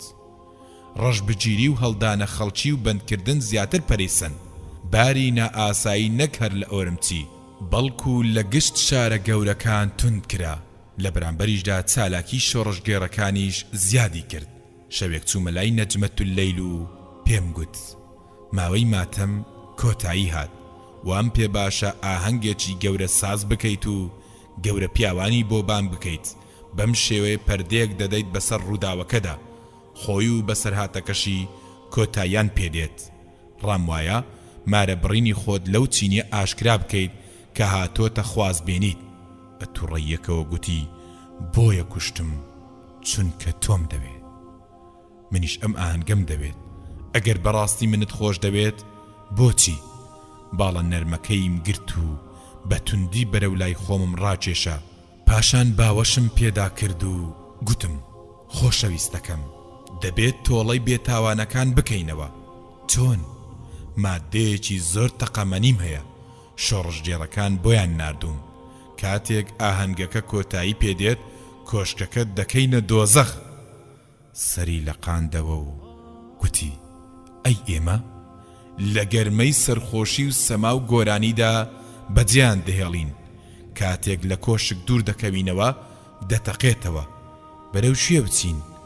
بەرەو چیاکان، بۆ لای عوسمان باتۆر و قارەمانەکان. لە خۆشیدا ڕووگەشت بیەوە. ماچی دەکردم. منیش لە بەرخۆمەوە گوتم دەبێت پێش ڕووداوەکە ئەو پیرێژنە چێش لێنەرە دوور بخەیتەوە. دەبێت چارەیەکیش بۆ ئەو پیاوە مەنگۆلیاییە داماوە کە گالیسکەکە دەهاژۆ بدۆزینەوە. ئەو دوو مێرد منداڵەش کە لە کۆشکەکەدا خزمەت دەکەن دەنێرینە باخچەکە بۆ ئەوەی ئەو ژوورەی پێشتر هەردووکتان کاتتان تێدا بەسەر دەبرد ئامادە بکەن. ئەو شەوەی بەڵێن بوو کارەکەمان ئەنجام بدەین شەوێکی تاریکە ساڵات بوو. سواری ئەسپێکی بەهێز بووین. لە شەوە زەنگێکی ساردا بۆی دەرچوین. سەیرێکی دواوی خۆمان کرد. کۆشکەکە تەنها کۆمەڵە ئاگرێکی گڕگرتوو بوو. چواردەوری خۆی ڕوونا کردبەوە. گوێمان لە دەنجی هات و هاوار و قیژە بوو. فیکەی ئاگاداری لێدەدرا. دوای کاتژمێرێک خۆمان گەیاندا نزیک چیاکان. لە ئەسپەکە دام بەزاندە خوارەوە و پێم گوت نەجمەت اللەیل چیاکان بەردەوام بە وڵاتی ئازادی خوازەکان و تێکۆشەرەکان دەمێنێتەوە. ئەویش لە کاتێکدا لە سەرمادا هەڵدەلەزی. گوتی زۆر ئاسوودەم. منیش بە پێکەنینەوە گوتم دەبێت بە دوای جلێکی زبردا بگەڕیت. لە ناکاو پرسیارێکی لێکردم. گوتی بۆ بیرت لە کردەوەیەکی وا کردەوە بە تایبەت لەم کاتەدا؟ منیش لە کاتێکدا ئەسپەکەم بۆ تەنگە بەرێکی دوور لە مەترسی ڕادەکێشا و گوتم ئەوە یەکەم جارم نییە. بە درێژایی ئەو ماوەی لە ئۆرمچی بووم چەندین کردەی لەم جۆرەم ئەنجام داوە. من بە فەرمانی عوسمان باتۆر دەجوڵامەوە. ڕووی گرش کرد و بە چاو سوورکردنەوەیەکەوە تێڕوانیم. منیش لە کاتێک دانیشتم بۆ ئەوەی وچانێک بدەم پێم گوت ئەگەر مێردەکەت ئەو شەوە نەکوشت بە ئێستا چارەنووست وەکو چارەنووسی ئەوانە دەبوو کە ئێستا بە ئاگری ستەم و غەدری خۆیان دەسووتێن. قیژاندی چی؟ منت دەکوشت؟ بەسەرهاتی ئەفسەر و خاتوونەکەم بیرکەوتەوە. هاوارم کرد من باوکی ئەوم. نەجمەت اللەیل هیچ تێ نەگەیشت. باسەکەمان بۆ باسی گەشتە دوورەکە و بینینی عوسمان باتۆر فەرماندەی شۆڕژ لە چیاکان گۆڕی.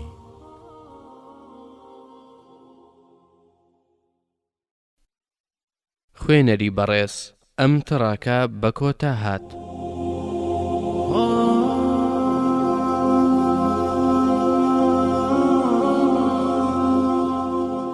بەشی 11 لاپەڕا 151 کاتێک چوومە ناو قوڵایی چیاکانەوە هەستم بە حەسانەوەیەکی باش کرد لەسەر لووتکەی چیاکان. مرۆڤ لە ئاسمان نزیک دەبێتەوە، ئاسۆکان ڕوون دەبنەوە، کەش و هەواش سارتر دەبێتەوە. هەز دەکەم زیاتر و زیاتر سینگم دەکرێتەوە و هەز دەکەم باڵندەیەکم تەنها باڵم پێویستە. نەجمەت اللەیل لە شانمەوە هەنگاو دەنێت، یانیش لە پشتمەوە لەسەر پشتی ئەسپەکەدا دادەنیشێت، هەتا و ڕوخسارە ڕەنگ زەردەکەی سووتاندووە، بۆیە زیاتر ڕەش و سوور دەهاتە پێش چاوان.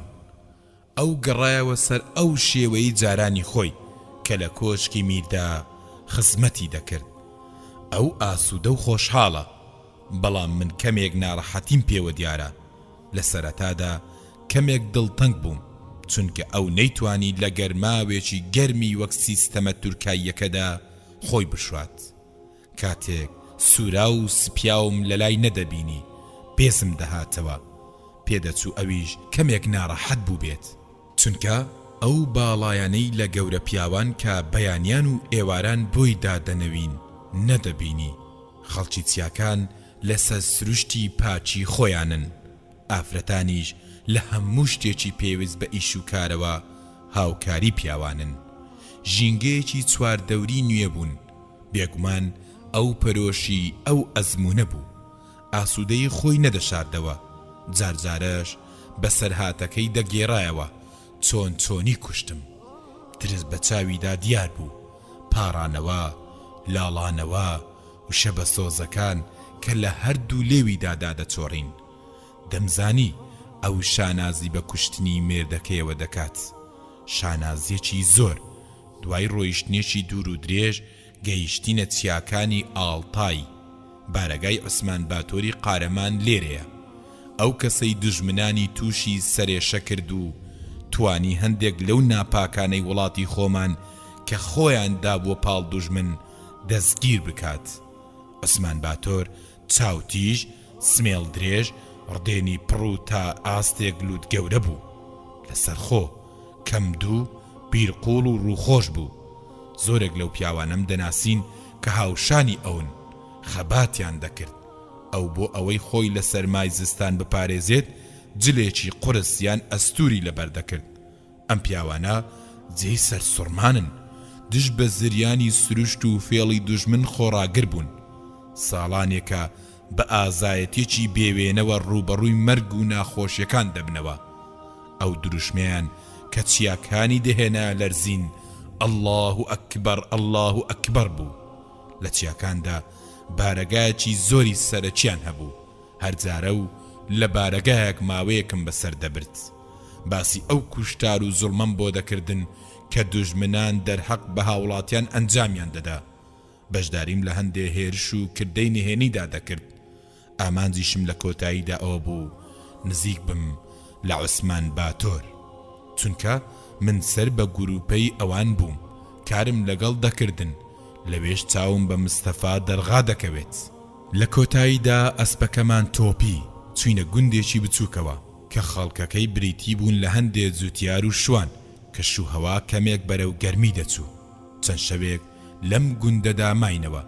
نەجمەت اللەیل گوتی تاکەی بەردەوام دەبین لە ڕۆیشتن؟ لە ڕۆیشتن ناوەستین، جا چوون بێت یان هاتن، کارێکی پڕوکێنە. ئەوە شەڕە، مەبەستم ئەوە نییە چیت دەوێت کاتی ئەوە هاتووە مارەم بکەین. تۆ هەرگیز هەڵەکان ناقۆزیتەوە. کۆتا جارت لەبیرە کە لە کۆشکی میردا بەیەک گەیشتین خۆزگە ئەو کاتە جێبەجێت دەکرد؟ بە سۆزەوە دەستیم گرت، ئەویش دەستەکانی ڕاکێشام و هێنای بە گۆنایدا. بۆ ماوەیەکی زۆر ئاوا ماینەوە، بە دوو چاوی پڕ لە سۆز و میهرەوە گوتی تاکەی بەم شێوەی بمێنینەوە. بێگومان دەبێت مەلایەک لەم گوندەدا هەبێت. دەچم بە دوایدا دەگەڕێم، ئەم کارە بۆ من لێگەڕێ. من لە لووتکەی بەختەوەریدام، ئێمە سەرکێشی دەکەین. بۆچی مستەفا؟ پێدوایە تا ئەو کاتەی وەچە دەخەینەوە گەورە دەبن و بەختەوەریان دەکەین ئێمە دەژین؟ ئەم بابەتە بدە دەستی پەروەردگار. زەماوەندەکەمان ماوە کورت و جوان بوو، خەڵکی گون بەشداریان لەگەڵ کردین کچانیان بە سەماکردن، شوانەکانیان بە گۆرانی خۆشەکانیان، دەنجی دەهۆڵان دڵانیان دەهێنایە جۆش. خواردمان و خواردمانەوە، دە ڕۆژی زۆر خۆشمان وەکو ئەوەی لە زەمانەمان دزی بێت بەسەر برد. نەجمەت اللەیل ئەوی هەیبوو لە گەوهەر و زێر فرۆشتی، دوو ئەسپمان کڕین و ملی ڕێگامان گرتە بەر. نەجمەت اللەیل ئازیزەکەم، لەوێ لەگەڵ پیاوانێکی قارەماندا ژیان بەسەر دەبین. ئەوان کۆمەڵگەیەکی تەواون بە ژن و پیا و منداڵەوە، هەمووان جگە لە شەڕکردن هیچی تر نازانن. شەڕ لێرە مانای ژیان و ئازادی دەگێنێت. شەڕکردن فەرزێکە لە پێناوی پەروەردگار ئەنجام دەدرێت. کاتێک سەر دەکەوین و کاروبارەکانی وڵاتەکەمان دەکەوێتە دەست، ژیانێکی جوانتر و خۆشتر دەگوزەرێنین. بزەیەکی کرد و ڕوانی ئاسمان کە پەڵە هەور بەری گرتبوو گوتی: لەم ژیانەی ئێستامان ژیانێکی جوانتر و خۆشتر بوونی هەیە؟ ئەمنیش وتم: بەڵێ خۆشەویستەکەم. کاتێک ئاشتی بەرقەرار دەبێت، وڵاتانی ئیسلامی بۆ ئیسلام دەگەڕێنەوە، دوژمنان هەڵدێن، ئەو کات دەتوانین بەخۆشی بژین، بەڕاستی ئاسوودە دەبین. دەبێت ئێمە بۆ مانایەکی گەورە بژین، گەورەتر لەو عەشقەی لە نێوان من و تۆدا هەیە. تورکستان هەمووی دەبێتە یەک پارچە گۆرانی زیندوو. من و تۆ و هاوشێوەکانی ئێمە دەبینە نهێنی ئەو گۆرانیە پیرۆزە، نهێنی مانەوەی ئەوەش بەهەشتی سەر ڕووی زەمینە.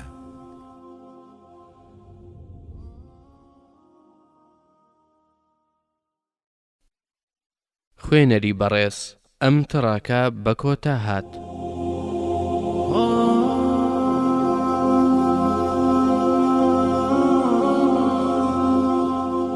بەشی 12 لاپەڕا 157. لەسەر چیاکان بووین. عوسمان باتۆر لە گردبوونەوەیەکی جەماوەری گەورەدا لە چیای ئاڵتای گوتی: ئەی پیاوە قارەمانەکان، ئەمڕۆ ڕۆژێکی ناهەموار و ترسناکە. ئایندەی وڵاتەکەمانی لەسەر بەندە، بگرە تا چەند نەوەیەکی دیکەش ململانەی ئێمە لەسەر ئەم خاکەدا درێژە دەکێشێت. لەوەتی قەیسەرەکانی ڕووس بەهاندانی ئەوروپایە دەماگیرەکان، بانگەشەکارانی مەسیحیەت، لەوەتەی چینیەکان بە درێژایی دەیان ساڵە چاویان بڕیوەتە وڵاتە مەزنەکەمان، خاچی قارەمانیەتی، خاچی شکۆمەندی، خاچی داستانە نەمرەکانی ئیسلام. لەوەتی دوژمنان هەر یەکیان بەشێکی ئەم خاکیان لە بێ ئاگایی میر و فەرمانڕەواکان بۆ خۆیان دابڕیوە.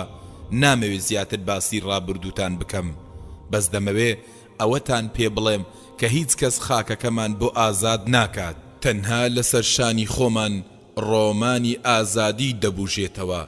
ڕووسەکان درویان لەگەڵ کردین کاتێک دەستی یارمەتیان بۆ درێژ کردین. چینیەکانیش بە هەمان شێوە کاتێک بەڵێنی هێنانەدی خەونە خۆشەکانی ئازادی و سربەخۆییان پێداین، درویان لەگەڵ کردین. ئێستاش دەبینین چۆن وڵاتەکەتان بە ئاسن و ئاگر حکم دەکرێت. هەزاران کەس بەرەو گۆڕەپانەکانی مردن دەدرێنە بەر، سەدان هەزار کەسیش بەرەو زیندانەکان ڕاپێچ دەکرێن. چەندین خانەوادەی تورکستانی بە تەواوەتی لە ناو براون. سەرکردە قارەمانەکانمان کاتێک کەوتنە دەستی دوژمن وەکو دیلی شەڕ مامەڵیان لەگەڵدا نەکرا، بەڵکو بە خراپترین شێوە کوژران و ئابڕوو کەسایەتیشیان لەکەدار کرا. لە کاتێکدا ئەوان باشترین کەسی ئەم خاکەی ئێمە بوون. ئێستا دوژمن لە گوند و ناوچەکانی دیکەی وڵاتدا لە هەوڵی دروستکردنی نەوەیەکی فری و خواردووی سەر لێ شێواوە. بانگەشەی ئەوەش دەکەن کە دەیانەوێت زانست و پێشکەوتن لە وڵاتەکەماندا بڵاو بکەنەوە. ئەی قارەمانەکان، ئێمە لە پێناوی ڕزگارکردنی خاکەکەماندا تێدەکۆشین. بە هیچ شێوەیەک حەزمان لە دژمنداری کەس نییە. بەرگری لە ئاینی پاک و بێگەردی ئیسلام و کەلتوری دێرین و ڕەسەنی خۆمان دەکەین. شەڕی ئەمڕۆمان تێکۆشانە لە پێناوی پەروەردگار. دەبێت بۆ ئەوەی پشتی دوژمن بشکێنین پێشتر دەستی خۆمان بوەشێنین. کاتێکیش ئازادیمان بەدەستێنا ئەو کات دەبینە دۆستی هەمووان. وڵاتی ئێمە دژایەتی کەس ناکات، چاوی نەبڕیوێتە هیچ کەس. خاکە دەوڵەمەندەکەمان بەخێر و بێر و شکۆمەندەکانیەوە دەبێت هەر بۆ خۆمان بێت. ئایا ئێمە گەلێک نین شایستەی ئازادی بین؟ دژمن ناومێد بوو لەوەی بتوانێت ئەو شەڕە پارتیزانانەی پێ هەڵدەساین تێک بشکێنێت، بۆیە بە ئاشکرا دەستیان دایەستەم و ئەتکردنی خەڵکی بێتاوان. ئەمڕۆژ ئێمە هیچ چارەیەکمان نییە جگەل لە شەڕێکی گشتگیری گەورە. تێکۆشەرەکانیش بەدەنجی بەرزی ئەڵڵاه ئەکبەریان دەگوتەوە. بە ڕۆژانی دواتریش تێکۆشەرەکان هێرشێکی گەوریان دەست پێ کرد و دوژمنیش بە ترسێکی زۆرە و پاشەکشەی کرد. چەند میلێکمان مابوو بگەینە ئۆرمچی. هێزەکانی گەلیش چەند گوزێکیان لەو هێزانەی دوژمن کە لە تورکستانی ڕۆژهەڵات مابوونەوە وەشاند و ئەو هێزانەش بە ناچاری بەرەو تورکستانی خۆرئاوا پاشەکشەیان کرد. هەڵاتنی دوژمن چەند ڕاستیەکی سەرسوڕهێنەری ئاشکرا کرد کە لە ژێر حکمی دوژمندا بەنهێنی مابوونەوە. لەو تۆمارەنی کە لە دوای هەڵاتنی دوژمن بەجێمان دەرکەوت چەندین خێزانی تورکستانی بە تەواوەتی بێسەر و شوێن کرابوون. ژمارەی زیندانیەکانیش کە لە سەربازگاکاندا 300,000 کەس دەبوون. ئەو زیندانیانەی دوای هەڵاتنی دوژمن ئازاد کران سەبارەت بەو سزا دڕندانەی لە سەربازگەکاندا تووشیان ببوون بە سەرهاتی ترسناکیان دەگێڕایەوە. ئەوەی ئەوان دەیان جێڕایەوە موچڕکەی بەلەشی مرۆڤدا دەهێنا. خاوەنی قوربانیەکان لاشەی شەهیدەکانیان دەست نەکەوتەوە، چونکە دوژمن بە شێوازێکی سەی لاشەکانیانی لەناو برد بوون. بەڕێکەوت دوو لاشە لە یەکێک لەکانە پڕ لە گازە خنکێنەرەکاندا دۆزرانەوە. دواتر دەرکەوت لاشەی خۆجەنیازی سەرۆک کۆماری تورکستان و لاشەی ژەنەڕاڵ شەریفخانی فەرماندەیە. بەهۆی لێزمە بارانەوە ئەو باڵەخانەی کە هەواڵگری جۆستابۆ کردوبیە ئیدارە بۆ ئەشکەنجەدانی نێارەکانی ڕووخا. لە ژێر چڵۆ و چۆی بیناکەشدا ئێسکە پەیکەری 3,000 کەس دۆزرانەوە. ئەمەش بەڵگەیەک بوو لەسەر بوونی زیندانێک بۆ بەندکردنی تاکەکانی گەل لە ژێر باڵەخانەکەدا. ئەوانە لەو زیندانەدا بێ ئەوەی کەسێک لیان بپرسێتەوە، وەک ئەوەی دەرگایان بۆ بکاتەوە یان پرسیار لە چارە نووسیان بکات، مردوون. گەلی تورکستان بە هەموو پێک هاتەکانیەوە بۆ ئەوی ئەم کارە ساتە بێوێنەیە ببینن دەرچوون. نەجمەتولەی لە کاتێکدا فرمێسکی دەباران گوتی چۆن ئەمانە مردوون؟ مستەفا، من ناتوانم درێژە بە خەیاڵی خۆم بدەم. ئایا ئەمە ئەو پەڕیستەم نییە؟ ئای ژوورە تاریکەکان، ئەو هاوارانەی کەس بەدەمیانەوە ناچێت، برسیەتی، تێنوێتی، قامچی، سووتێنەر، هەیان بوو خەونی بە ژن و منداڵەکەیەوە دەبینی یان بە کچێک کە دڵی خۆی پێدا بوو. پەروەردگارە، دەبێشتی لەم شێوەیە لە جیهاندا ڕوو بدات؟ نەفرەتی پەروەردگار لە دوژمنان. دژمن چی لە ئێمە دەوێت؟ چۆن چاوەنواری چاکە لە میلەتێک دەکرێت بەم کارە خراپە هەستا بێت؟ سەیری ئەو ئێسکە پەیکەرانە بکە باوەشیان بێکدا کردووە. ئەوان لە کاتێکدا مردوون کە باوەشیان بێکدا کردووە. هەندێ ئێسکە پەیکەر ئەژنۆکانی خۆی لە ئامێز گرتووە، بێگومان زۆر سەرمایان بووە. ئەوان لە ناڕەحەتترین کاتدا لە پەروەردگار پاڕاونەتەوە. ئەوانە کە بە ئازادی لە دارستان و چیاکاندا لەم وڵاتە جوانەی خۆمان ژیاون، بەو شێوە ترسناکە مردوون. نەفرەت لە کافران. دەستیم گرت و پێم گوت کاتێک مرۆڤ دەمرێت لە دوای مردنی هەز بە هیچ شتێک ناکات. ئازاری خۆت مەدە، بەشی ئێمە هەر ئازارە. بۆ ئەوەی وزەیەکی ڕق و قین لە ناخماندا دژ بە هەموو ملهوڕێک دروست بێت، دەبێت ئازار بچێژین. ئازیزەکەم، ئێمە لە هەموو لایەکەوە ڕاویان دەنین.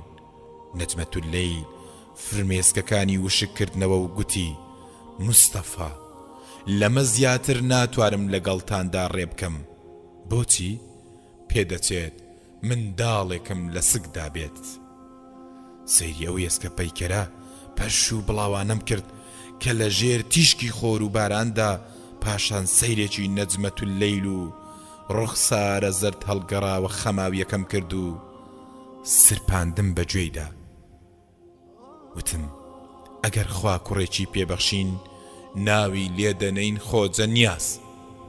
بەتاڵیەکەوە خەندە هاتە سەر لێوی و بردم بۆ ئەو خانووی تیایدا نیشتەجێ دەبین و گوتم دوای هەفتەیەکی تر بەجێت دەهێڵم، دەبێت ناوچەکانی ئیلی و ئاڵتایی کە بەکان زاو سامان دەوڵەمەندن لە دەستی دوژمن وەریان بگرینەوە. شەڕ بە گەرمی و بەردەوامی هەبوو، دوژمن تێکشکا.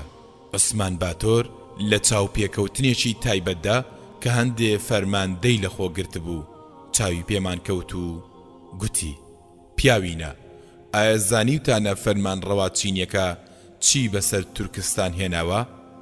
ئێمەش بە تێکڕا چاومان تێبڕی. ئەویش بە نەرمونیانیەکەی خۆی گوتی ئەو هاوپەیمانەکانی خۆی دەستگیر دەکات. هەواڵێکی زۆر خۆشی لە ناکاو بوو. بە یەک دەنگ هاوارمان کرد چۆن؟ گەمەی سیاسەت و بەرژەوەندیەکان دوو گەمەی گڵاون، بەڵام ئەوان هاوپەیمانی بوون، هەر ئەوانیش ڕزگاریان کرد. بەڵێ ئەوان بۆ ئەوەی بیکەنە کۆیلەی خۆیان و بەکاری بهێنن ڕزگاریان کرد، بۆ ئەوەی وڵات بۆ خۆیان بەکار بهێنن. ڕاستە ئەو خاوەنی وڵات بوو، بەڵام حکمی لە دەست نەبوو. دیار بوو فەرمان ڕەوا چینیەکە بێزار بوو لە هاوپەیمانیەکانی و نەیتوانی لە کۆتوبەندی ڕاوێژکار و شارەزاکانیان خۆی قوتار بکات. تەنها دوای ڕۆشنەوەی زۆربەیان نەبێت لە ئەنجامی تێکشکانی هێزەکانیان لەلایەن هێزەکانی عوسمان باتوورەوە. فەرمان ڕەوا چینیەکەش هەڵەکەی قۆستەوە و دەستی بە ڕەشبگیری هاوڵاتیانی هاوپەیمانیەکانی کرد. پۆزژنامێکی بۆ سەرکردەی نارد و داوای لێبوردنی لێکرد. داوای کاری دژ بە ئێمەی لێکرد. فەرمانڕەوا هیچ بیر و باوەڕێکی نییە. دوای ئەوەی توانیمان هاوپەیمانەکانیان تێک بشکێنین دەبێت خۆمان بۆ خولێکی دیکەی شەڕ دژ بە چینیەکان ئامادە بکەین. سەرکردایەتیمان فەرمانێکی گشتی دەرکرد. داوای لە هەموو کەسێک کرد کە توانای چەک هەڵگرتنی هەیە خۆی بۆ بەشداریکردن لە شەڕی پاکردنەوەی وڵاتدا لە جرجە چینیەکان ناونووس بکات. پاشان عوسمان باتۆر ئاگاداری نامەیەکی ئاراستەی فەرمانڕەوا چینیەکە کرد. کاتێکی بۆ دیاری کرد بۆ ئەوەی خۆی و هێزەکانی وڵاتەکەمان بەجێ بێڵن، ئەگەر ناچارە نووسی هەمویان تیا چوونە. فەرمانڕەوا کە سەری لێ شێوا و نەیدەزانی چی بکات، چونکە هێزەکانی ئێمە چوار دەوریاندا بوو. ئەو شاندانەش بە براکەشیەوە کە ناردبوونی بۆ پایتەخت هیچ هەواڵێکیان نەبوو. گەلیش بە شۆڕشێشی سەرتاسەریەوە کەمایی شانازی و سەرسوڕمان بوو، لە پێناو ئازادیدا بەرەو پیری مەرگەوە دەچوو بە دوورشمی ئەڵڵاه ئەکبەر ئاسۆکانی پڕکرد بووەوە. مستەفا حەزرەت ئەوە سێم جارە بە یەک دەگەینەوە. کاتێک سەیرم کرد دەبینم مستەفا دەرغایە، هاوڕێی تەمەنم. ئای مەنسوور زۆر گۆڕاوی، تاڵە مووی سپی لە قژە سەردا دەبینم. وەرە باوەشت پیاکەم مەنسوور.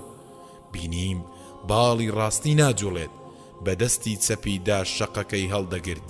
بە سۆزێکی زۆرەوە باوەشم پیا کرد. دووبارە سەیرم کردەوە، دەبینم ڕوخساری گۆڕاوە و جوانیەکەی جارانی نەماوە. سەری ڕووتاوەتەوە و چەند تاڵە قژێکی پێوە ماوە، بەڵام ڕدێنە خۆڵە مێشیەکەی نیگای مکوڕبوونی لێبەدی دەکرێت. هەردوو چاوی خەمێکی نەبراوەی پێوە دیارە. دەنگ و باست چیە مەنسوور؟ سەرکەوتین پێکەنیم. ئەم ڕاستێ لە هیچ کەسێ شاراوە نییە، خۆشی دەیزانی وەرامەکەی تەواو نییە. خۆشەویستە قەرەجەکەشم مرد، وەکوو کاوڕێک کە بۆ میوانداریەکی چەور سەر ببڕێت سەریان بڕی، وەکوو دڕندە کەوتنە سەری دەیقیژاند و بەرگری دەکرد. گیاندارە دڕندەکان دەزانن ڕەحمەت چییە، بەڵام ئەوان نازانن. درێژەی بەخسەکانی دا و پەنجەی شایەتمانی بە هەڕەشەوە ڕاوەشاند. نا هەواڵی هەڵاتنم لە زیندان بڵاو بیەوە، خۆزگە هەڵنەهاتمایە. ئێسک و پروسکمیان لە بینا ڕووخاوەکەی هەواڵگریدا بدۆزی بایەتەوە. باشتر بوو لەم حاڵەی ئێستام. ئەگەر لێم دەپرسی بۆ، هەموو شوێنێکیان بە دوامدا گەڕا. کاتێکیش نیان توانی بمدۆزنەوە. خاو و خێزانمیان بە پیا و ئافرەت و منداڵەوە سەرنگوم کرد. ئەگەر لێم دەپرسیت ئێستا چارە نووسیان چییە، بەداخێکی زۆرەوە پێت دەڵێم ڕۆیشتن. هەردوو چاوی پڕ فرمێسک بوون. ڕۆیشتن بۆ لای ئەو کەسەی کەستەم لە کەس ناکات.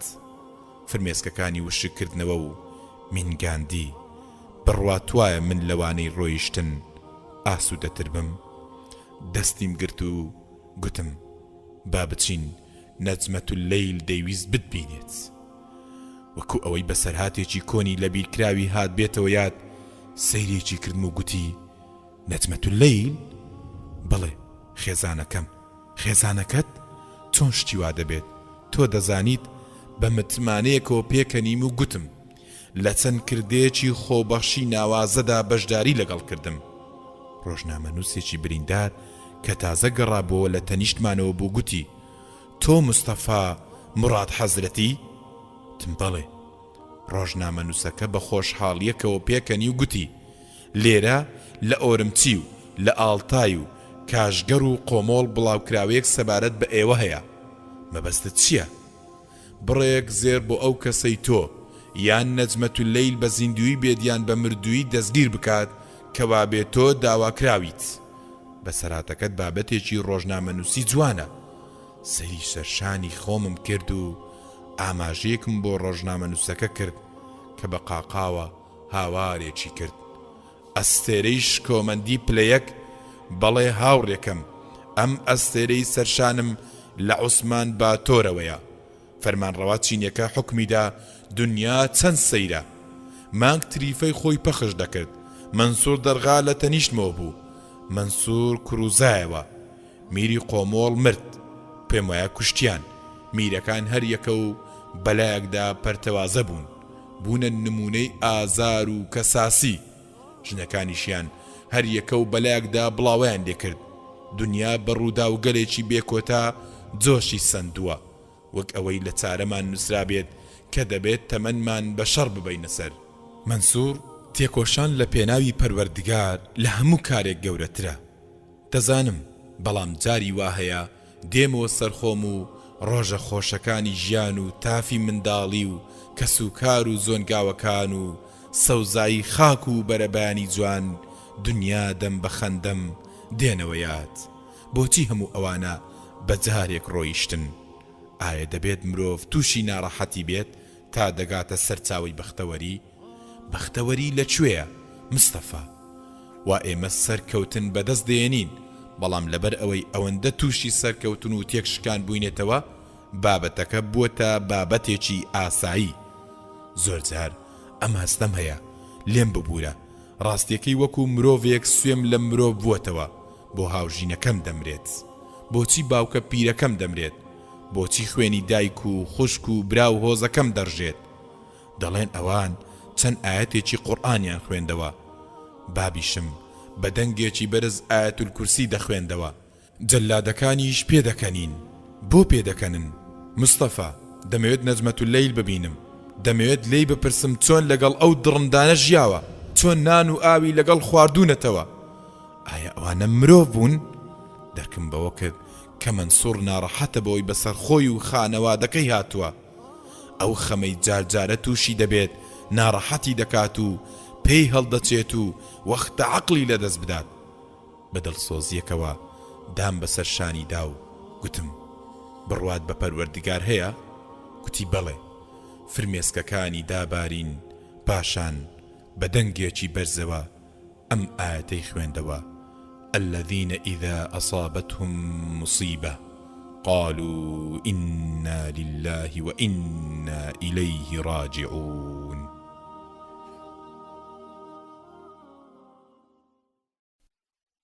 خوێنەری بەڕێز ئەم تڕاکە بە کۆتا هات.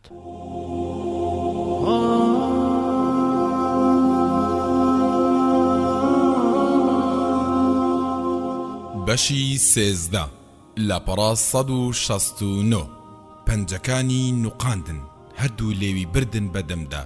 شێت ئاسا هاوارێکی کرد، دەسەڵاتی لەرزۆک لە ناو دەبات. ئەمە قسەی فەرمانڕەوا گەورەکەی تورکستان بوو. درێژەی پێدا و بەڕق و قینێکەوە گوتی بۆ ئەوەی پارێزگاری لە دەسەڵاتەکەم بکەم بەرامبەر بە گەلی تورکستان دەوایە پشت بە هاوپەیمانەکانمان یان بە هاوکاریەکانی چین ببەستایە. هەرگیز نەمتوانیوە بە تەنها هیچ سەرکەوتنێک بەدەست بهێنم. ئەوە مانای چییە؟ مانای ئەوەیە دەبێت بە درێژایی ژیانم لەسەر باڵی هاوپەیمانێک بوەستم، بۆیە هەرگیز نەهەستم بە حەوانەوە کردووە و نەشنەبای ئاسوودەیم هەڵمژیوە. یەکێک لە ژەنەڕاڵە گەورەکانی چین وەرامی دایەوە هەرگیز بیرمان لەوە نەکردوێتەوە گەلی تورکستان بکەین بە هاوڕێی خۆمان. فەرمانڕەوەکە نەڕاندی شتی وا نابێت داگیرکەر و دۆڕا و هەرگیز نابنە دوو هاوڕێ. هەموو جارێک هەوڵی ئەوەم دەدا بەرهەڵستکاران بە زەبر و زەنگ دەمکوت بکەم، هیچ ڕێگا چارەیەکی ترم نەبوو.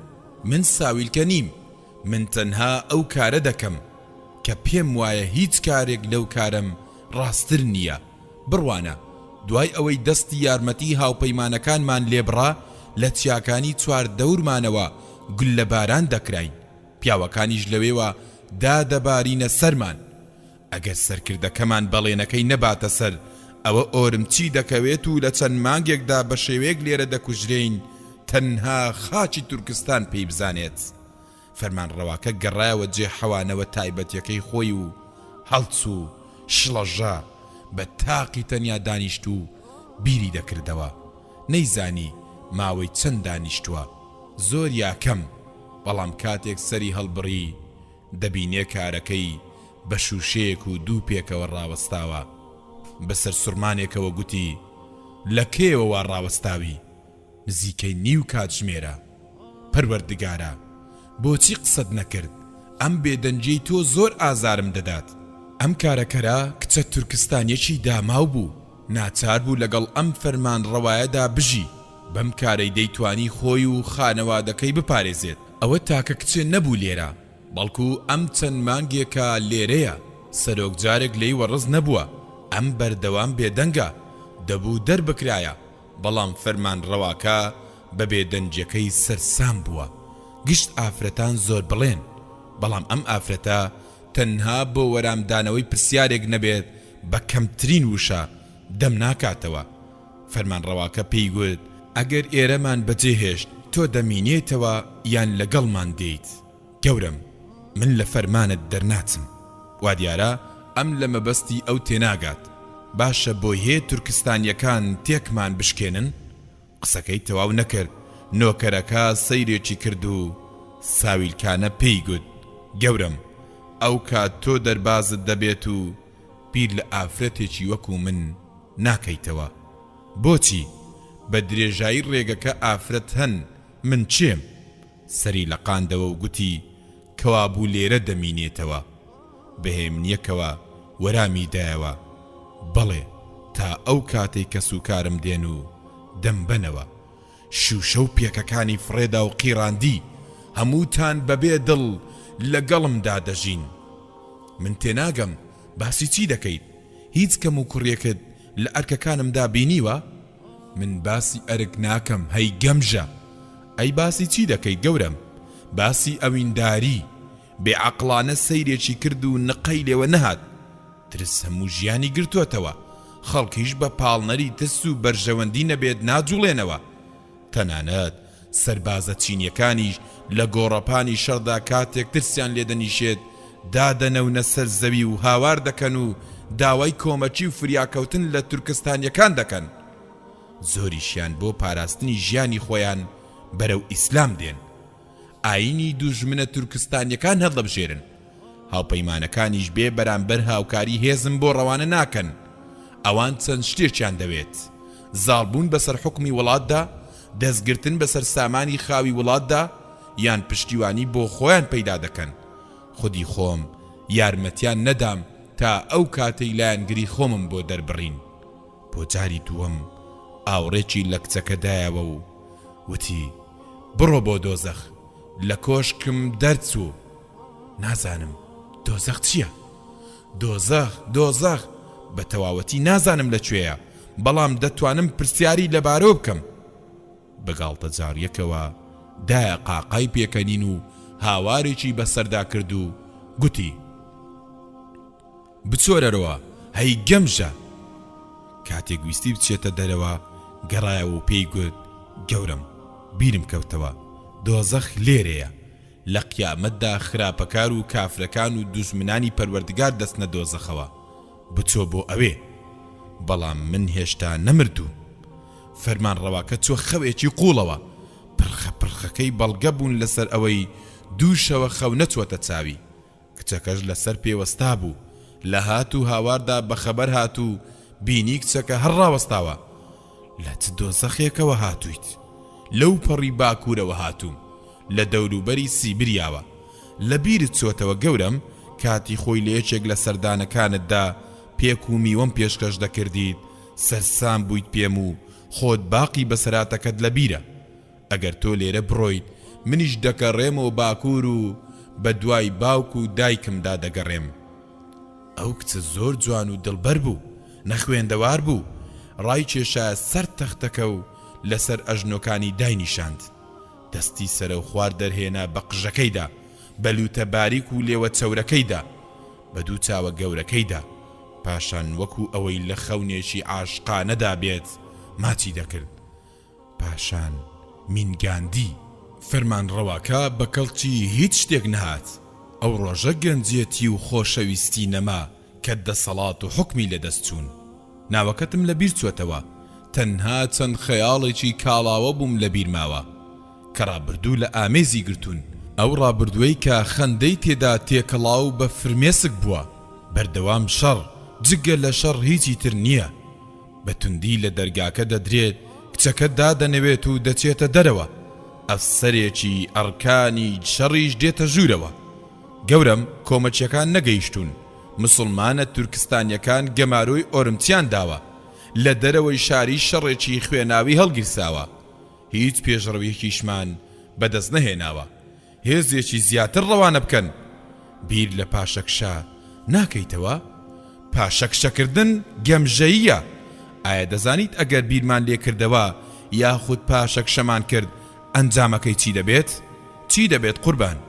مسلمانەکان لە هەموو لایەکەوە دەمان ڕفێنن، لە هەموو ڕیەکەوە بۆمان دێن و لە ناومان دەبن.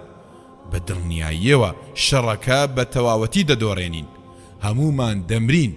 ئۆرمچی قایم کراوە، دەتوانێت ماوەیەکی زۆر خۆڕاگر بێت. جگە لە خۆڕاگردن تاک و مردن هیچ چارەیەکمان نییە.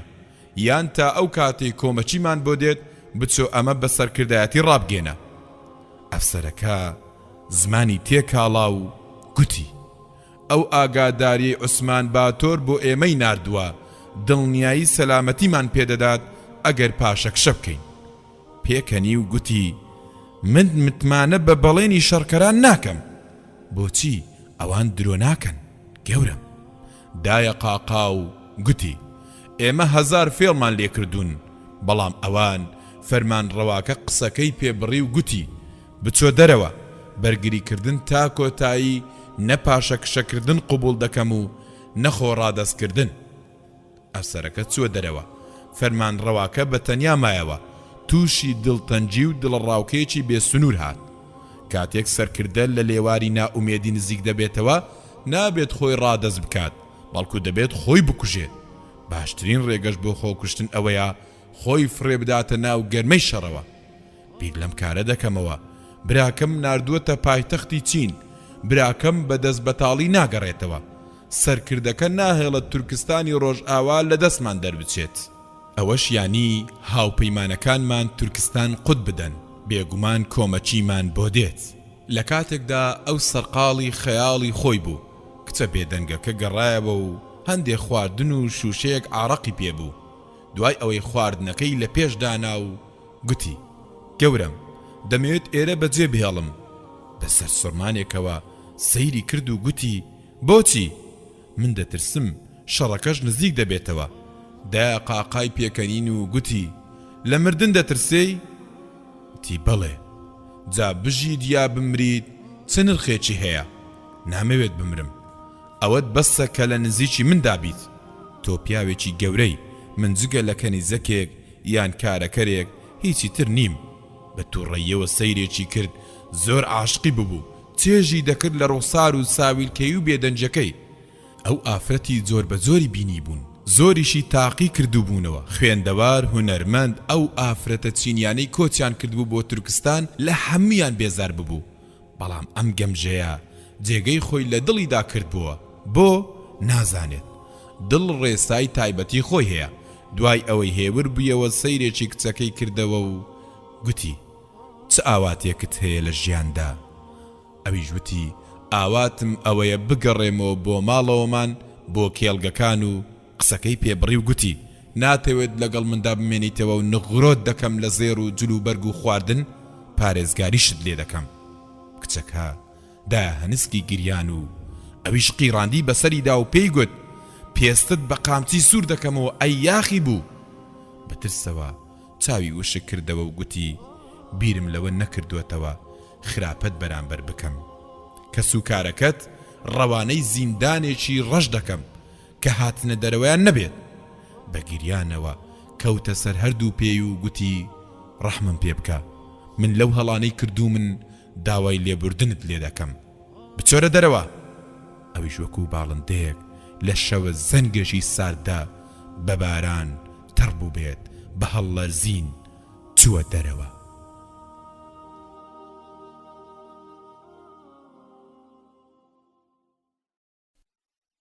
خوێنەری بەڕێز ئەم تڕاکە بە کۆتا هات.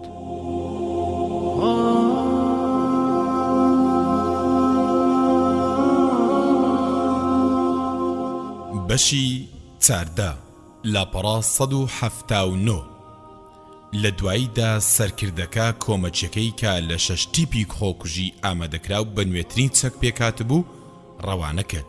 کاتێک ئەم 6 تیپە ویستیان لە سنوورەکانی تورکستان بپەرنەوە هێزەکانی سنوور ڕوبەڕیان بوونەوە. هێزە چینیەکان ویستیان فێڵیان لێ بکەن. فەرماندەی تیپە چینیەکان لە فەرماندە تورکستانیەکە هاتە پێشەوە و گوتی ئێمە تەنها بۆ ئەوە هاتوین فەرمان ڕەواکە تەمێ بکەین، ئەو لایەنگری هاوپەیمانەکانی دەکات، هیچ شتێکیشمان ناوێت تەنها پاکردنەوەی وڵاتەکەتان نەبێت لێیان. فەرماندە تورکستانیەکەش بەلا قرتەیەکەوە گوتی یەکەم جار وڵاتەکەی خۆتان پاک بکەنەوە، هەردووک یەک شتن، ئێمە دۆستی یەکین. دڵنیا بە گەورم ئێمە دەتوانین خاکەکەمان لەوان و لە فەرمان ڕەوا ناپاکەکەی ئێوەش پاک بکەینەوە. ئێمە باش دەیان ناسین، ئێمە هانامان بۆ ئیسلام بردووە و ئیسلام دژ بە هەموو پەلاماردانێک باشترین قەڵغانە. فەرماندە چینیەکە گوتی وەستانەوەتان بەڕووی هێزەکانماندا هەلێکی زیاتر دەدات بە دوژمنان، ئێوەش هەر دوژمنن، فەرمان ڕەواکە بە ڕۆژی ڕووناک دەتان کوژێت. ئەو لە ئۆرمچی گەمارۆ دراوە ناتوانێت هەڵبێت. باشە دەگەڕێینەوە ئەو جێگەی لێوە هاتوین، ئەم مەترسیەش ڕوبەڕووتان بووەتەوە، لێی دەگەڕێین خۆتان چارەسەری بکەن. چەند ڕۆژێکی کەم تێپەڕین و فێڵەکەیان ئاشکرا بوو. تیپە خۆکوژیە چینیەکان لە ناکاودا پێشڕەویان کرد و پەلاماری پاسەوانەکانی سنووریاندا کە ژماریان بەراورد بە ژمارەی ئەو هێزە چینیە هێرشی هێنابوو زۆر کەم بوون. ئەوە شەڕێکی نابەرامبەرە و بووەتە هۆکاری ئەوەی چینیەکان بتوانن سنوورەکان ببەزێنن. ئەوان تووشی بەرنگاریەکی توندی خەڵک بوونەوە، کوژراوێکی زۆری شیاندا. دوای تێکۆشانێکی سەخت توانیان لە ئۆرمچی کە فەرمان ڕەوا چینیەکە وەکو بەندکراوێک لێی نیشتە جێبوو نزیک ببنەوە. لەو دەمانەدا هێزە یاساییەکانی عوسمان باتۆر ئەوەیان گەمارۆدا بوو. ئەو کات فەرماندە چینیەکە بە تەواوی دەستبەرداری هاوپەیمانەکانی بوو. دواتر بۆ ئەوەی ڕوبەڕووی عوسمان باتۆر و هێزەکانی ببنەوە کۆمەڵێکی دیکەی چینی وەکو مێرولا هێرشی هێنا. عوسمان باتۆر گوتی پیاوینە من هێشتا ناومێد نیم، ژەنەڕاڵ ئێمە توانای ڕوبەڕووبوونەوەی ئەم کۆمەڵە چینیەمان نییە کە نە سەرەتایی هەیە و نەکۆتایی. عوسمان باتۆر بزەی هاتێ و گوتی بەرەو دڵە پڕسۆزەکە بەرەو چیاکە چۆن؟ مستەفا حەزرەت سەر لە نوێ لەوێوە دەست پێ دەکەینەوە. گەورم دەزانم چی دەڵێ، دەتەوێت شەڕەکە لە چواردەوری ئۆرمچی بەردەوام بێت، دەتوانین تاک و مردن خۆڕاگر بین، ئەوەش کارێکی مەزنە، لەوەش مەزنتر ئەوەیە بە زیندوی بمێنینەوە و خاچی ئیسلامیان لێ پاک بکەینەوە، بە تێکۆشەرەکان ڕابگێنە بگەڕێنەوە چیاکان بە بریندار و شەهید و خەمەکانمانەوە بەبێ ئەوەی بێهیوایی زاڵ بێت بەسەرماندا. بۆ چیاکان گەڕاینەوە، ئێمە دڵخۆش بووین چونکە دوژمنمان دووچاری کوشت و بڕ کردەوە، کوژرا و بریندارێکی زۆریاندا، زۆر بەگرانی لەسەریان کەوت. ئێمەش نەسامان شکا و نەورەمان ڕووخا، چیاکان سەر لە نوێ بەڕوخساری پیاوە ئارامگر و خۆڕاگرەکان دەدرەوشانەوە. ڕیزەکانی نوێژ و دەنجی ئەڵڵاه ئەکبەر بەسەر ئاسۆکانی جیهاندا بەرز بوونەوە. مانۆڕە سەربازیەکانیش سەر لە نوێ دەستی پێکردەوە. ئەوەی مای پێکەنین بوو سەرکردەی چین بە فەرمانێک فەرمانڕەوا دۆستەکەی کە هانای بۆ هێنابوو لە فەرمانڕەوایەتی تورکستان لابرد و چینیەکەی دیکەی بە فەرمانڕەوای گشتی تورکستانی ڕۆژهەڵات لە جێگەی دانا. عوسمان باتۆر بزەی هاتێ و گوتی ئەوی ماڵی خۆی نەبێت دەستکراوانە دەیبەخشێتەوە. ئەو کەسانەی شایانی نەبن وەک بڵێ وڵاتەکەمان کێڵگەیەکی تایبەتی ئەوان بێت. فەرمانڕەوا نوێیەکە تووڕە و دڕ بوو، دەویست بیسەلمێنێ کە شایستەی پلە نوێیەکەیەتی. هەنگاوێکی سەرکوتکەری توندی نەگریسانەی گرتەبەر. خراپترین شتی پلانەکانی دەرکردنی فەرمانێک بوو بۆ دەستگیرکردنی توێژی ڕۆشنبیران لە تورکستاندا، بە تایبەتی نووسەران و شاعیران و شەراناسان. تەنانەت ئەوانەی پێشتریش چەچیان هەڵنەگرت بوو بەر پلانەکەی کەوتن. قەسابخانەیەکی ترسناکی ئەنجامدا کە هەواڵە جەرگ بڕەکەی بە هەموو وڵاتدا بڵاو بیەوە. لەو ڕۆژانەدا بێدەنجەکی خەماوی باڵی بەسەر چیاکاندا ڕاکێشا. منسوور دەرغا گوتی ئەم تاوانبارە دەیەوێت ڕۆحی ئەم میلەتە بکوژێت. بە پەژارەیەکەوە گوتم زروانەکان وەکو مەڕ سەردەبڕێت. بەڵێ ئاین و هزری ڕەسەن ویژدانی ئومەتن. ملهوڕە خراپەکە گورزی خۆی لە ناغدا وەشاند. منسوور بە گریانەوە گوتی شاعیرێکیم دەناسی شعری بەسەر سەرکەوتن و هیواکانی دوا ڕۆژدا هەڵدەگوتەوە. زانایەکیشم دەناسی لە کاتی ژاوەژاوەکەدا توێژینەوە و شیکاری ئیسلامی سەر سوڕهێنەری بۆ گەنجان دەکرد. تەنانەت ئەو قوتابیە بچووکانەش کە لە خۆپیشاندانەکاندا سرودیان دەگوتەوە بەرەو گۆڕەپانەکانی مەرگ ڕاپێچکران. نەجمەتوللەیل هاتوو منداڵێکی بچووکی بەسەر شانەوە بوو. منداڵەکە دابووە پەڵپەی گریان و ژیر نەدەبوویەوە. نەجمەتوللەیلیش بە نەرمیەکەوە دەیلاواند. نەجمەتوللەیل گوتی بۆچی ئەم ڕۆشنبیرانە لەوێ ماونەتەوە؟ ئەو ڕۆشنبیرەی چەک هەڵنەگرێت و نەداتە شاخدا بۆ دەستپێکردنەوەی شەڕەکە ڕۆشنبیرێکی تەواو نییە. بەناسۆریەکەوە گوتم ئەم ڕۆشنبیرانە بەهانەی خۆیان هەیە. میلەتی ئێمەش لە هەموو لایەک پێویستیان بە خۆیان و وشەکانیان هەیە. ئەوان هەمان ڕۆڵی و چەکدارانەی سەرچیاکان دەبینن، بەڵکو ڕۆڵێکی گرنگتریش دەبینن. ئازیزەکەم بۆیە دەبینی چینیەکان پێش کەسانی تر ئەوانیان بەرەو مەرگ دابەر، چونکە دەزانن مەترسیەکانی ئەوانە چین. شەڕی پارتیزانی سەر لە نوێ دەستی پێکردەوە. چینیەکان بۆیان دەرکەوت شەڕەکە کۆتایی نەهاتووە. هەموو ساتێکیش پیاوەکان بۆ ئەنجامدانی کردەی خۆکوژی و ڕفاندنی داگیرکەران لە چیاکان دەهات نەخوارەوە. دامەزراوەکانیان دەڕووخاند و ئەو سەقامگیریان نەهێشت کە پێیان وابوو بەرقەرارە. سەرکەوتنی چینیەکان بوو بە ئازار و قوربانی و سزای بەردەوام بۆیان. لە هەمان کاتدا شۆڕشێکی دیکەی میلی لە ناوچەی ئیلی بە سەرکردایەتی نیشتیمان پەروەرێکی دڵسۆز کە زانایەکی ئیسلامی گەورەیە بە ناوی شێخ عەلی خان هەڵگیرسا. ئەم زانایە توانی دوای شەڕێکی سەختی دژ بە چینیەکان دەست بگرێت بەسەر ناوچەکەدا و ئازادی بکات. شێخ عەلی خان بوو بە سەرۆشی تورکستانی ڕۆژهەڵاتی ئیسلامی. ژەنەڕاڵ عوسمان باتۆر بە خۆی و پیاوانیەوە چوونە پاڵی. بەهۆی شارەزایی ئەم کەڵە پیاوەوە عوسمان باتۆر توانرا دەست بگیرێت بەسەر هەردوو ناوچەی ئاڵتای و چوچک و چینیەکانیش تووشی زیانێکی گەورەی ماڵی و گیانی بکرێنەوە. سەرۆک کۆمار فەرمانێکی دەرکرد بە دانانی عوسمان باتۆر وەک والی بەسەر ناوچەی ئاڵتاییدا ئەگەر ئەو چەک و تەقەمەنیانەی کە وەکو یارمەتی بێمەرج گەیشتنە دەستی شێخ عەلی و ئەم سەرکەوتنەی پێتۆمارکرد نەبایە، جگە لە پاکردنەوەی تورکستانی ڕۆژهەڵات لە داگیرکاری چینیەکان هیچ سەرکەوتنێکی دیکەی بەدەست نەدەهێنا. چینیەکانیش بەم ئاسانیە لە شەو ڕۆژێکدا خۆیان ڕادەست نەدەکرد، بەڵکو تا مردن بەرگریان دەکرد. ژمارەی سەربازانی سوپای ئیسلامی تورکستان زیادی کرد. هیواکانی میلەتیش دوای خەبات و ماندووبوونێکی زۆر بوژانەوە. بەڵام منسوور گوتی وا سەرکەوتن بەدەست دەهێنین، بەڵام من دەترسێم بە متمانەیەکەوە گوتم ترس هیچ مانایەکی نییە، بە تاقیکردنەوەش بۆمان دەرکەوتووە کە سەرکەوتن بە بازووی خۆمان دروست دەبێت. منسوور دەرغا بە گاڵتە جاریەکەوە گوتی جا بازوومان بەبێت چەک چ سوودێکی هەیە؟ زانیم مەبەستی ئەو چەکانەیە کە نێردرا بوون بۆ شێخ عەلی خان. منسوور گومانی هەیە و لەوە دەترسێت وڵاتە بچووکەکەمان بگەڕێتەوە ناو یاریە خەماویەکە، یاری تۆپ کە قاچی جلهێزەکان یاری پێدەکەن. منسوور جیهان گۆڕانکاری بەسەردادێت، شانەکانی هەڵتەکان و گوتی سەرکەوتوەکان زیاتر ملهوڕ و لە خۆبایی بوونەتەوە، داگیرکردنی وڵات دەگۆڕێت بۆ شتێکی تر دەگۆڕێت. مەبەستی چییە مستەفا؟ مەبەستم دۆستایەتی جێگەی داگیرکاری دەگرێتەوە، هیچ ڕێگریەکیش نییە لەوەی ببینە دۆستی ئەوانەی دەستی یارمەتیان بۆ درێژکردین.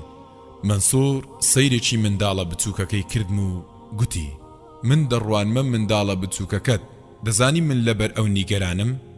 بۆچی؟ تۆ گومانت وایە تەنها ئێمە ژیانی پڕمەترسیمان بەسەر بردووە؟ بەڵام من دڵنیام لەوەی ئەو هاوتەمەنەکانی ئەو ژیانیان لە ژیانی ئێمە کە ساستر دەبێت. نەجمەتوللەیل بە سۆزەوە منداڵەکەی پێچایەوە و لە ترسدا لکانی بە سنجەوە و گوتی شتی وا بە کوڕەکەم مەڵێ. من و منسوور پێکەنین و بەڵام منسوور دەستی بە قسان کردەوە و گوتی چینیە دۆڕاوەکان داوای ئاشتەواییمان لێ دەکەن، ڕەتمان کردەوە. ئاورێکی لێدامەوە و گوتی دەزانی ئەو وڵاتەی چەچی بۆ دەناردین فشاری خستوەتە سەر سەرۆک کۆمار بۆ ئەوەی بە ئاشتەوایی و گوتوێژ ڕازی بێت؟ بە توندیەکەوە گوتم لەسەر چ بنەمایەک؟ منسوور هەردووشانی هەڵتەکاند و دیسان گوتی لەسەر بنەمای خۆبەڕێوبەری و پاشەکشەی چینیەکان. دەبێت ئێمەش لە فەرمانگەکاندا جێگەکانیان پڕ بکەینەوە. لەوە زیاتر چیترت دەوێت؟ سربەخۆیی تەواوم دەبێت. دەمەوێت ئەوەش بڵێم کە ویستی ئەو دەوڵەتە لە ویستی جەماوەر بەهێزتر بوو. ویستمان چینیەکان بەبێ مەرج بکشێنەوە و بە تەواوەتی تێک بشکێن. ئەوانی شتێکی دیکەیان دەویست، مەبەستەکەشم ڕوونە. نەجمەتوللەیل کۆرپەکەی دەلاواندەوە و گوتی ئەو چەکانەی خەونمان پێوە دەبینین هاتنەوە دەستمان، ئێمەش دەگەڕێینەوە بۆ شار و ماڵەکانمان و وچانێک دەدەین. من گەشبینم بەداهاتوو. منسوور دەرغا ئاماژەیەکی بەدەستی کرد و گوتی ئافرەتان هەردەم خەڵک بەنیاز پاک دەبین. پاشان لار بیەوە و بەلای گوێمدا چپانی. عوسمان باتوور پێشنیازەکانی ڕەت کردوێتەوە. سربەخۆیەکەمان سربەخۆیەکی خۆبەڕێوبەریە. بە ناڕەحەتیەکەوە گوتم گرنگ ئەوەیە چینیەکان ئێرە بەجێ دێڵن. هەردوو شانی هەڵتەکاندەوە و گوتی چێ دەڵێت وایە؟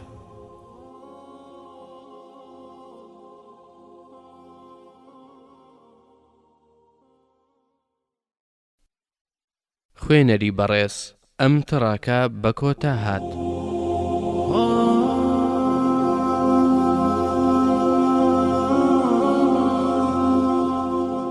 بەشی 15 لاپەڕا 189 لە کاتی خۆ ئامادەکردن بۆ گشتپرسیە گەورەکە و دیاریکردنی چارەی خۆنووسیندا ژاوەژاوێکی گەورە سەرتاپای وڵاتی گرتەوە. دووبەرەچێکی ڕیشەیم لە نێوان سیاسەتمەدار و زروانەکاندا بینی، بەڵام قورسایی هاوپەیمانەکان ئاراستەیەکی تایبەت و باسوخواسێکی دیاریکراویدا گۆڕانکاریە ناوخۆییەکان. ئەوانەی بە شانوباڵی هەڵوێست و کۆمەچێ سەربازیەکانی هاوپەیمانەکان بۆ تورکستانی ڕۆژهەڵاتدا هەڵدەگوتەوە چوونە سەرەوە. هاوخەباتی دڵی هەموانی لەسەر یەک ئامانج کۆ کردبووە، ئەویش ڕزگارکردن و گەڕانەوەی وڵات بۆ باوەشی ئیسلام و ئازادی بوو. لە ئەنجامی گوتوێژەکاندا بڕیاردرا جانجی فەرماندەی گشتی باکووری ڕۆژئاوای چین بکرێتە فەرمانڕەوای گشتی تورکستانی ڕۆژهەڵات.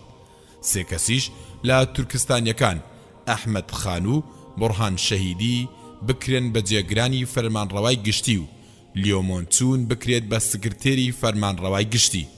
ئەرچی ئەم چوار کەسە ئیشکردن بوو بۆ ئەنجامدانی هەڵبژاردنەکان کە لە بەڵێن نامەکەدا هاتبوو. خەڵک دەستی بە چپەچپ کرد. ئەم سێ پیاوەی لایەنگری هاوپەیمانەکانن و خۆیان فرۆشتووەتە شەیطان، بەڵام بانگەشەکان هەوڵی ڕەواندنەوەی ئەم گومانانەی لەسەردەدان و وەکو پاڵەوانێکی نەتەوەیی وێنای دەکردن کە لە کاتی بەڵاو تەنگانەیەکەی وڵاتدا ڕۆڵێکی گرنگیان بینیوە لە ئازادکردنیدا و یارمەتیدەری ناردنی چەک بوونە بۆ شۆڕشجێڕەکان کە بووەتە هۆی ئەوەی شۆڕشە جەماوەریەکە بە شێوەیەکی دروست بگاتە ئامانجەکانی خۆی. سەرەڕای ئەوەش وڵاتەکە خۆی بۆ هەڵبژاردنەکان ئامادە دەکرد. ئێستا ڕای خەڵکی ڕایەکی یەکلاکەرەوەیە.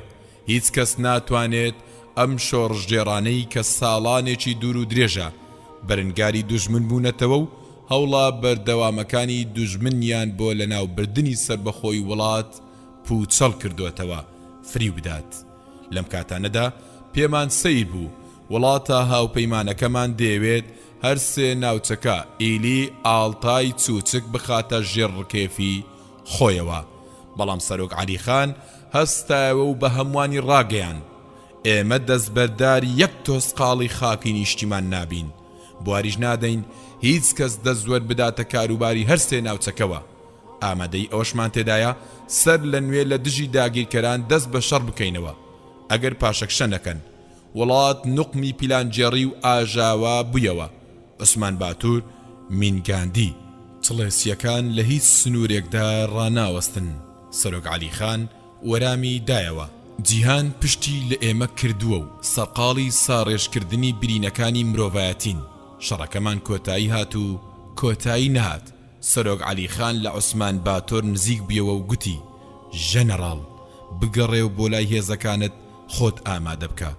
دەمزانی لە ئاسۆی سیاسەتدا چ جم و جۆڵێکی گوماناوی ڕوودەدات. بە هاوژینەکەم گوت: نەجمەت اللەیل، کاتی ڕۆیشتنمان هاتووە بەرەو ئۆرمچی. بە ترسێکەوە قیژاندی: نامەوێت بۆ ئەوێ بچم، یادەوەریەکانی ئازارم دەدەن. کەواتە بەرەو قۆمۆڵ دەچین. قۆمۆڵیش دیسانەوە پڕ لە قسە و قسەڵۆکی کۆن کە بۆی هەیە منیش و تۆش تووشی سەرێشە بکات. ڕازیت بچین بۆ کاشگەر؟ کێشەم نییە، لەوێ لەگەڵ کۆرپەکەتدا دەژیت، بەڵام من دەچمەوە چیاکان. ڕۆژە تاڵەکان دەگەڕێنەوە، دۆستەکەش نرخی پیاوەتیەکەی دەوێتەوە. لە شەوێکی کشوماتدا سەرۆک عەلیخان لەگەڵ هاوژین و کەسوکارەکەیدا لە کۆشکی سەرۆکاتی دانیشت بوو. خەڵکی لە ماڵەکانی خۆیان شەونیشیان دەکرد. سەبارەت بە سەردەمی نوێ و هەڵبژاردنەکانی داهاتووەوە گفتوگۆیان دەکرد. لەم کاتانەدا کۆمەڵە گەنجێکی چەکدار کە غەدر و ناپاچی بە چاو سەر و سیفاڵیاندا دیار بوو پەلاماری کۆشکیاندا: چیتان دەوێت؟ لەگەڵمان وەرە، لەبیرتان چۆتەوە کە من سەرۆکم؟ ئێمە دەزانین تۆ سەرۆکیت. ئەگەر لەگەڵمان نێیت جگەل لە دەستدرێژی گولە هیچ چارەیەکی دیکەمان پێنابێت. شێخ عەلیخان لەبەر چاوان ون بوو، چپەچپ لە ناو خەڵکیدا دەستی پێکرد. بۆچی شێخ عەلی وەکو جاران لە نوێژەکانی هەینیدا دەرناکەوێت؟ بۆچی وەک جاران لەگەڵ هاوڕێت چەکدارەکانیدا کە تاوەکو دوێنێ سەرکردایەتی دەکردن و پێکەوە دژ بە چینیەکان سەرکەوتنیان بەدەستدێنا دەرناکەوێت؟ سەبارەت بە چارەنووسی شێخ عەلی مقۆ دەستی پێکرد، بەڵام ڕوونکردنەوەیەکی فەرمی لەلایەن حکومەتەوە دەرچوو کە سەرۆک عەلیخان بە مەبەستی چارەسەر گەشتی کردووە. خەڵکی سەر لە نوێ چاویان بە چاوی پیاوانی هەواڵگری کەوتەوە. ئەوان خزانە ناو شەقام و کێڵگە و کارخانەکانەوە. لەو سێ ناوچەی کە دۆستەکانمان چاویان تێبڕی بوو دەستیاندا ڕەشبژیری نارەکانیان. فەرمانێکیش دەرکرا کە بە دیارکردنی ئەحمەدجان کە تورکستانێکی ناسراوە بە سەرۆکی هەر سێ ناوچەکە ئیلی، ئاڵتای، چوچک هەڵبژێدرایە. کاتێک هێزەکانی دوژمن هێرشیان هێنا بۆ داگیرکردنی ئاڵتای، ژەنەڕاڵ عوسمان باتۆر دەرکەوتەوە بە خۆی و پیاوەکانیەوە ڕووبەڕووی دوژمن بوونەوە و شەڕدەستی پێکرد. دوژمن ژمارە و کەرەسەی زۆرتر بوو، بۆیە ژەنەڕاڵ عوسمان باتۆر چوە ناوچەی گوجن و پەنای بۆ چیا سەختەکانی ئەوێ برد. دوای شەڕەکە مەنسوور دەرغا بە شەلەشەل هات و منیش تەماشام کرد و دامە پڵمەی گریان. ئەوە چی ڕووی داوە؟ بە گاڵتە جاریەکەوە گوتی: هەر جارە و شتێکی ئازیزم لە دەست دەدەم، جارێک باڵم لە دەستدا، جارێک ژنە خۆشەویستەکەم لە سەردەمی ئاشتەواییەکەم ماوەکەدا لە ئاڵتای بێوەژنیەکم خواست دەبێت ئێستا چارە نووسیە و چی بێت؟ قاچی ڕاستم بە گولەیەک بریندار کرا هەرچەندە تا ئێستا ئەو چەکەم پێیە کە ئەوان وەکو کۆمەچی پێیان بەخشیم. ئەم شتە سەیرانە چین لەم دنیای نامۆیاندا دەیان بینم بە هەناسە بڕچەیەکەوە خۆی لە نزیکمەوە فرێدا سەر زەویەکە و وەکو ئەوەی هەفتەیە کە ئاوی نەخوارد بێتەوە ئاوەکەی نابەسەرەوە پاشان بۆ ئەو پڕۆی قاچی خۆی پێبەستە بوو چەمایەوە دووبارە توندی کردەوە لەو تۆز و قوڕەی پێوەی لکابوون خاوێنی کردەوە دەمە و خۆر ئاوا سەری بۆ ئاسۆ خوێناویەکە هەڵبڕی و گوتی هەچ کاتێک دەمە و خۆر ئاوا بڕوانمە ئاسمان قیامەتم بی دەکەوێتەوە خۆر ئاوا بوون کۆتایی ژیانم پێڕادەگەێنێت. منسوور ئەم هەموو خەمە چییە؟ لەمە و دوا دەتوانی پێم بڵێ دۆڕاو. دواتر دەستی بە چڕینی گۆرانیەکی میلی تورکستانی کۆن کرد. خۆشەویستەکەم شەوگار بە ئەستێرە چنراوە دەناڵێنێ وەکو دیلێ لە تاریکایی پرتس و غەم وەک ڕووساری کەنیزەچێ ڕەش پێستێکی ڕەشتەواوە هاتبێت لە وڵاتی بەنەنداوە خشلەکانی هەرزان باون بەڵام هەردەم درەوشاون چاوانم هێشتا بە سرودی خۆش دەچرپێنن بەسەر ڕوخساری ڕووناکت خۆشەویستەکەم ئەستەمە ویساڵی من و تۆ شادی من لەسەر بەرزایی بینراوە هەرگیز بەیداخی خۆی هەڵ نەداوە بە دوای ئازادی خۆم داوێڵم ئەوداڵی شکۆمەندی و پاکیم بەگاڵتەیەکەوە گوتم خۆشەویستەکەت بێوەژنێکە 40 ساڵی تێپەڕاندووە بێگومەن ئێستا ئەو لە خەوێکی قوڵدا دەپڕخێنێ. منسوور بە خەمباریەکەوە ئاوڕێکی لێدامە و گوتی پێم نەگوتی ئیشی خۆیانیان کرد و هەستێ ناوچەکەیان لێک جوداکردنەوە ئەوان ئێستا لە ناوچەکانی دیکەدا خەریکی خراپەکارین لە کاشگەر و ئۆرمچی برەو بەدەسەڵاتەکانیان دەدەن. ئایا دەزانی قۆنسڵگەریەکانیان پیاوان دەکڕن پیاوان دەڕفێنن و دەیان کوژن تەنانەت زێر و زیویش دەکڕن هەر بۆیە نرخەکان بەرز بوونەتەوە. ئایا دەزانی ئەوان ئابووری و ڕامیاری و ئاینیان شێواندووە و ویژدانی هاوڵاتیانیشیان کڕیوە؟ بەڕاستیەوە ناوچەی ئێمە پەنامان بۆ بردبوو قایم بوو هیچ کەسێ نەیدەتوانی پەلامارمان بدات چونکە ڕێگەکانی سەخت بوون. هەرچ دەستە و تاقمێک دوژمن بینارد بایەتە سەرمان بە تەواوەتی لە ناومان دەبردن. دەستێکی باڵامان لە ڕێخستنی گردە سەربازیەکان و ڕێخستنی شەڕی پارتیزانیدا هەبوو. دەسەڵاتداریەتی دوژمنیش هەوڵێکی زۆری بۆ لە کەدارکردنی ئێمە دەدا. هەواڵی چەواشەکارانیان لەبارەی ئێمە و بڵاو دەکردەوە وای پیشان دەدا کە هیچ بایەخێک بە بەرگریەکانی ئێمە نادەن. بەڵام عوسمان باتۆر سەرکردایەتی کردەیەکی لێهاتوانەی کرد بە کۆمەڵێکی زۆرەوە هێرشمان بەرەو ئاڵتای برد توانیمان داگیری بکەین و دژمنی لێوە دەربنین. ناپاکان و کلکەکانیشان هەڵاتن.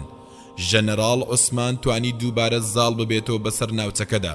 لەو ڕۆژەدا منسوور بزەکەوتەوە سەر لێوەکانی و گوتی بەختی بێوەژنەکەمم باش بوو وەخت بوو دووبارە بێوەژن بکەوێتەوە. چوینە ناو شارەکەوە ژنە باڵا پۆشەکان بە گۆرانی چڕینەوە پیاوانیش بەدەم دروشم گوتنەوە منداڵان بە سرودی ورە بەرزیەوە پێشوازیان لە ژەنەڕاڵ کرد. هەرچ کاتێک سەرکەوتنێکمان بەدەستێنابا ڕووی ڕاستی وڵاتەکەمان دەردەکەوت و دەگەشایەوە منارەکان شەوقیان دەدایەوە دەنجی ئەڵڵاه و ئەکبەر و سوبحان اللهیان لێبەرز دەبیەوە. و هەز دەکەم باپیرانمان فارابی و بەیرونی و بوخاری و ئیبن سینا مێزەرەکانیان پێچاوەتەوە و لەسەر لێواری ڕێگاکان وەستاون ڕێز لە تێکۆشانمان دەگرن و بەخێر هاتنەوەمان دەکەن. هەز دەکەم سەر لە نوێش کۆمەندی جارانمان دەبوژێتەوە دڵم پڕ لە متمانە و ڕۆحیشم هیوا دەبەخشێتەوە.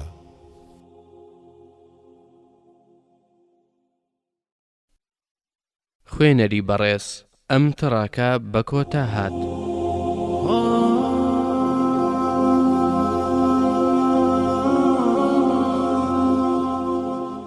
بەشی 16 لاپەڕا 197 منسوور دەرغا مینگە مینگێکی لێوە هات. ئێمە وەکو خنکاو واین کە بە هەردوو باڵەکانی بربەرەکانی مەرگ دەکات ڕای دەوەشێنێ و بەهێز دەبێت و بەلاوازی و پاڵ بە شەپۆڵەکانەوە دەنێت پاشان دەچێتە قوڵاییەوە لەوێیش لە تاریکاییە نادیارەکانی بن دەریاوە بە بێدەنجی و خەمەوە ماڵ ئاوایی لە ژیان دەکات. ئای مستەفا حەزرەت، ئەوە ژیانی ئێمەیە، پێت وایە کەسێک لە دوای مردنمان یادمان بکاتەوە؟ مەنسوور دەرغا قسەی دەکرد، دەویست ڕۆڵی خنکاو ببینێ لە کاتێکدا ئەو لە تەنیشتمدا دانیشت بوو، بە خەیاڵی خۆی بەو پەڕی ورە بەرزیەوە مەلەوانی دەکات، پاشان وەکو ئەوەی بەڕاستی ڕوبەڕووی شەپۆڵەکان بوو بێتەوە بە هەناسە برچەیەکەوە کۆتا پرسیاری کرد. منیش وەرامم دایەوە یادکردنەوەی ئێمە چ نرخێکی هەیە؟ لە کاتێکدا ڕاستی بە ڕوخساریدا دیار بوو گوتی نرخێکی زۆر گەورەی هەیە. نرخی چی هەیە؟ ئەگەر خەڵکی ئێمەیان لەبیر کرد مانای وایە ئەو بابەتە لە پێناویدا تێدەکۆشین مردووە. شانم هەڵتەکاند و گوتم بابەتەکان بە مردنی پیاوان نامرن. مەنسوور بەگاڵتە جاریەکەوە پێکەنی و گوتی هیچ بابەتەک بەبێ بوونی پیاوان دروست نابێت. خۆجە نیاز، ژەنەڕاڵ شەریف، میری قۆمۆڵ هەمووان مردن، ئێمە نە میرین و نە ژەنەڕاڵ، بەڵام بابەتەکە زیندووە. چاوەڕوان بە قسەم پێ مەبڕە، ژنی یەکەمم مرد و بێوەژنێکم خواست، بابەتەکەش هێشتا زیندووە، بەڵام جێداخە تا ئێستا بربەرەکانی شەپۆڵەکان دەکەین. پێدوایە بگەینە کەناری ئارامی یان کەشتی ئازادی دەمانکاتێ، یان لە قوڵایی تاریکاییە بێدەنگەکاندا تووشی مەرگ دەبینەوە. ئاڵتای لەژێ دەستماندا بوو لە کاتێکدا عوسمان باتۆر سەرقاڵی خۆ ئامادەکردن و چەکدارکردنی پیاوەکان بوو. شۆڕژێرەکان لە هەموو ناوچەیەکی ژێر دەسەڵاتی دوژمنەوە یان لەو شوێنانەی لەژێر ڕکێفی ناپاکەکاندا بوو بە خێرایی دەهاتنەوە لامان. بازرگانە پوچەکان کە بەبێ پارە بەکاردەهێنران بۆ دروستکردنی ڕێگەوبان و لێدانی سکەی شەمەندەفەر تەنها ژەمە خواردنێکیان دەدرایە. ئەو زانانەی تووشی چەندان ئەشکەندە و سوکاتی کرابوونەوە پەیوەندیان پێوە کردین ڕۆژێکیان بە سەربازەکانیانەوە هاتن. عوسمان باتۆر پێشبینی ئەمەی کردبوو، ئەم جارەیان بە ژمارەیەکی زۆرەوە هاتن، وەکو لافاوێکی بەخڕ دایان بەسەر ئاڵتایدا بە چەک و کەرەسەیەکی زۆرەوە هاتبوون. شەڕێکی قورسی خوێناوی ڕوویدا، هەردوو لامان تووشی زیانێکی گەورە بووینەوە، بەڵام دەستیان بەسەر ئاڵتاییدا گرتەوە. ئێمەش دووبارە بۆ چیاکان گەڕاینەوە، بۆ باریکۆڵ کشاینەوە و کردمانە ناوەندی هێزەکانمان. عوسمان باتۆر دەیگوت تاکو مردن خەبات دەکەین. مەنسوور بزەی هاتێ خوێن لەسرم فیچقەی دەکرد، ئەویش دەستی بە تیمارکردنی کرد و گوتی وا هەز دەکەم بە هێواشی دەمرین. لە کاتێکدا فرمێستک لە چاومدا قەتیزما بوو. گوتم باوەڕت بە زیندوو بوونەوە هەیە؟ مەنسوور چاوە پڕ لە خەمەکانی بە ئاسۆ دوورەکاندا کە سارد و سڕی پێوە دیار بوو جێڕا، پاشان وتی من باوەڕم بە زیندوو بوونەوە هەیە، بەڵام ئێمە لە قیامەتدا وەکو کانیاوێکی زوڵاڵ بە دڵێکی سافەوە زیندوو دەکرێنەوە. ڕقوکی نەمان لەگەڵدا زیندوو ناکرێتەوە. من زۆر ڕقم لە دژمنانە، کاتێک ئەم ڕقە لە ژێر خاک بندرێ من لەذەتێکی گەورە لە دەست دەدەم، لە پەروەردگار دەپاڕێمەوە بە ڕقوقینەوە زیندوم بکاتەوە. ئەم شەیتانانە گوناهی وا گەوریان ئەنجام داوە کە بە خەیاڵدا نایەت. ئای مستەفا، لەبیرتە لە یەکێک لە شەڕەکاندا هەندێک کەسمان بەدیل گیراین، لەبیرتە بەستیانین بە زرێ پۆشەکانەوە، لەبیرتە چیە بڕچەی نیشان شکاندنیان بە گوێ و چاوەکانیانەوە دەکردن، سوکایەتیان دەکرد و دەیان گوت دوا شۆڕژجێر بەڕی خۆڵەی دوا سەرباز هەڵبواسن. هەر بەڕاستیش هەندێک زانەی شۆڕژجێریان بەڕی خۆڵەی یەکێک لە ژەنەڕاڵەکانمان هەڵواسی. دەبێت بەمانە بگوترێت مرۆڤ. تێکشکانەکەمان کاریگەریەکی زۆر سەختی کردە سەر دەروونمان. دۆستەکانیش لەگەڵ فەرمان ڕەوانوێ چینیەکە لەسەر ڕیشە کێشکردنمان هاوپەیمانیان بەست. ئەم لاو ئەولامان کرد، هیچ دۆست و هاوپەیمانێکمان بەدی نەکرد. عوسمان باتۆر سەری بەرەو ئاسمان هەڵبڕی و پەنجەی شایەتمانی ئاماژەی کرد و گوتی ئەومان لەگەڵە. تێکۆشەرە ماندووەکانیش کە خوێنیان لێدەچۆڕا و بە ئازارەوە دەیان ناڵاند، بە یەک دەنگ هاواریان کرد ئەڵڵاهو ئەکبەر. دەمە و ئێوارەیەک مەنسوور دەرغا گوتی بەرەو قوڵایی چیاکان هەنگاو هەڵدەگرین، گەڕانەوە و نەگەڕانەوەمان بۆ شار نادیارە، ڕاتچیە پیاسەیەکی بچوو بکەین. دەمەوێت سەرێک لە خێزانەکەم بدەم، تۆش ناتەوێت ژن و کوڕەکەت ببینیت؟ ڕاستیەکەی من زۆر خولیای بینی نەجمەت اللەیل و کوڕەکەم بووم کە ئێستا هەراش بووە، بەڵام ئێمە دەربەدەر کراوین، شۆڕش جێڕین، ئەگەر بکەوینە دەستی دوژمن بێگومان چارە نووسمان مردنە. بە دڵە ڕاوکەیەکەوە هاوڕام کرد. شارەکە وەکو کێڵگەیەکی مرگ دەهاتە پێش چاومان. مستەفا تۆ لە مردن دەترسی؟ با بڕۆین بە دزیەوە دەچین، ئەو دنیا نوێ دەبینین کە دوژمنان دروستیان کردووە لە شاردا. ئاڵاو دروشمەکان دەبینین، شار بەدەم ژینگێڕان و ناڵەی ماڵ ئاواییەوە دەبینین. مستەفا شارەکانیش وەکو مرۆڤ خەمبار دەبن و ئازار دەچێژن، شعر دەڵێنەوە و لە ڕوومەتی خۆیان دەدەن. شار گیاندارێکی زیندووە، وەکو مرۆڤ وایە بڕوان پێ بکە. ڕێگە دوورەکەمان بەبێ پێناز بڕی، جارێک جلی شوانمان لەبەر دەکرد، جارێکیش وەکو سوالکەرێک کە بە دوای پاروە نانێکدا بگەڕێ خۆمان پیشان دەدا. جاری واش بووە لەگەڵ کۆڵبەر و کرێکاری بیناسازیدا کارمان دەکرد، یان بەشداری خۆ پیشاندانێکی پڕهات و هاوارمان دەکرد، یان لە بەردبارانکردنی شۆڕژجێرێکی ناپاکدا بە ئابڕوو ڕۆڵمان دەبینی. بەڵام نەمان دەهێشت ئەو بەردەی دەیهاوێن بەریان بکەوێت. لە شوێنە قەرەباڵغەکانیشدا بەردمان دەگرتە سەر و جێلاکی سەربازەکان، جا سەربازی دوژمن بایە یان تورکستانیەکی ناپاک. دنیا تەواو شێوا بوو، بە شێوەیەکی سەی چوو بووە بەیەکدا. قورئان و تەفسیری قورئان، کتێبەکانی فەرموودا، بە تایبەت کتێبەکەی بوخاری باوە گەورەمان، جگەل لەوانش کتێبە فقهی و عەقیدەیەکان زۆربەیان دڕێنرابوون و فرێدرابوونە سەر شەقامەکان. سەربازەکانیش ئاگریان تێبەردەدا و خۆیانیان لە سەرما و کڕێوەدا پێگەرم دەکردەوە. لە دواییدا و دوای چەند شەوێکی پڕووکێن گەیشتینە ئەو ماڵەی ژنەکەی مەنسوور دەرغای تێدا نیشتەجێ بوو. کەمێک پێش خۆر ئاوا بوون گەیشتینێ. یەکەم جار مەنسوور چوە ژوورەوە، بە دەنگێکی بەرزدا قاقای پێکەنین و وەخت بوو بەسەر پشتدا بکەوێ. وەرە مستەفا سەیرکە، ژنەکەم جلی ئابڕووی فرێداوە. گوێم لە ژنەکەی بوو، بە دەنگێکی تێکەڵ بە گریانەوە گوتی مەنسوور گەڕایتەوە؟ پێم وابوو مردوویت، ئەوە چیت لەبەر کردووە؟ ئەویش لە کاتێکدا لێی نزیک بیەوە و گوتی نەفرەتی پەروەردگار لە شەیتانەکان. ئەوان لەسەر شەقامەکەدا لەچکەکەیان دەڕاندم، هەمان شتیان لەگەڵ هەر ئافرەتێکی باڵاپۆشدا دەکرد کە بە باڵاپۆشیەوە لە ماڵ هات بێتە دەرەوە. عەبایەکمیان برد، ئاگریان تێبەردا، نەک هەر ئەوە، بەڵکو مەقەسیان لە جلەکانمدا و کورتیان کردەوە، قۆڵەکانیشیان کورت کردەوە. ئەوان پێشکەوتن و شارستانیان بۆ ئێمە دەوێت. دیمەنی بێوەژنەکە بەجلە ڕەشە کورتکراوەکەیدا بە قۆڵە کورتکراوەکانیەوە کە تا بن هەنگڵی کورتکرابیەوە بە قژە شۆڕەکەیدا بە شێوەیەک لە دڵمدا چەسپا کە هەرگیز لە بیرم ناچێتەوە. دیمەنێک کە لە یەک کاتدا مایی پێکەنین و نیگەرانیش بوو. مەنسوور ژنەکەی گرت و گوتی ئەمێ تورکستانی نوێ. ژنەکەی هەستی بە شەرمەزاری دەکرد، بە کوڵ دەگریا. بەڵام مەنسوور بە سۆزەوە باوەشی پیا کرد و گوتی خەممەخۆ ئازیزەکەم، زۆرمان نەماوە ئێرە بەجێ بهێڵین و دەڕۆین بۆ ئەو جێگەی ئافرەتان ئازادن لەوەی چ دەپۆشن.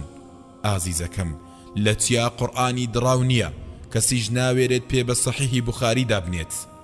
مەنسوور دەرغام بەجێهێشت بەو هیوایی سبەی بیبینمەوە. هەستم دەکرد زۆر تامەزرۆی بینینی نەجمەت اللەیل و کوڕە خۆشەویستەکەمم. ئێستا ئەو کەوتووەتە سەر پێ و دەتوانێت بە ناوی خۆمەوە بانگم بکات. ئای کە ئەم کوڕە جوانم خۆش دەوێت. شەوی شار ترس و لەرزی پێوە دیار بوو. هاتوچۆ تاکو بەرەبەیان قەدەغە کرابوو. شارەکەت زممەی دەهات لەسەر و فیساڵی نامۆ کە پێشتر لێرە بوونیان نەبوو، لە ئافرەت و پیا و منداڵ. ئەوەی بیستمان ڕاز دەرچوو. دوژمنان دەستیان دا بووە کۆچکردنێکی بەرفراوان بۆ تورکستان. لە هەمان کاتدا سەدان هەزار کەسیان لە ڕۆڵە ڕەسەنەکانی تورکستان دوور دەخستەوە و دەستیان بەسەر دامەزراوە شوێنە بازرگانی و کێڵگەکاندا دەگرت. خانوو دامەزراوەی نوێ و جێگەی لەشفرۆشیان بۆ هاوردە نوێەکانی خۆیان ڕۆدەنا. لە ژێر ناوی ئازادیدا کاروانی سۆزانیە چینیەکان سەرتاپای وڵاتی گرتبووە. بە چەندان زمان قوتابخانە و یانە و شەقامەکان پڕ لە نامیلکە کرابوون کە بە تایبەتی بۆ وڵاتی ئێمە نووسرابوونەوە و باسییان لە مافی چارەی خۆنووسینی گەلان دەکرد. باسی تێکۆشەرانێکیان دەکرد کە هەرگیز گوێمان لە ناویان نەبوو. عوسمان باتۆر و خۆجەنیاز و سەرۆک عەلی خان بە جەردە و ڕێگر لە قەڵەم دەدا. فەرمانڕەوان وێکەش کە تەتەریەکی هاوردە بوو بە شان و باڵی ئەواندا هەڵدەگوت و جێی عەلی خانی گرتبووە.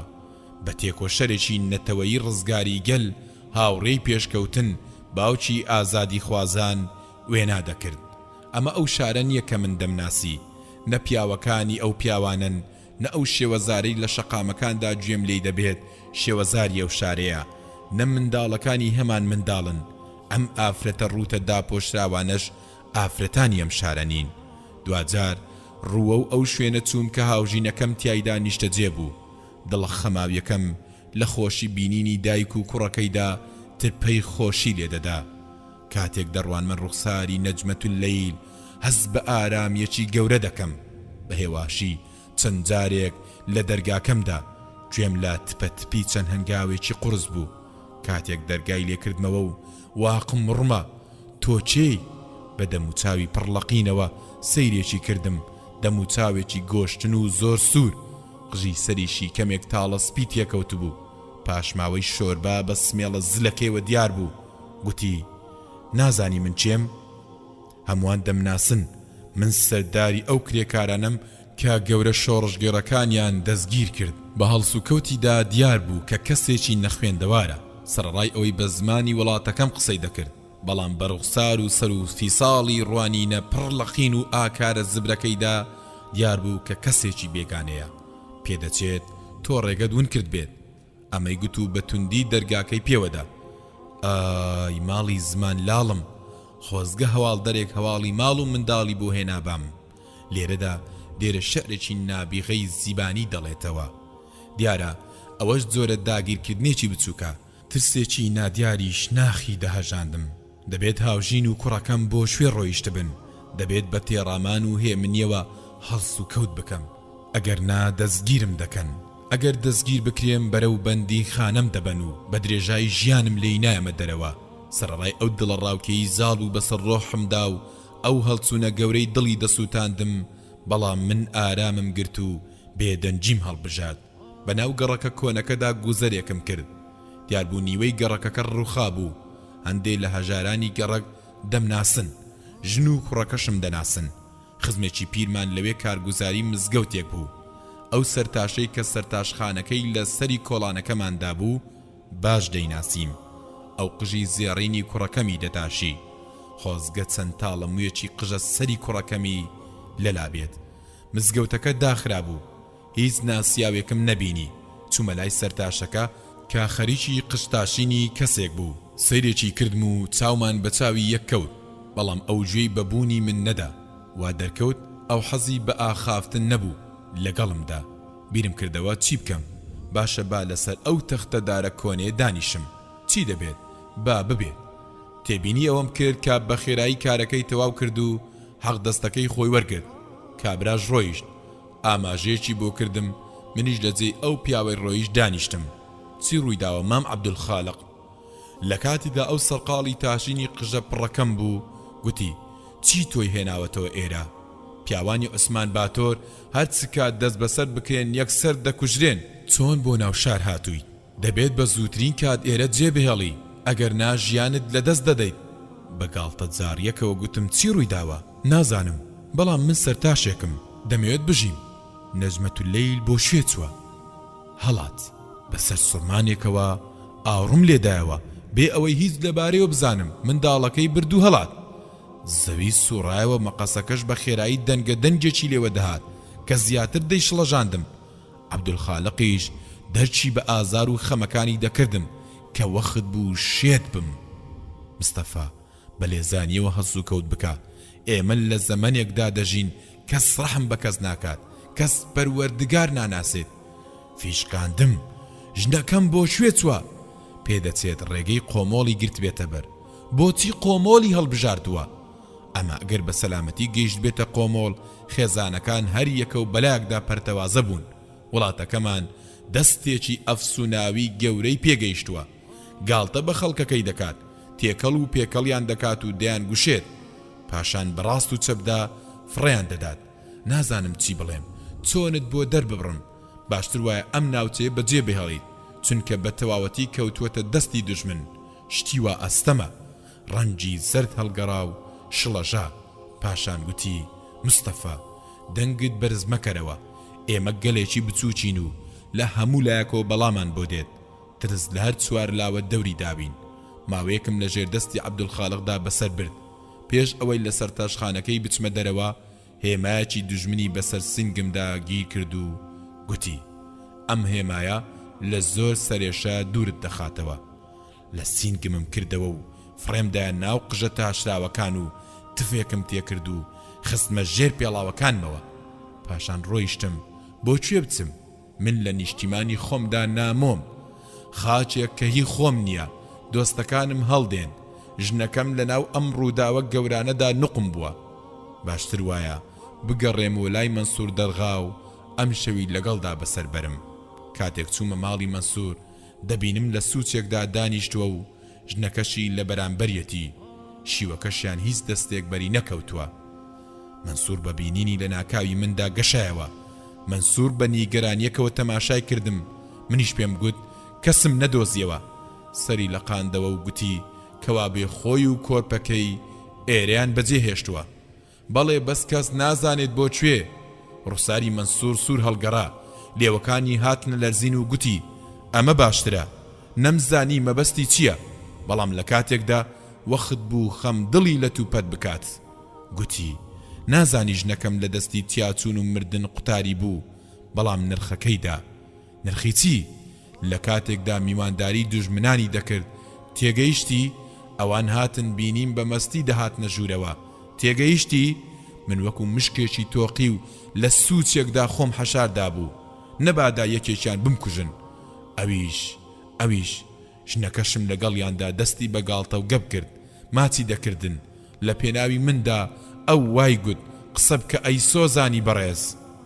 بە دەنگێکی بەرزدا پڕمەی گریان و گوتی: ویستم بمرم، بەڵام غیرەتم نەبوو. بە زۆر دەست درێژیان کردە سرم. هیچ شوێنێکم شک نەبرد پەنای بۆ بەرم.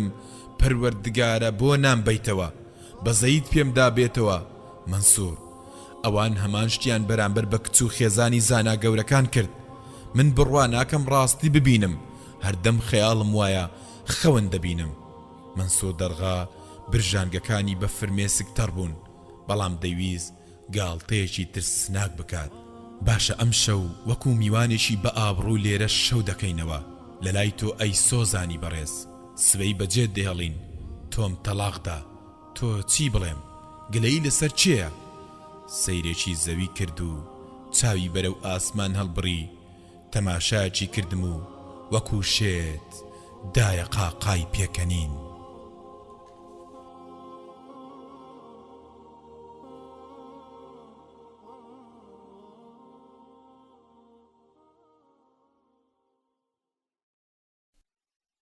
خوێنەری بەڕێز ئەم تڕاکە بە کۆتا هات.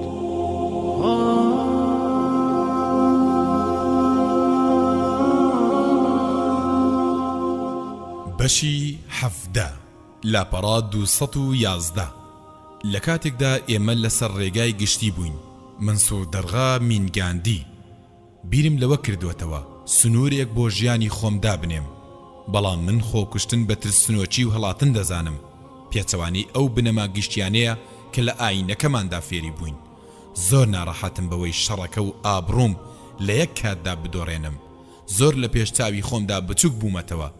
وام خەیاڵ دەکرد کە من بەرپرسیاری ڕاستە و خۆم لەو شتانی ڕوویاندا. تەنها خۆم بە بەرپرسیار دەزانم. من وای دەبینم. مەنسوور لە حاڵەتێکی کەساسی وادا بوو کە جێی بەزەیی پێهاتنەوە بێت.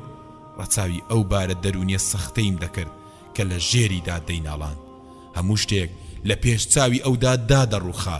شۆڕەش، پیاوە بە شەڕەفەکان، منارە و گومەتەکان، ئەو ڕەوشتە ئیسلامیانەی کە لە ساییدا ژیا، ژنەکەی کە بە ناچاری دەبێتە سۆزانی، هەرچەندە ئازار و خەمەکانم لە خراپیدا لە ئازارەکانی ئەو کەمتر نەبوون، بەڵام پێم گوت تۆ خۆت دەخەیتە ژێربارێکەوە کە هەڵگرتنی لە توانەی تۆدا نییە. تۆ چێی تا بەرپرسیار بیت لەو هەموو ڕووداوانەی لەم وەختە ناڕەحەتەدا ڕوویاندا؟ تۆ چێی تا بەرەنگاری دوژمنان ببیتەوە؟ منسوور، تۆ کەسێکی لاوازیت و بە ئەرچی خۆیشت هەستاویت.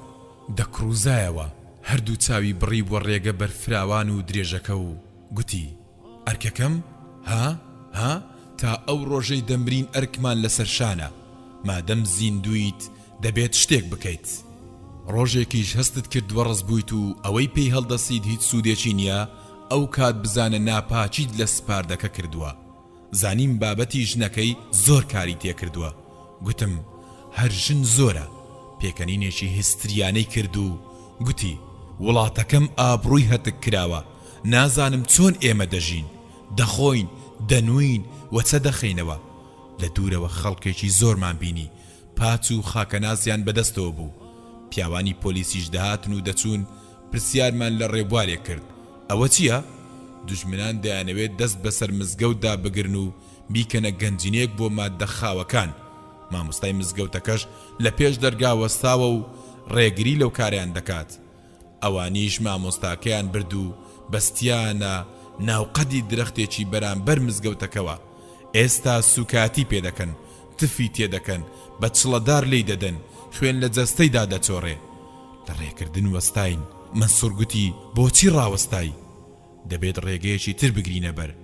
منسوور پێکەنینێکی تر سناچی کرد و گوتی چەک و کەرەسەم پێیە، هیچ هێزێکیش ناتوانێت لەوەی بەرەو پێش بچم ڕێگریم لێ بکات. ویزە و بڕێک گولەی لەژێر پاڵتۆ شڕەکەی شارد بووە. پێش ئەوەی ئاگادار ببمەوە چی دەکات، بینیم لە پشتەوە بەرەو مزگەوتەکە چوو خۆی حەشاردا.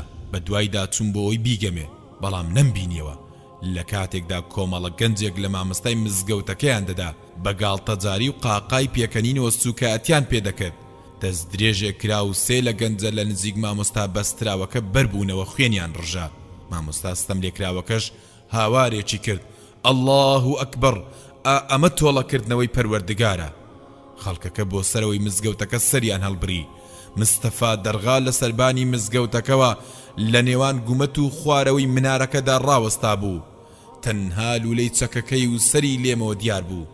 گوێم لێبوو پڕ بە گەروی هاواری دەکرد ئەی سەجینە، ئەمە ماڵی پەروەردگارە، نابێت پێی گڵاوتانی تێبخەن. دڵم کەوت، ترسێکی زۆر دایگرتمەوە. منسوور ئێستا کەوتووەتە بەردەستی مەرگ، خۆی خستووەتە کارەساتێکی ڕاستیەوە. نەمدەزانی چ بکەم. دەست درێژی کرد و گەنجێکی زۆری لێ بریندارکردن. پیاوانی پۆلیس و هەندێک کەسی حیزبی ئاگادار بوونەوە. هاواریان کرد ناپاکە، ناپاکە، دواکەوتووە، دواکەوتوو. منارە و گومەتی مزگەوتەکە درایە بەر دەست درێژی گولە. بێدەنجێک زاڵ بوو. خەڵکێکی زۆر لەوانەی تەماشایان دەکرد بڵاویان لێ کرد. دوای چەند خوڵەکێک دووبارە سەری منسوور دەرغا دەرکەوتەوە و قیڕاندی مەگەر بەسەر جەستەمدا بێنە ناو مزگەوتەکەوە، ئەمە ماڵی پەروەردگارە ئەی بەدخوانە. سەر لە نوێ شەڕە تەقە دەستی پێکردەوە. ژمارەیەکی تر لە هێرشبەران بەربوونەوە. هەندێکیان دەستیان کرد بە وەشاندنی قومبەلەی دەستی. دووکەڵ لە سەربانی مزگەوتەکەەوە بەرز بوویەوە. بێگومان ئێستا منسوور مردووە. دوای کەمێکی تر ئەوان کۆمەچیان پێدەگات. بەڕاستی منسوور شەڕێکی بێ ئاکام دەکات. دەبێت بۆچی ئەم شەڕی کرد بێت؟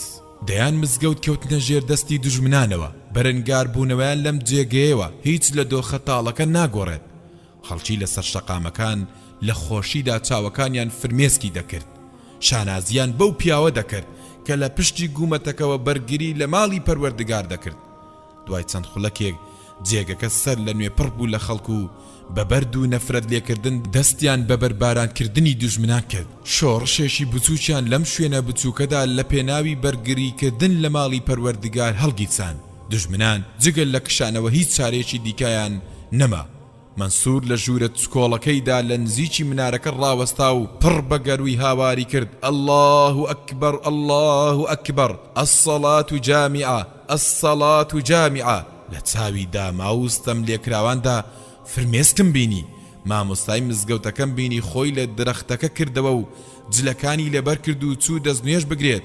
منسوور دابەزیە نزیک مینبەرەکەوە و گوتی خەڵچینە، پێدەچێت ئەمە نوێژی ماڵ ئاواییم بێت، سەرباری ئەوەش دەست لە هیچ ماڵێک لە ماڵەکانی پەروەردگار هەڵمەگرن، بەرگری لە هەموو بستێکی بکەن، لە هەموو بەردێکی مزگەوت مانای گەورە دەگەێنێت، ئەو مانا پەروەردگاریەی کە سەدان ساڵە لە ساییدا دەژین، دەی با دوور کات نوێژ بۆ پەروەردگار بکەین. هەندێک لە مسلمانەکان دەستیان گرتو بوو بەسەر ئەو پارچە چەکانەی بەدەستی کوژرا و بریندار و هەڵاتوەکانیانەوە بوو. منیش ڕەشاشێک و بڕێکەرەسەم برد لە دوورەوە بە ئۆتۆمبیلی سەربازیەوە کە هێمایەکی دیاریکراویان هەیە هاتن. مزگەوتەکە و ئەوی تێیدا بوو ئاگرباران کران. شەڕێکی نابەرامبەر لە نێوان ئەوان و شۆڕژگەڕەکان ڕوویدا. لە خۆمم پرسی عوسمان باتۆر لەوێ لە باری کۆڵ چاوەڕێ دەکات، بە باشم زانی بکشێمەوە. بە دوای منسوور دەرغایە گەڕام، بەڵام لە پێش دەرگای مزگەوتەکەدا بە فرێدراوی بینیمەوە. چەکەکەی بەلای ڕاستیەوە بوو، دەستەکانی شۆڕ ببوونەوە، ناو گۆماوێکی خوێن. لێ نزیک بوومەوە و بینیم مردووە. کەسانێکی زۆریش لە نزیکەوە کەوتبوون، لەوانەی گول لە کوشندەکانی دوژمن پێکابوونی. مامۆستای مزگەوتەکەش ژیانی خۆی بەخت کرد بوو، ڕدێنە سپیەکەی بە خوێن ڕەن کرابوو. منیش خێرا بۆی دەرچووم. ڕەحمەتی پەروەردگار لە منسوور باوەڕی وابوو تاکو مردن ئەرگ لە ئەستۆیەتی لە لێواری مزگەوتدا شەهید بوو، لە ڕۆژێکی ڕووناک و لە ناو جەرگەی دوژمندا لە ناپاکانیدا خەڵک بە چوار دەوریدا دەسوڕانەوە. بێگومان ئەو بە ئاسوودەی شەهید بوو. ڕێگای بەرەو قۆمۆڵ پڕ لە مەترسی بوو.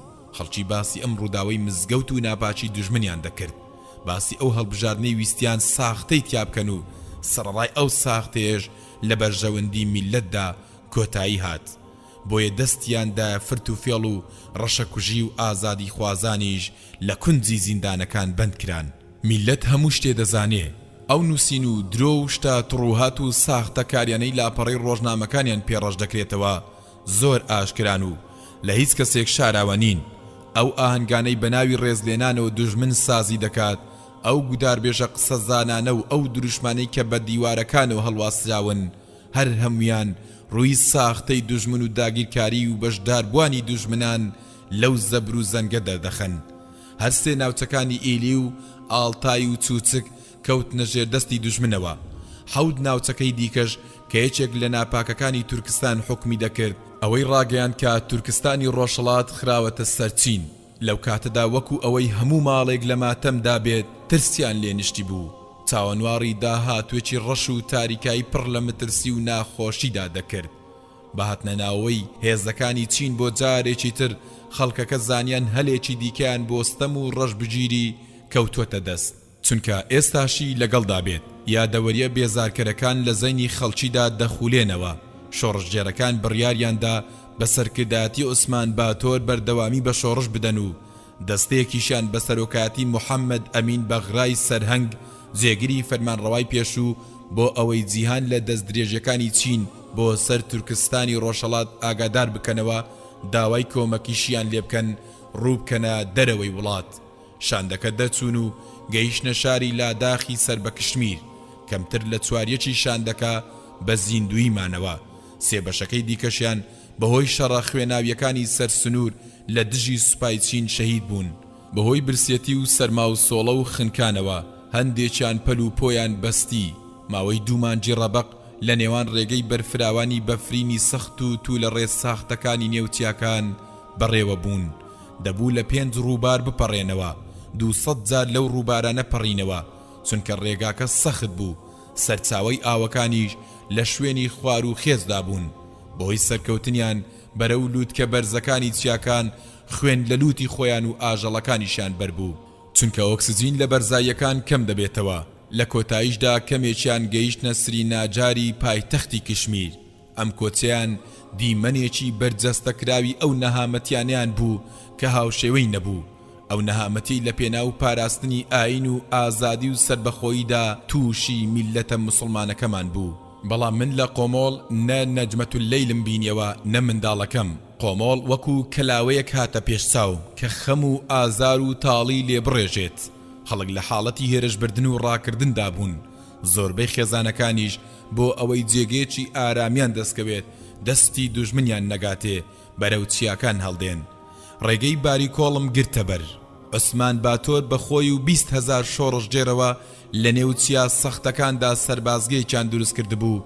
دوای ئەوەی مەنسوور دەرغام بە خەوتویی بۆ هەتایی لە بەردەم دەرگای مزگەوتەکەدا بەجێهێشت بە تەنها گەڕامەوە.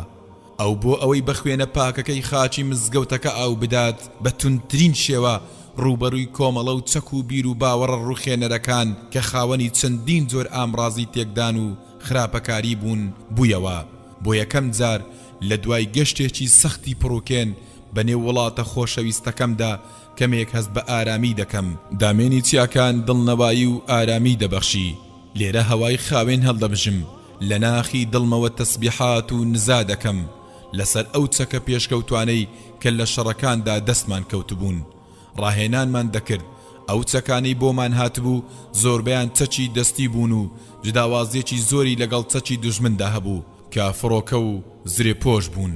زۆرم پێخۆش بوو نەجمەت اللەیل و کوڕەکەم ببینم کە ئێستا گەورە بووە، بیدوێنم و گاڵتەی لەگەڵدا بکەم، فێری تیرهاوێژی بکەم. ئای دڵ وامزانی تا شەبەردێکی ڕەقی و بەیادی خۆشەویستان هەڵنالەزی. سۆزت بۆ ڕۆژانی ئەوین و دانیشتنی خێزانانەی پڕ لە بۆن و بەرامە خۆش بە هەموو مانایەکی جوان و شیرین نییە. بەڵام ئەی دڵ تۆ گۆشت و خوێنیت، تاوانی من و تۆ چییە؟ داڵغێکی قوڵم بۆ ئاسۆ دوورەکان لێدا. ملیۆنان مرۆڤ لە کێڵگە و دارستان و لە وەرگە و کارخانە و سوپاکان دێنمە پێش چاوم. لە خەیاڵدا دیقەت لە ڕوخساریان دەدەم، بە دوای کوڕە تاقانەکەمدا دەگەڕێم. ڕۆڵەکەم تۆ ئێستا لەکوێی؟ فرمێسکەکانم بە خوڕدا دەبارین. دڵم لە سایی ئەو ساڵە دوور و درێژانەی جەستە پڕووکاوەکەم لە ژێریاندا دەیناڵاند بە کوڕوزان و تامەزرۆیەوە لێی دەدا. هەرچ کاتێک منداڵێکم ببینایە بە تێڕوانینی پڕخەمەکانم ماچم دەکرد، سەرنجم دەدایە تا لە پێش چاوانم من دەبوو. زۆر جاریش بە دوای دەچووم و هەندێ میوەم دەدایە و پرسیاری منداڵێکم لێ دەکرد بە ناوی نیاز مستەفا حەزرەت. پرسیاری دایکی منداڵەکەشم لێ دەکرد کە ناوی نەجمەت اللەیلە. ئای دڵ بە خەون و خەیاڵ و خۆڵیا گڕگرتوەکانت کە سەرمای چیاکانیش نایکوژێنێتەوە زۆر ئارام دەدەیت. ڕووداوەکانی ڕۆژگار و شەڕە خوێناویەکانیش نەیانتوانی ئێوەم لەبیر ببەنەوە. عوسمان باتۆر پیاوێکی ساویلکە و بێ ئاگا نەبوو لە ڕوودا و پێشاتەکان. ئەو پیاوێکی قارەمان و دنیادی دەبوو. دەیزانی خۆی و ئەو 20,000 چەکدارەی پەنایان بۆ چیاکان بردووە ناتوانن بەرامبەر بە ملیۆنان کەسی دوژمن بوەستنەوە. بەڵام ئەو متمانەی خۆی لە چەند مانایەکی پیرۆزدا چڕ کردبووە. گرنگترینیان ئەوە بوو ئەم شۆڕشە بە زیندوی بمێنێتەوە و بەردەوام بێت لە تێکۆشاندا. ئەو گەلەی لەو دیوی شوورەی ستەم و دامرکاندنەوە بژیت و بە دوای هەواڵی شۆڕشە بەرداوامەکەیدا بگەڕێت، دوجار ئەویش شۆڕش هەڵدەگیرسێنێ.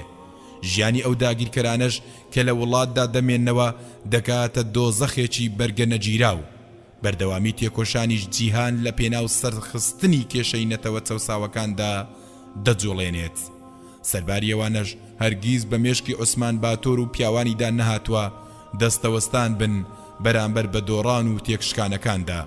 لە هەموو بۆنێکدا دەیگوت ئەمە قەدەری ئێمەیە، لەسەرمان نووسراوە تاکو مردن چەک دانەنین.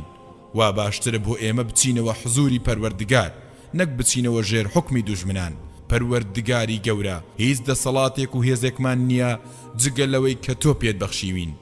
داگیرکەران پێشبینی خراپیان لە شۆڕژێرەکان دەکرد، بۆیە شاندێکیان لە بەکرێ گیراوانی خۆیانیان ناردە باری کۆڵ و داوای ئەویان لە نیشتیمان پەروەران کرد دەست هەڵگرن لە پەلاماردانی حکومەتی میلی. داوای ئەوەشیان لێکردن لە ئۆرمچی پایتەخت بە مەبەستی خستنە ڕووی داواکاریەکانیان لە لای بەرپرسان ئامادە بن. عوسمان باتۆر گوتی چوونی سەرکردەکان بۆ ئۆرمچی مەترسێکی گەورە لە خۆ دەگرێت. باشە ئێمە دڵنیا نین لە فرتوفێڵی دوژمنان، بچن بۆ ئۆرمچی و داواکاریەکانی ئێمەیان پێڕاگەێنن کە بریتین لە زامنکردنی ئازادیەکان، ئازادی بیرروڕا، ئازادی پەرستش، دەست هەڵگرتن لە ڕەشبگیری، وازهێنان لە دەست بەسەرداگرتنی سامانی تاکە کەسی. چارەنووسی میلەت ئەوەیە کە خۆی بەبێ دەستێوەردانی هیچ کەسێک دیاری دەکات. عوسمان باتۆر بێ ئاگا نەبوو لە پلان و فرتوفێڵی دوژمنان، هەر بۆیە شەو و ڕۆژ ئامادەی شەڕی یەکلاکەرەوە بووین. ئەو شاندەستوە ئۆرمچی بێ ئاکام گەڕایەوە لە بەسەرکردنەوەیەکی ماوە کووردا بۆ سەنگەرەکانی چیا کە لەگەڵ ژەنەراڵدا بووم. گوێم لێبوو لە بەرخۆیەوە دەیگوت سڵاو لە ئەندەلوس، ئەمە ویستی پەروەردگارە. زۆر تێدەفکرم بۆچی بنیادەمەکان بە ئاشتی ناژین.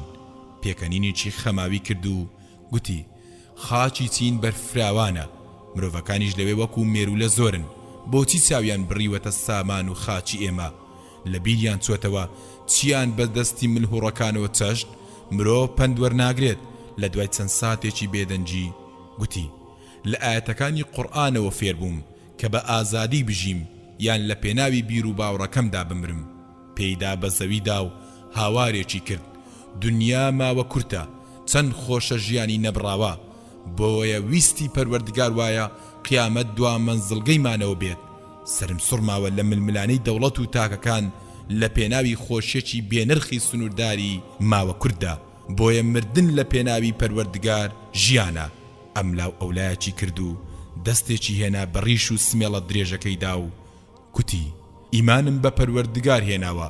ئەمڕۆ خەڵکی خوا ناپەرستن، خەڵکی کڕنوش بۆ هێز و ترس دەبن. ئەمە جیهانی کۆیلەکانە. جا چ ئەوانەی لە بەرلین تێکشکان یان ئەوانەی لە لەندەن و پاریس و ئەمریکا سەرکەوتن.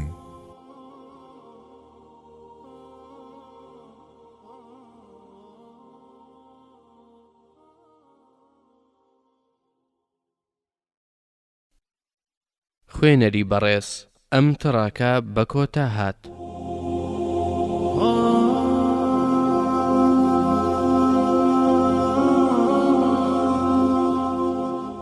بەشی هەژدە لاپەڕا 225 شتەکانی چواردەورمان بە خێرایی گۆڕانکاریان بەسەردا دێت.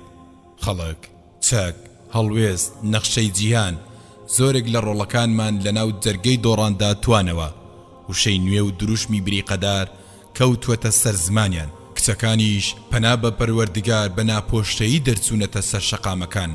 تەوشمێکی ڕاماڵەری بە هەڵەدا بردن و ئابڕوبەر و لادەر هەموو شتێکی پێشخۆی بە ناوی پێشکەوتنەوە ڕادەماڵێت.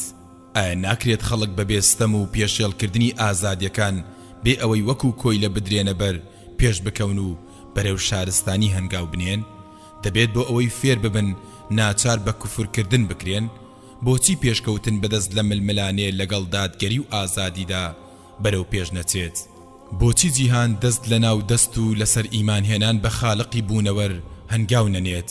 بۆچی بوژانەوە بەبێ ڕوودکردنەوەی جەستەی ئافرەتان و زۆربوونی لەشفرۆشی و کاری بە درەوشتی ڕوونەدات؟ بۆچی گەلان لە بری قڕکردن و دەربەدەرکردن و پەرتەوازەکردن و ڕاماڵینی یەکدی بە کۆچپێکردنی خەڵکانێکی ڕنگ و ڕەگەز جوداواز دۆستایەتی ناکەن؟ ئەوەی من لەو ڕۆژانەدا بینی من لە فێڵی شەیتان دەچوون. زۆرجار بە هاوڕێ شەرکەرەکانم دەگوتەوە کە خاوێنی و شۆڕشی بێخەوش لە قەتباڵی چیاکان باڵا دەکەن. کاتێک تەماشای عوسمان باتۆر ژەنەراڵە ئیماندارەکەم دەکرد وەکو یەکێک لە پێشینە چاکەکان دەهاتە پێش چاوم. ئەم پیاوە کۆمەڵە ڕەوشت و ئاکارێکی ڕەسەنی نەتەوەیەکی تایە کە نزیکە لە ناو بچێت. ئاکاری شارستانێکی دوور و درێژی تایە کە پڕاوپڕ بوو لە خێر و پیاوەتی و پاکێتی. من تاک و مردن لە پشتی ئەم پیاوە دەمێنمەوە. زنجیرە شەڕێکی گەرم لە نێوان پیاوانی ئێمە و هێزە چەکدارە چینیەکاندا کە بە پێشکەوتوترین چەکدار کرابوون ڕوویاندا. لە زنجیرە شەڕێکدا سەرکەوتنمان بەدەستێنا. بەڵام ئایا ئەو سەرکەوتنانە بە ئاسانی بەدەستاتن؟ نەخێر. دژمن کۆمەچی بەردەوامی بۆ دەهات و پیاوانی ئێمەش تا دەهات کەمتر دەبوونەوە. ئێمە بە قوربانیدانێکی بێوێنە سەر دەکەوتین. عوسمان باتۆر هاوارێکی کرد پیاوانمان لە پێشڕەویدان بەرەو ڕووی مەرگ دەبنەوە. جەنابی ژەنەراڵ ئەوان دەزانن دەبێت چی بکەن. مستەفا حەزرەت ئەو داستانەی ئەوان بە خوێنی خۆیان تۆماری دەکەن داستانێکی زیندووە. بەڵام من ئەمڕۆ لە ڕێی پێشەنگەکانی خۆمانەوە زانیومە کە دژمن خۆی بۆ ڕۆژێکی تۆقێنەر ئامادە دەکات. تەنها چەند ڕۆژێکی کەم تێپەڕین و لە ناکاو پێشبینیەکانی عوسمان باتۆر هاتنەدی. چینیەکان سوپایەکی زەبەلەحیان هێنا سەرمان و بۆ ماوەی 3 مانگی تەواو شەڕێکی گەرم بەردەوام بوو. پاشان بە مەبەستی کۆکردنەوەی هێزەکانمان بڕیاری کشانەوەمان بۆ شاری چینهای چینیدا و کردمانە ناوەندێک بۆ پەلاماردانی هێزەکانی دوژمن. بەڵام ڕێگای پەڕینەوە بۆ چینهای شتێکی ئاسان نەبوو، چونکە مردن لە هەموو لایەکەوە خۆی مەڵازدا بوو بۆمان. ڕقەی کافرانە بە دوامانەوە بوو، دوژمنانی سوات دەوریاندا بووین. زیاد لە 10,000 سەربازی چینی لە شاری ئانسی چای چینیەوە کە یەکێکە لە شارەکانی ناوچەی قانسۆ هێرشێکی گەوریان بۆ هێناین، وەکو ئەوەی بەو دەرپەڕین و ململانی خوێناویەمان بەرامبەر بە دوژمن مردنمان هەڵبژارد بێت، یانیش لە مردمینێکی چاوەڕوان کراودا بۆ لای دوژمن هەڵات بین. هەستی گیان بەخشین بەسەرمدا زاڵ بوو. دوجار توانیمان بگەینە شاری ماخای سەر بە ویلایەتی چینهای. دەمانویست هەناستەیەک هەڵمژین و بەحەسەینەوە. من وەکو خۆم هەوڵی ئەوەم دەدا بە دوای نەجمەت اللەیل و کوڕەکەمدا بگەڕێم. ئاواتم ئەوە بوو پێشی ئەوەی بمرم چاوم پێیان بکەوێتەوە. کەسانێک پێیان وابوو ئەم ئاواتەی من لە دۆخێکی وا ناهەمواردا شتێکی پوچە. کەسانێکی دیکەش بە خۆپەرست تاوانباریان دەکردم، چونکە لەو کاتەی سەر تاپای نیشتیمان تووشی تیاچون و سڕینەوە بووەتەوە. من بە تامەزرۆیەوە بە دوایاندا دەگەڕێم. من گوێ بە قسەی خەڵکی نادەم، چونکە من لەگەڵ خۆمدا ڕازگۆم. من مرۆڤێکم، فرمێسکەکان شارەزایی ڕێگەی چاو من، ترپە ترپەکانیش دەزانن چۆن بەرەو دڵم دێن. ڕاوەدونان وەکو خۆی بە توندی مابەوە. هەزاران کەس لە شاری دونخان کە یەکێکە لە شارەکانی ناوچەی قانسۆ بەرەو لامان دەهاتن. هەزارانی دی لە شاری شەرخەڵقی تورکستانی نزیک سنوورەکانی چین بە هەمان شێوە بەرەو لامان دەهاتن. ژەنەڕاڵ عوسمان باتۆر گوتی: هاوڕێیان، شەوە زەنگ پەلاماری ماخای دەدات. ئەی ئەوانەی مردنتان پێ باشترە لە ژیان، ئەی شەهیدانی دەستی دوژمن. گورگەکان سەرە ڕێگەکانیان گرتووە، ئاڵاکان دەبینم ئاسۆیان ڕەنگا و ڕەنگ کردووە. هەموو ڕۆژێک قەسابەکان چەند بەرخێک بەرەو سەر بڕین دەدەنە بەر. ئەوان جوداوازی لە نێوان بەرخ و مرۆڤدا ناکەن. هاوڕێیان، لێواری ئەو ڕێگەی لەباری کۆلەوەیان لە چیاکانەوە پەیداهاتین ئێسک و پروسکی ئازادی خوازانی لێکەڵەکە کرابوو. خوێنی پاچی ئەوانیش ئاودێری دەکرد. بەڕاستی گەشتێکی دوور و درێژ و پڕوکێن بوو. زۆرێک لە ژنان و منداڵان بەرەو ئێمە هەڵدەهاتن و بە دواماندا دەگەڕان، بە دوای کە سوکاریاندا دەگەڕان. هاوڕێیان، ڕادوی ئۆرمچی گۆرانی بۆ بەرزکردنەوەی ورەی دوژمنان و ژاراویکردنی مێشکەکان پەخش دەکات. ڕۆڵەکانی گەلەکەم، ئەوانەی کە لە شەقام و ماڵ و کارگەی سوخرە بەند کرابوون، ئەوانەی بۆ سەر سنوورەکان و گۆڕەپانەکانی لە سێدارەدان دەپێچرانەوە، خاوەنی دەنجێکی نزم بوون، لە پەروەردگار دەپاڕانەوە و گۆرانی مەرجیان دەگوتەوە. ئەم شەهیدە زیندوانە چارەنووسیان زۆر کەساسترە لە چارەنووسی ئەو کەسانەی لە گۆڕەپانەکانی شەڕا دەمرن. هاوڕێیان، دەست بە شەڕ دەکەینەوە. ئەوەی لە ئێوە بە زیندوی دەمێنێتەوە با بەسەرهاتی تێکۆشان و ئازاری دوور و درێژی ئێمە بەنەتەوە مسلمانە خەوتوەکانی باشوور و ڕۆژهەڵات و ڕۆژ ئاوای وڵاتانی عەرەبی و ئەندەنوسیا و هیند و پاکستان بگێنێت. پێیان بڵێن ئەندەلوسی دووەم کەوتووەتە چنجی دوژمنانی پەروەردگار و مرۆڤایەتی. چێ دەزانێت لەوانێ ڕۆژێک لە ڕۆژان مسلمانان بێدار ببنەوە و خۆیان لە پەرتەوازەیی کۆبکەنەوە و شەڕێکی گەوریان لە دژی دوژمن ببێت و تێیدا سەر بکەون. بە هەموو مسلمانانی سەر ڕووی زەوی بڵێن بڕوا بە ڕۆژنامەکانی دوژمن نەکەن، متمانیان بە فەلسەفە و بانگەشە و مێژویان نەبێت. عوسمان باتۆر سەری بۆ ئاسمان هەڵبڕی و ڕووی کردە قیبلە داوای لێکردنی نوێژ بکەین. بۆ ڕۆژی دووەم لە هەموو لایەکەوە دوژمن پەلاماری داین. شەڕەکە گەرم بوو. لە کۆتا شەڕیشدا بە هەموو باوەڕ و هەست و هێزێکمانەوە لەگەڵ دوژمندا تێک هەڵپژاین و هەموو شتێک کۆتایی هات. ژەنەڕاڵ عوسمان باتۆر کەوتە دەستی دوژمن. لە بەرزاییەکەوە بینیم بەسەر بەرزیەوە هەنگاوی دەنا. دژمنان بە تێکڕا قۆڵی جامانەکەی پاڵتۆکەیان ڕادەکێشا، گاڵتەیان پێدەکرد. بەڵام ئەو خۆڕاگر بوو، سەرفرازانە تەماشای دەکردن و بە سوکاتیەوە شەقی تێ هەڵدەدان. شەڕکەرەکان ئەوانەی کە مابوونەوە هەر یەک بۆ لایەک بڵاویان لێکرد. دواتر هەر یەکە و ڕوە و سنوورەکان ڕێگەی گرتە بەر. بەو هیوایی بگەنە کشمیر. عوسمان باتۆر بەرەو گۆڕەپانی لە 3 دارەدان برا. هەروەها 90,000 کەسی تورکستانی و چینی لەژێر هەڕەشەی چەکدا بۆ ئەوێ بران، بۆ ئەوەی دوا ساتەکانی پاڵەوانەکە ببینن. عوسمان باتۆری پاڵەوان مرد. خۆم خزاند بووە نێو ئاپۆڕای خەڵکەکە و کەس نەیدەناسیم، بۆ ئەوەی نەناسرێ مۆجلی سەربازی شەڕکەرانی شاری دونخانم لەبەر کردبوو. سەیری پاڵەوانە شەهیدەکەم دەکرد. هستریایانە پێدەکەنیم و هەردوو چاوم پڕ بوون لە فرمێسک. شێت ئاسا هاوارم دەکرد، بژی دادگەری. لە شەوە زەنگێکی سەختدا ڕووم کردە ڕێگەکە. ڕێگەی هەڵاتوان لە دۆزەخ. دوای چەند شەوێکی سەختی پڕووکێن گەیشتمە سنوورەکانی کشمیر. ئەو کۆچکەرانم بینیەوە کە بە زیندوی مابوون. لەو 20,000 شۆڕژجێرە تەنها 300 کەس مابوونەوە، چونکە دوژمن بە درێژایی ڕێگەکە دەستی لە هەڵاتوان دەوەشاند و لە ناوی دەبردن. لە شەڕەکانی سینکرس و کەستا و شارەکانی دیکەی تیبدا بە گولە ڕاوی دەنان.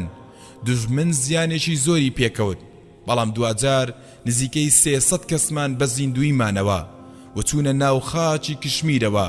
زۆربیان ئافرەت و منداڵ بوون. لەوانەی باوکەکانیان شەهید بوون گەیشتینە شاری سریناجاری پایتەختی کشمیر. خەڵکێکی زۆری ئاوارەی تورکستان بەرەو پیرمان هاتن و هەمووان تێکەڵ بووینەوە. خەو زۆری بۆ هێنام، نەم دەتوانی چیتر بەرگەی بێخەوی بگرم.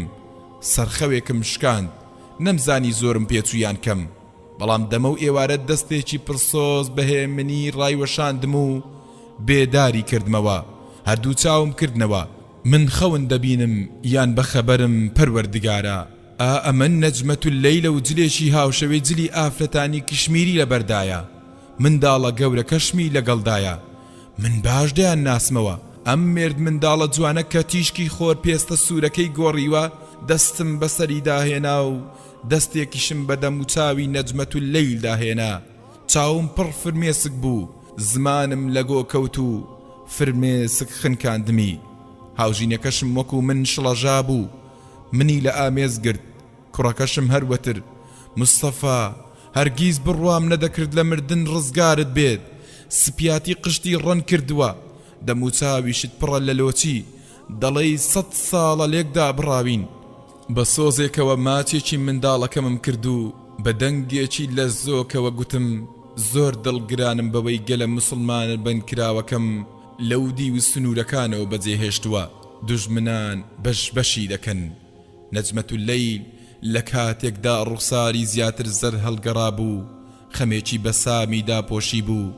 بە ئەسپاییەکەوە گوتی ئاواتم ئەوەیە بەرەو ماڵی پەروەردگار کۆچ بکەین، لە مەککە یان لە مەدینەدا بژین. لە ئاسۆیەکی تەماویەوە ئاوڕێکم لە ڕۆژانی ڕابردوومدایەوە.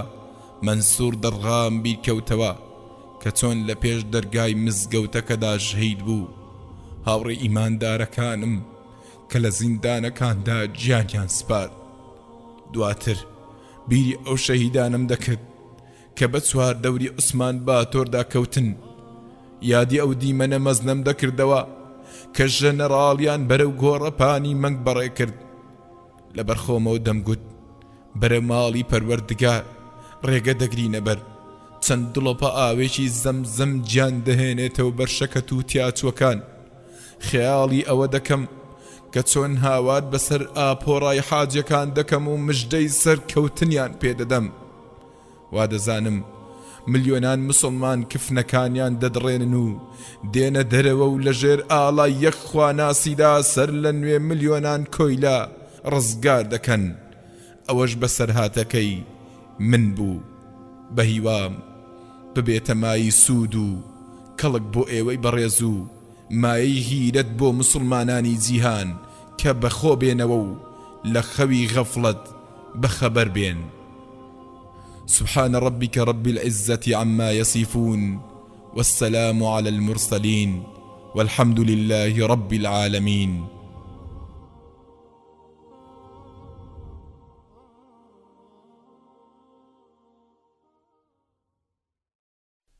خوێنەری بەڕێز ئەم کتێبە بە کۆتا هات.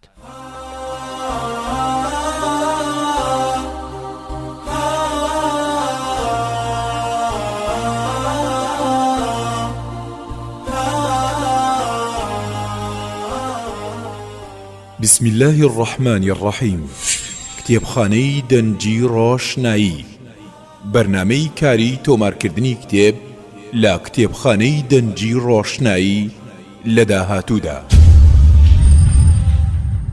بە پشتیوانی پەروەردگار، کتێبخانەی دەنجی ڕۆشنایی لە داهاتوودا دەست دەکات بە تۆمارکردنی کتێبەکانی لەم بوارانەدا. بواری فکری کە تێیدا ململانەی فکری و چەمکەکانی فکر و هەڵسەنگاندنی فکری و بنچینە و بنەماکانی فکر و بەرهەم و بەرووبوومەکانی فکری ڕاستەقینە دەوروژێنێت. بواری پزیشکی کە لە پزیشک و پزیشکایەتی لە ئیسلام و پرسیار و وەرامی پزیشکی و چارەسەری لاشە و خۆپاراستن و فریاگوزاری سەرەتایی و لە چەندان بابەتی تر پێک هاتوون. بواری مێژووی، ئەمەش کۆمەڵێک بابەتی گرنگی وەک مێژووی ئیسلامی و ئەوڕۆپی و مێژووی سەراتاکان و کۆنەکان و مێژووی گۆڕانکاریەکان و ڕووداوە گرنگەکان و ڕاستکردنەوەی کۆمەڵێک هەڵە و گومانی مێژووی و شارستانی وڵاتان و چەندان بەرهەمی تر. بواری ژیاننامە، ژیاننامەی کەڵا پیاوانی مێژوو، ئەوانەی کە ڕێڕەوی مێژویان گۆڕی و ئەوانە وەرچەرخانی گرنگ لە ژیانیان ڕوویداوە و ئەوانشی کە بوونەتە هۆی زیندووکردنەوە و نوێکردنەوەی ئوممە و چەندان پاڵەوانی تری کۆن و نوێ. بواری زانستی کە ئەویش پێک دێ لە کۆمەڵێک بوار و تێژینەوەی ڕاست و دروست و باوەڕ پێکراو لە سەرجەم بوارە زانستیەکان وەک کیمیایی و فیزیایی و زیندەوەرزانی و چەندان بابەتی تر. بواری شارستانی کە باس لە شارستانی کۆن و نوێ دەکات و بەرهەم و بەرووبووم و داهێنانەکانی شارستانیەتی ئیسلامی و گرنگی و گواستنەوەیان دەکەین لە گشت بوارەکاندا.